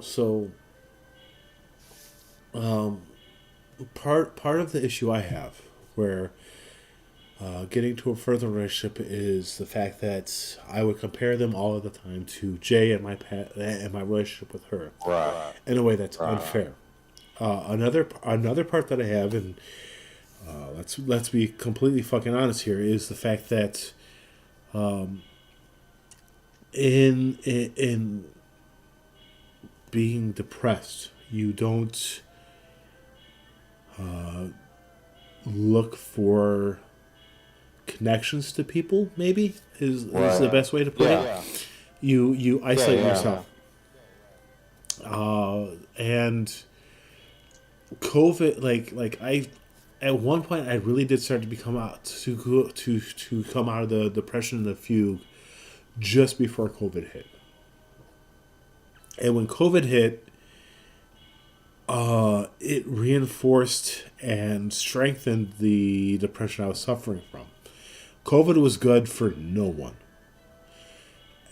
And even worse for people who are suffering from depression or social issues similar to it, like anxiety and all that. COVID being housebound for the most part, social distancing, whatever you want to call it. Actually, go ahead. So, I want to tell you something. Of course, go ahead. You are more than welcome to. My opinion on this, obviously. The first opinion I have is that Jay would not want you to be the way you are now, right? And granted, I know you say you can't date somebody because you compare her to, Jay, right? So, why? So you compare her to, and what asked her, because if you find a woman who makes you happy, like she did, because so one thing is for certain, you're never going to find a woman who made you happy in the same way that Jay did, right? Never going to happen. Right. Of course. Never going to happen. But here's the thing, though. You can find you somebody who makes you happy, who appreciates you in a similar way, not in the same way, because everybody's fucking different, right? So so about a year and a half ago, I met somebody. Right. Okay? And they made me really fucking happy. And they made me happy in a way that I hadn't felt in, since I got divorced, right? Okay. And I was just like fucking, head over heels, head over, heels in love with this person. And something happened that caused us to separate. Okay. But one thing it did when I met this person was showed me that after 5 fucking years being divorced, that I can still feel again. I can still have romantic aspects, right? And then a year and a half later, roughly, I meet somebody else. And what it did was it allowed me to be open to meeting this person, because I realized that I was not closed off because of my ex-wife and the things I felt about my ex-wife and my fallacies in this divorce, right? Because I did. So- Like when I got divorced, I felt like I was like the guilty party and all this kind of stuff. So I just like closed myself off for 5+ years, and then I meet somebody, right? Right. And I realized that I still had self-worth. I still had something that people would want to be around, right? And so the thing was that when I met this woman that I met, and she was able to like revive in me the aspects like you can still go out there and find somebody. Like, you can still find happiness even though you have lost something, right? And I'm not saying my loss is the same as your loss, not even close. But what I'm saying is that I opened myself up to the idea that there could be somebody out there who might, kind of like, enhance my life again. Right. And I lost one, which like fucking hurt me hard, right? Okay. And then I came back and I didn't give up on it because I said, you know what? If there's one, there's another, right? Okay. And now I'm currently finding someone who enhances my life in a way that I absolutely love. Okay, it doesn't come with with its it doesn't it's not bored of its fucking issues, but the thing was that I knew the one thing I knew from my ex-wife, and this is where the correlation comes in, right? Is that when we separated, we knew we weren't good to be together, right? Okay. But one thing I knew is that she wanted to be happy, and I wanted her to be happy, and she wanted me to be happy, right? And I know that Jay wants you to be happy, and you closing yourself off to fucking everybody, any kind of like aspect of any future fucking relationship because you want to friend with her is not going to make her happy. Well, no, Right. no. So So what I'm saying is that, and I'm going to give you some tough love, is that you need to take her, put it where she needs to be, right? And realize that the love y'all have, the love y'all had together, is the love you're looking with somebody else, but it ain't gonna be the same. right. So Right? so But the love is gonna be the same. The love is gonna be there, but it ain't gonna be in the same way. So I don't want to. I'm not trying to be mean or anything, but the thing is, like, you want to battle this depression and all this kind of stuff you're dealing with. But you're gonna have to open yourself up because I had to do the same thing because I was in a deep depression after my divorce. We didn't talk, right? And like I said, it's not the same thing as losing somebody to disease and whatnot. But in the same aspect, like I closed myself off to the outside world, and that was the wrong thing to do. In my opinion. so first off, what you consider tough love is not tough love. You're very honest, and I appreciate that more than might be said. Okay. And you're very open and frank with what you're feeling, and you need to, and you feel needs to be discussed, and I appreciate that as well. Right? A second thing. Even though the situation is different, part of what we both grieved for and had got depressed about was a loss of a relationship. Yes, sir. And even though it's not the same, the emotions and the empathy and the sympathy and all that kind of stuff is close enough, right? That we can the feelings are close enough that we can empathize with one another. Yes, sir. And I will never, ever tell you that what you felt was lesser than to what I felt. Because I hate when people do that, right? I hate when someone says, because I went through a divorce and you went through a death, it must be easier for me than you. Fuck that. You probably felt the same amount of pain in a different way than I felt, right? There are differences, and that's not to be downplayed, but there are enough similarities in the fact that you're grieving the loss of something. Yes. You lost a relationship with a person, right? You may not have lost the person, so you didn't have to deal with that loss on top of it, but you lost a relationship. There is a definite correlation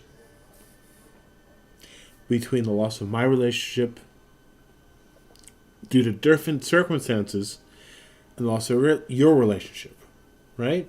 Right. Yes. And so I don't want you to downplay, even though you weren't, right? I don't think you were. I think you were trying to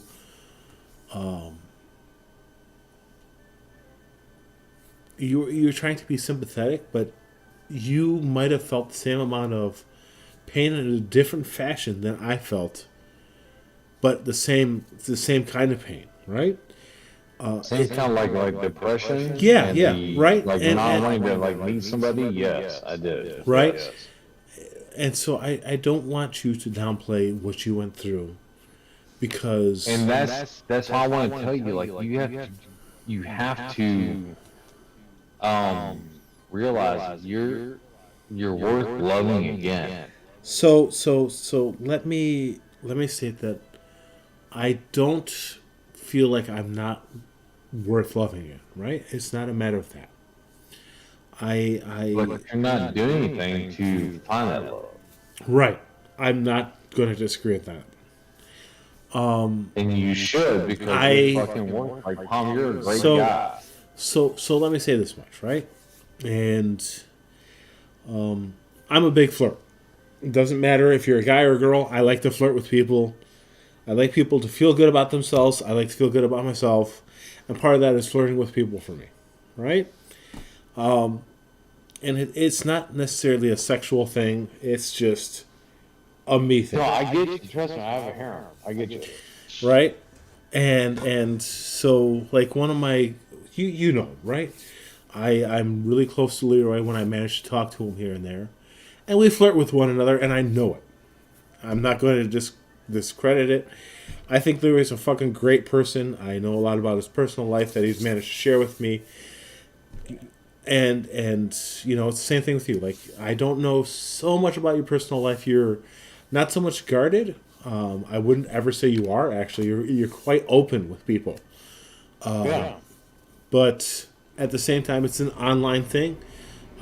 You have your job to consider. You have your personal life that you are open with, but at the same time, you are... I find you cute, but we're not gonna date. So. Yeah, I know. You know what I'm trying to say, though, right? I do, but I think that online aspects can lead to actual like relationships. Yeah. And Yep. it's just like pen pal, right? Very good point. That's a very good point. So I don't think you should discount them. I'm not. Because you're I'm in not. Discord. I'm not discount. I'm shit. I'm not. Gotcha. No, I couldn't say discounting for a second there.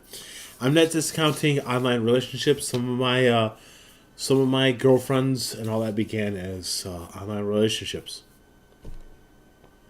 What are you doing though? So my question to you is, what are you doing to get back out there? Because here's the thing. So I discounted for 5 years, right?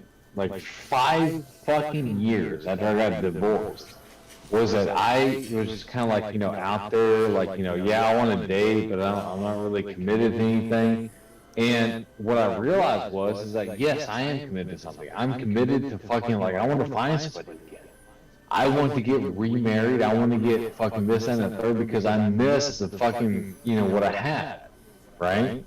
And so what are you doing, which I'm guessing is nothing.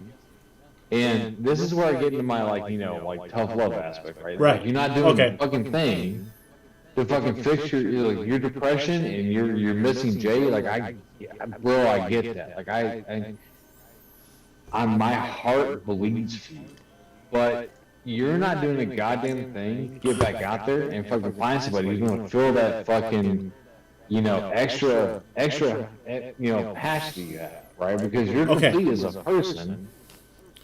So I love Tom, but Tom needs to fucking get back out there and fucking find somebody who's going to care about him again. Because, you're an amazing person. You're an amazing husband, and you are an amazing dad, right? I love things you do for your kids, but you know what you're not doing? You're not taking care of Tom.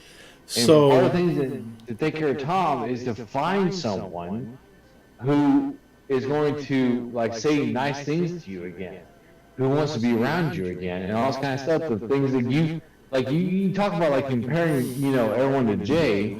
So let me be blunt, right? go ahead. That is a goddamn excuse. It's a All right. fucking excuse not to date anybody again. And so I don't mean to be harsh, but I'm going to be harsh, right? Go ahead. Is that this whole aspect, no one's going to be, Jay's level. Yeah, fucking get used to it. Deal with it. Because the person you meet will be at the same level, but she's never going to be Jay. It's never going to happen, right? Okay, so find somebody who loves you in the same manner. So right? let me cut you off here. Yeah, come here. Go ahead. I'm yelling. I'm sorry for yelling. No, you're not yelling. You haven't been yelling. I'm a little drunk too, so I don't think you're yelling. So you're not yelling. I love you. I love you. I fucking know that. Okay. There are a few people that I know online that I consider true friends. You, Leroy, and Unirok are three of them for sure. Right. Thank you. And so I know. Go ahead. You're more than welcome to. I actually just got one of the problems I was having is my old cell phone was having a lot of issues, and all that kind of stuff, and it got to the point where I was fighting with the online company. I decided to stop paying my bill. I was all paid up, right? Until the last bill when I was having a lot of issues with I was having trouble getting online with the phone, and all this kind of stuff. They're like, well, you need to upgrade your phone. And my phone is 2 years old. There's no reason for me to need to upgrade it to be able to go online to connect to WhatsApp, which is how I connect to a lot of my sisters, my mother-in-law, and my mom. Right? And so we're going through all that, and I just recently joined my son's plan through the military. First off, that fucking saves me $140 fucking bucks. That's crazy. Yeah. What's it got to do with what I said? I got distracted. I'm sorry. Like I said, you're not the only one who's drunk. About you moving on. All right, so doing things and yeah, finding thank you. somebody, right? Right, so I love you, but you have got to I have find somebody else. I have spent a lot of time thinking about stuff like that, right? Like I said, there's been plenty of moments. Wait, have you been before you finish, right? Have you been thinking about it in an aspect of actually moving on, or have you been thinking about an aspect of just holding on? Because I have been. The thing I feel about you is there's been a lot of holding on, not a lot of moving. So I have been recently thinking about the aspect of moving on and what I would need to do so.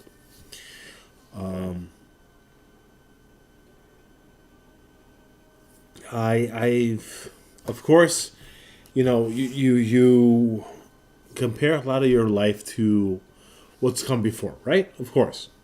Of course you do. Yeah. Mostly for red flags, not for good things. Right. I'm not. I very recently.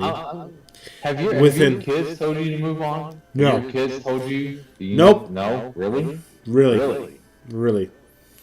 That kind of surprises me a little bit. Actually, no one has. And to, Well, I'm telling you right now. as your well, friend, okay, you have. Move the fuck on. You have, right? And I've thought about it quite a lot, right? Like you really. So- Like I said, I'm sorry to interrupt you and all this kind of stuff, but Tom, brother, I love you. Like as an online brother, someone who I've only met online, but I know like the way I see you treat life and your kids and all this kind of stuff. Bubba, you gotta move on. You got to move on. Do me a favor. I can't promise anything right now, right? I'm drunk. Well, I And- won't be here to fucking bug you until you do. Good. Right. I'm glad for that, right? Give me a second to put some thoughts together, but I'm not going to promise anything while I'm drunk. That's a stupid way to make a promise. It's fine. But I'll be here because you have so much to offer. Anyway, go ahead. Let me finish this thought out. So, one thing that I very recently realized, right, within the last month, basically, was kind of dealing with all the shit before my sister and my mother-in-law basically confronted me and said, "Hey, you're fucking up a lot. What's going on? Why are you having issues? Do you need help? Come to us when you need help instead of trying to deal." Anyways, part of the problem I have isn't so much not just comparing the possibility of someone else to Jay.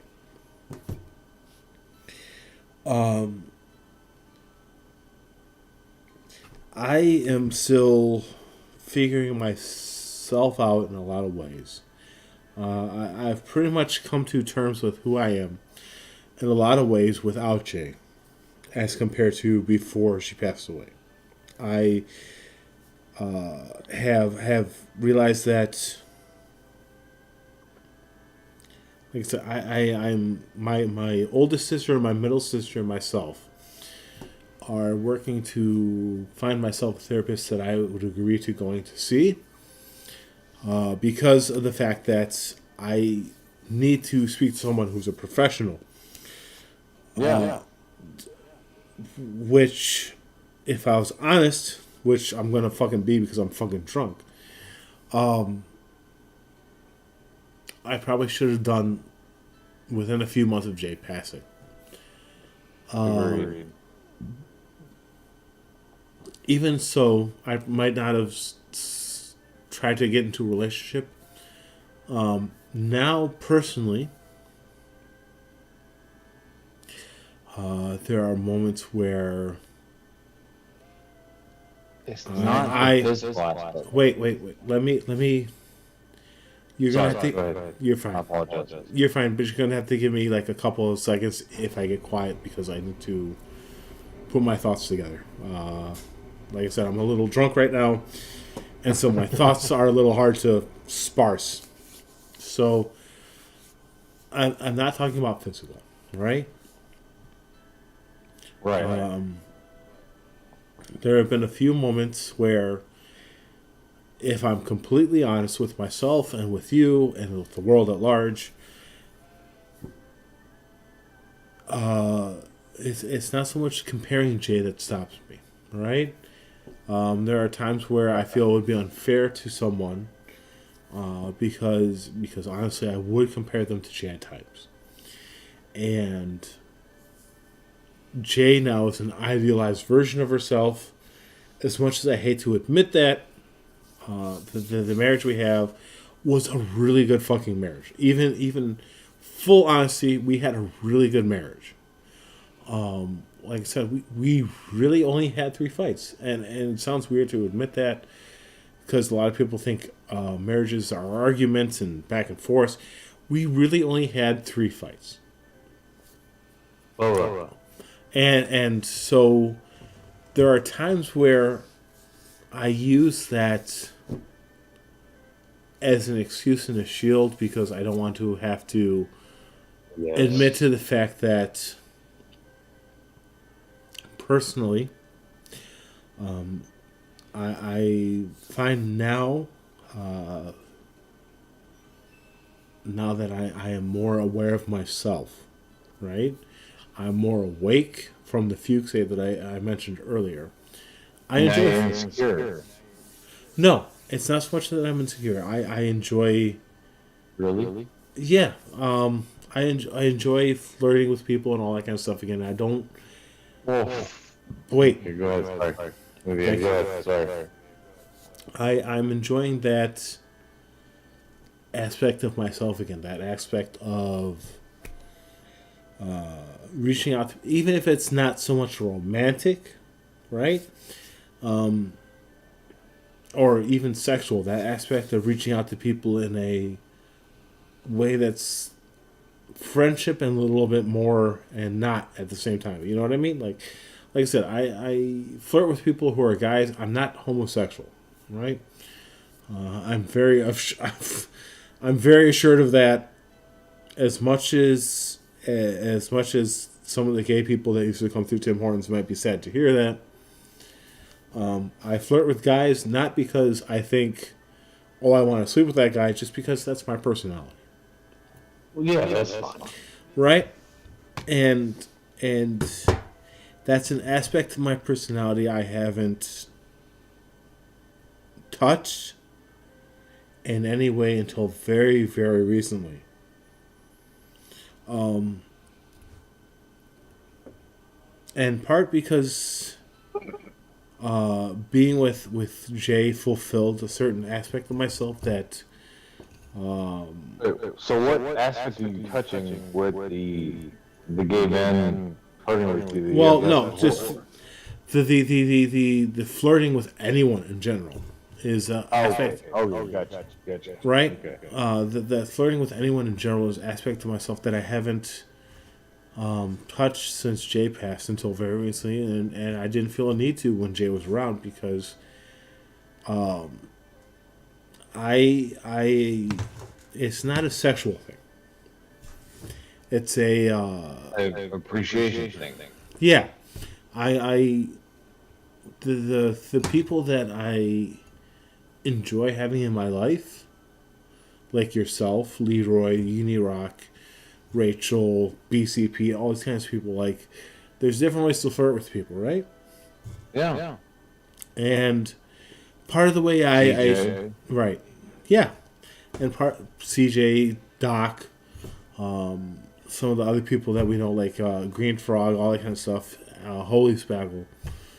Part of the way I show that appreciation is a flirtation, and I hadn't really allowed myself to do anything like that until very recently. Not because I didn't appreciate the people, like I said, you know, you and Leroy and Rock and Unirach and CJ and all this kind of stuff are people that I consider very dear friends. Where an online community is concerned, and in somewhat in non-online interactions, even though we haven't met. And Right. and it wasn't until very, very recently that like, it sounds weird, like I look at Leroy as something like a little brother, even though I think he's actually older than me. Yeah, he is. Yeah. Leroy's he's a trip. He is. I end up thinking of him like more like a little brother, right? And I told him that recently. Maybe a year ago. I don't know. Fucking. Like I said, my timeline is very weird until very, very recently. Until April of this year. And there's certain people that, like you and Green Frog and Spackle and CJ and Leroy and Rach and Rock, that I flirt with different ways, right? Like, Yeah. Maybe flirt. It's not the proper word, but it's the closest word I can think. of. Interact. Yes. Yeah. Right. That's probably a better word than flirt. Because people usually associate flirtation with sexuality, Yeah, correct. Yeah. even though they're not really combined that way. At least from what I think of the words. But myself personally, I have put a lot of thought into interactions beyond flirtation with women that I'm attracted to, and there's a couple. Like there's one lady that I flirt with at the grocery store that I see every now and then, and she's a pretty thing, probably about mid-30s, early 40s, so close to our age. Yeah. But I don't see myself asking her out. Not because Why I don't. not?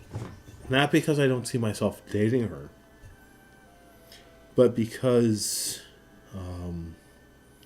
part of it is an excuse, right? I will fucking admit that right. Yeah. 100%. Right? I will fucking admit that right now while I'm fucking drunk and unable to stop myself from admitting it. Part of it is an excuse of the whole fact that I would compare her to Jay, which I would do regardless. It's not a bad thing. Wait. Part of it is, if I'm being completely and fully honest, and part of why I'm actually, my oldest sister and I are working on trying to find me a therapist, is because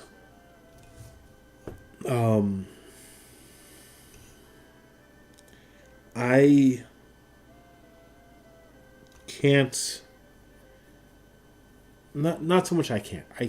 I understand where I'm holding up. Right. I can't seem to push myself past that. Like, I did it when Jay was around. Right. Like before I was dating her, all this kind of stuff. Yeah. Because before I was dating her, like I said, I was a womanizer. I was dating 3 or 4 fucking girls at once. I had these women. Some of them were in state, some were out of state. The ones that were out of state, I was convincing to fucking pay me to fly me, like a fucking gigolo out to fuck them. Wow. Right? That's amazing. Yeah. And sometimes I think about looking these girls up, not because I'm curious to see what could come between us, because I'm like, what the fuck did they do with their life after I left? Like, and it's not a moment of like, oh, they couldn't live without me. It's like just curiosity, like that high school girlfriend you have. Like I had one myself, and she, like, I ended up looking her up on Facebook just to see what the fuck happened after we separated, because you're curious. She's got 2 kids and a husband last I looked, and that was about 4 years after we separated. I was just curious one day, and I was like, that's cool, that's great, I'm glad that she seems to be happy in her life, you know. Yeah. But if, like I said, if I'm completely honest, as much as I want the companionship of someone to hold, or to hold someone myself, hugs and all that kind of stuff, I'm not ready to accept it. I want it and I desire it, which is the first 2 real steps to being able to accept something like that.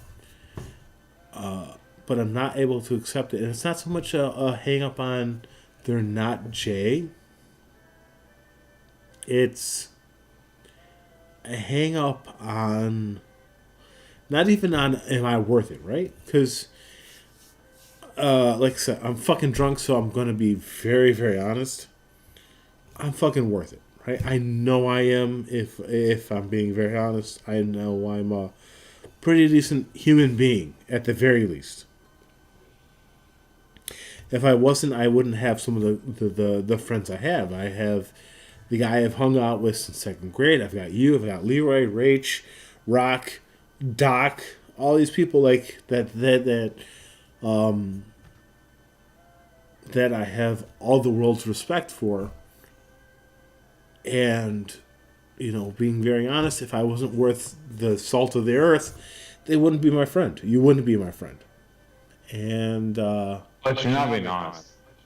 no, I am. I am being very honest. No, you're not, because you're scared. No, nope.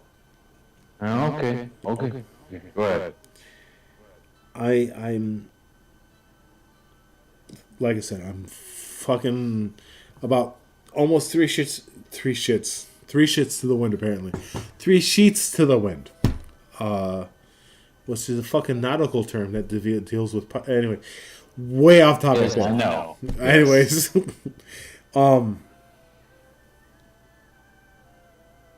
I'm not afraid of finding a relationship. Really? Really. Okay, so what are you afraid of? You're afraid of something. I'm not afraid of betraying Janine or myself. What's keeping you from doing this? So if you're not afraid of betraying her, part of it is yeah.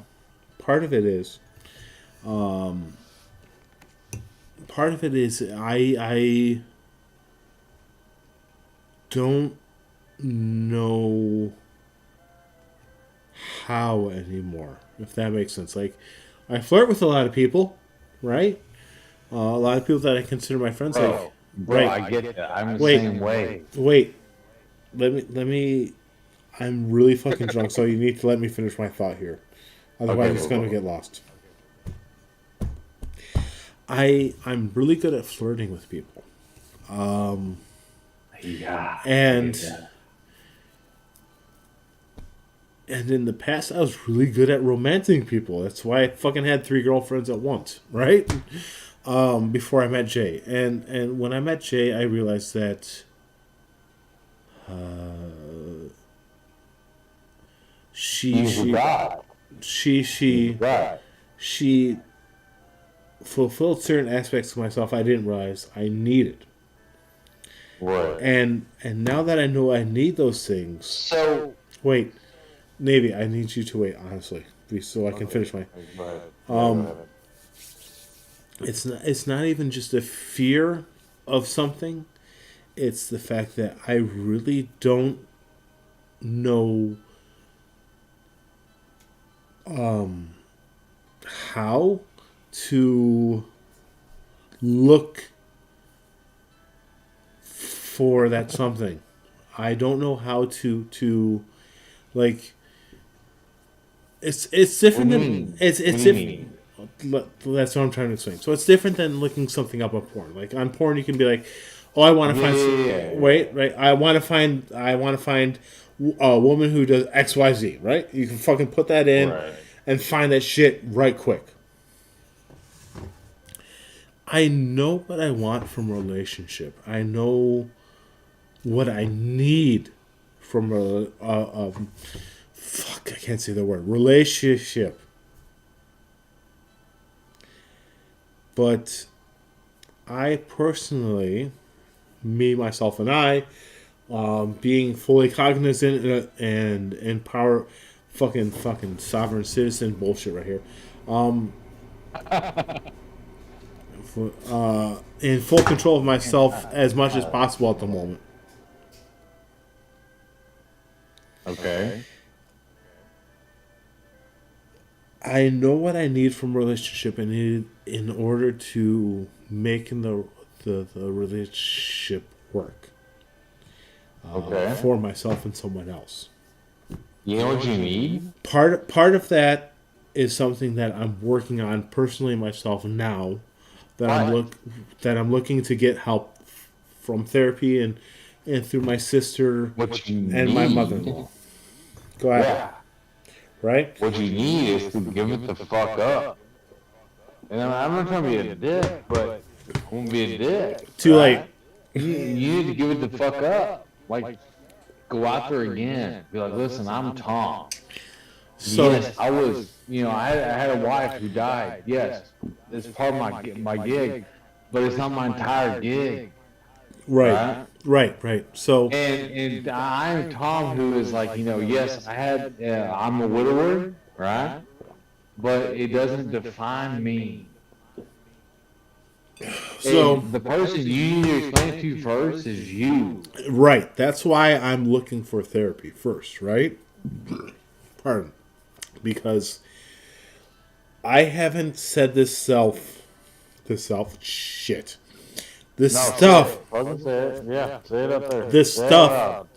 to You my are to a myself. widower. Wait, no, not that. I haven't.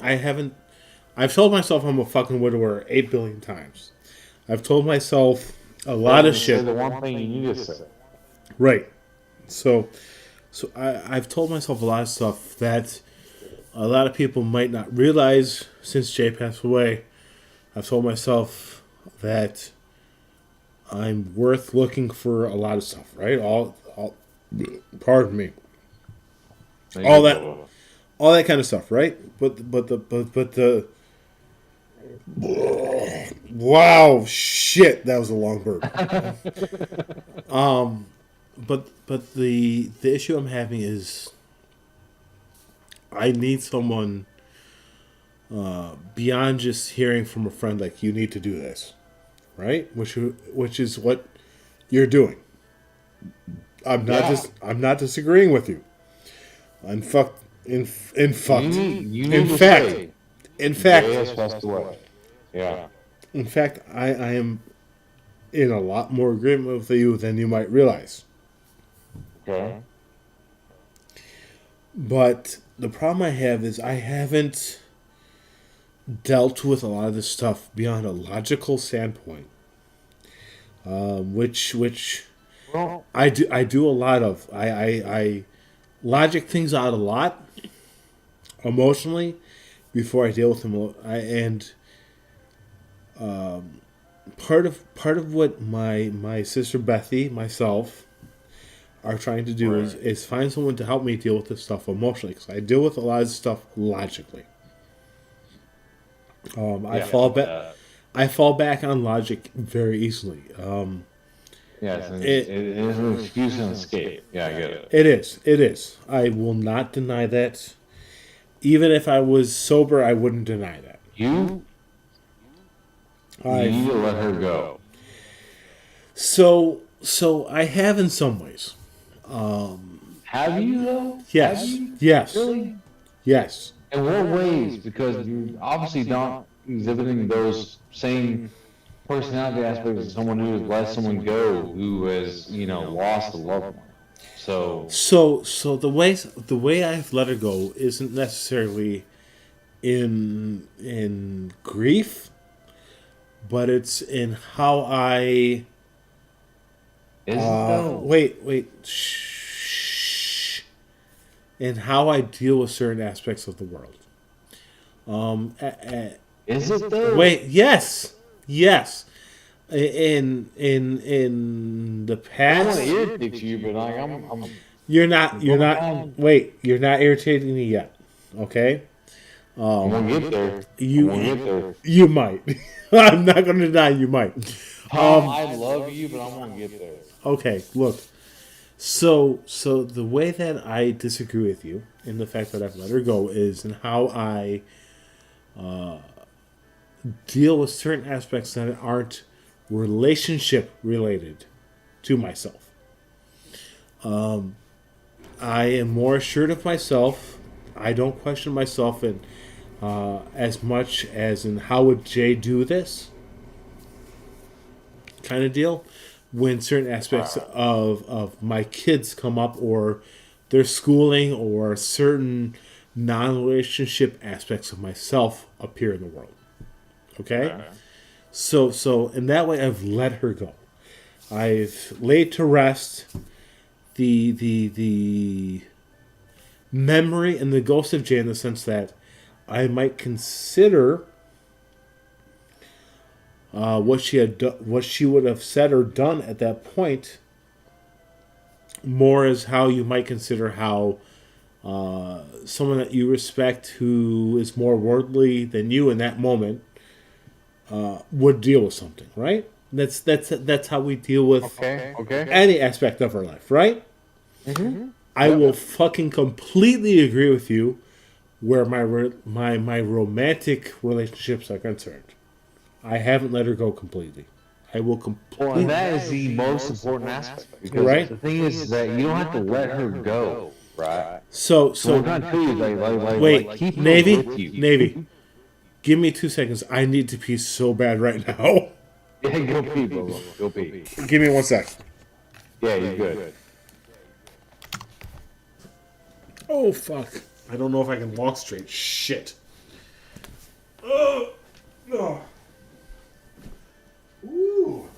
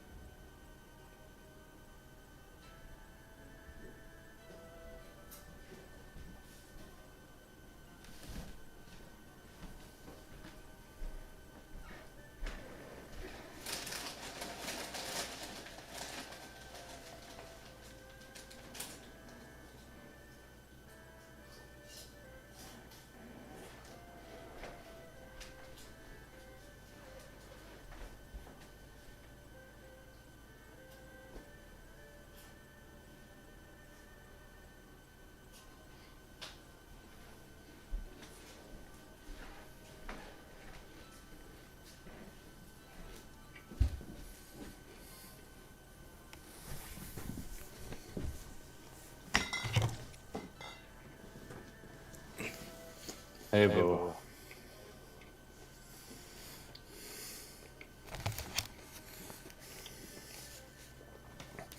I couldn't remember where I put my headphones for a second there. We're good.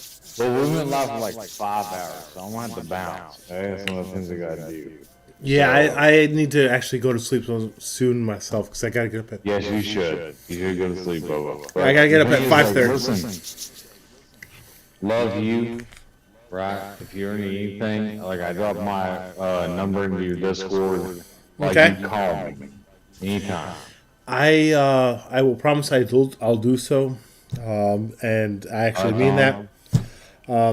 I really My appreciate name, it. I'll put it out there. Like my name is James. So, I know. You know. I know what your name Yeah. is. I just don't say it online just because I try to Hey, you good? respect that about Yeah, people. So I don't give a shit anymore. Everybody else coming at me, so fucking put it out there. hey, look, as long as they're not wearing blue coats, you're safe. I know, right? I know, right? So, but I'm telling you, Bubba, like if you need anything, like you give me a call. Like I've been there. I've been depressed. Been through not the same shit you've been through, but I've been there. I will tell you the same Question thing. life and everything else. So I will tell you the same thing I told my mother-in-law and my sister recently. I promise not to not reach out to people when I need help. So if I think I need your help, I will reach out to you. I promise that very much so. well, then I promise to bug your ass until Good. I find out you're doing okay. So I'm right now. I'm honestly doing okay. yeah. Yes, very much so. As much as we talk about relationships, all that kind of stuff. Pardon me. I'm doing okay. I'm doing okay. I'm working on that aspect of my life, and I appreciate the conversation we had where that was concerned. But personally, I'm doing much better than I was a month ago. My mother-in-law, my sister, and have made me realize how much I need to reach out to people when I'm not doing okay. Yes. And I said as much. Tom, you know we love you. Like I know it's on. I know. I know. Love, but we love you. I know. I mentioned that on the Twitter that Lisa or fucking Black Wolf got suspended. Oh, fuck them fucking assholes. God, Yeah. So. You know, like we're here. Like if you can't find anybody else, you want to talk to anybody Yes, else, my anybody else, we're fucking here. my promise to you is the same thing I promised to my sister, my mother-in-law. I will reach out to people when I'm having a bad day from now on. I'm not going to think that the next day is going to be better. I'm just going to reach out to people and say, look, I'm having a bad day. Listen, I've been the therapist myself. Right. So like I said, I'm All right, good. I'm, This time, like I value you as a friend. Like I love having you around. Like, we have some of the best conversations about literature. I enjoy talking to people. Look, speaking of literature, you want to know a funny book series to read right now? Is My Ninja Girl. My Ninja Girl, the anime series. Nope. It's so basically this writer Cooper Hart. I fucking can't remember his name while I'm drunk. Cooper something or other. Wrote a series of books called Blossom something. I can't remember the series. I'll talk to you about it tomorrow. Okay. So, but basically, he wrote a series of books about these superheroes, women who kind of like stumble into life. It's a harem book, right? Nice. Who stumble into the life of this guy named Gideon Caldwell, who's a writer. And for whatever reason, Gideon Caldwell, the main character of the series, will talk about certain books that he's thinking about.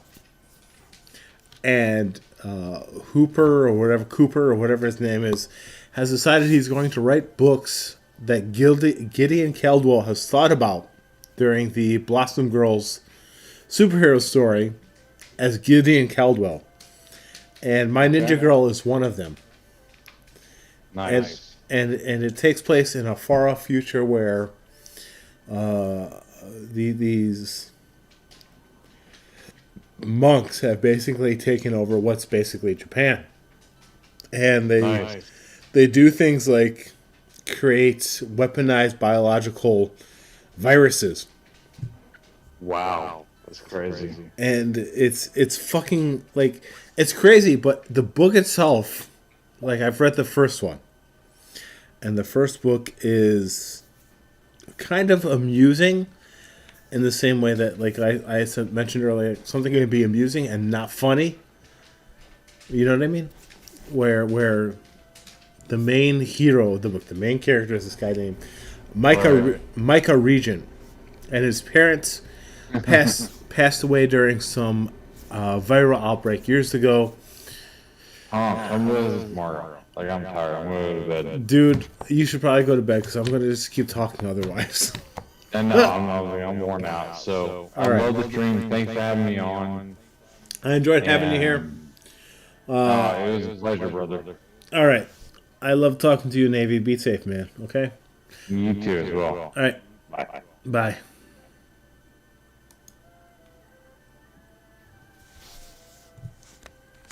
All right. So Navy's gone.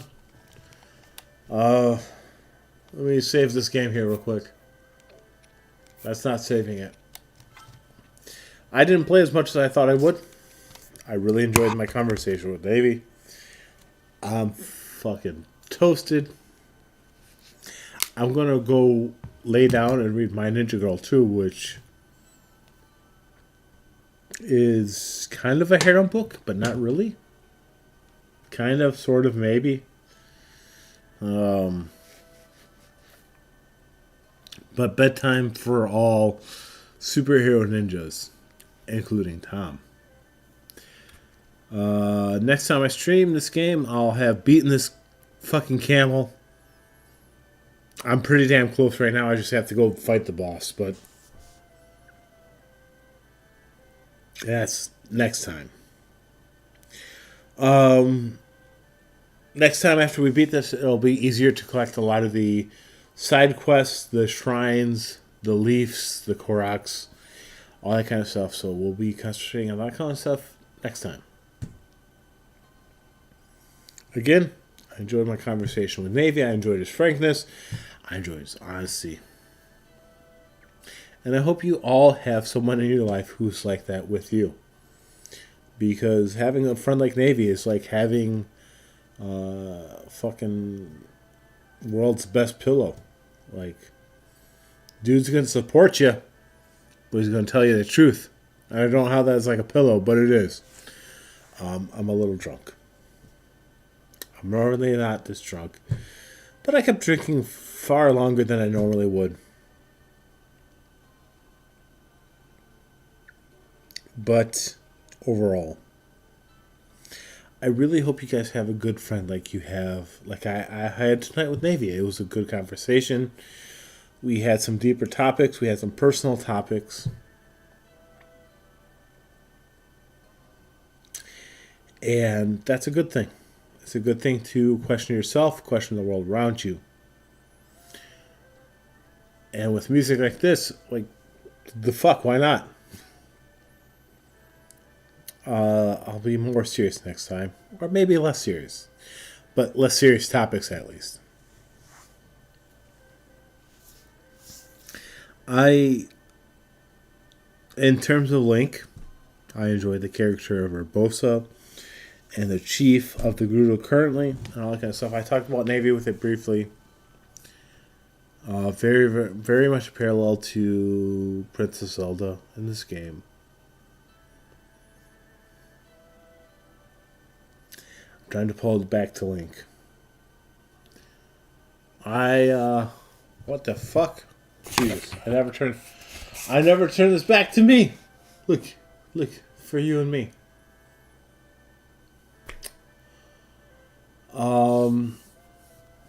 Personally,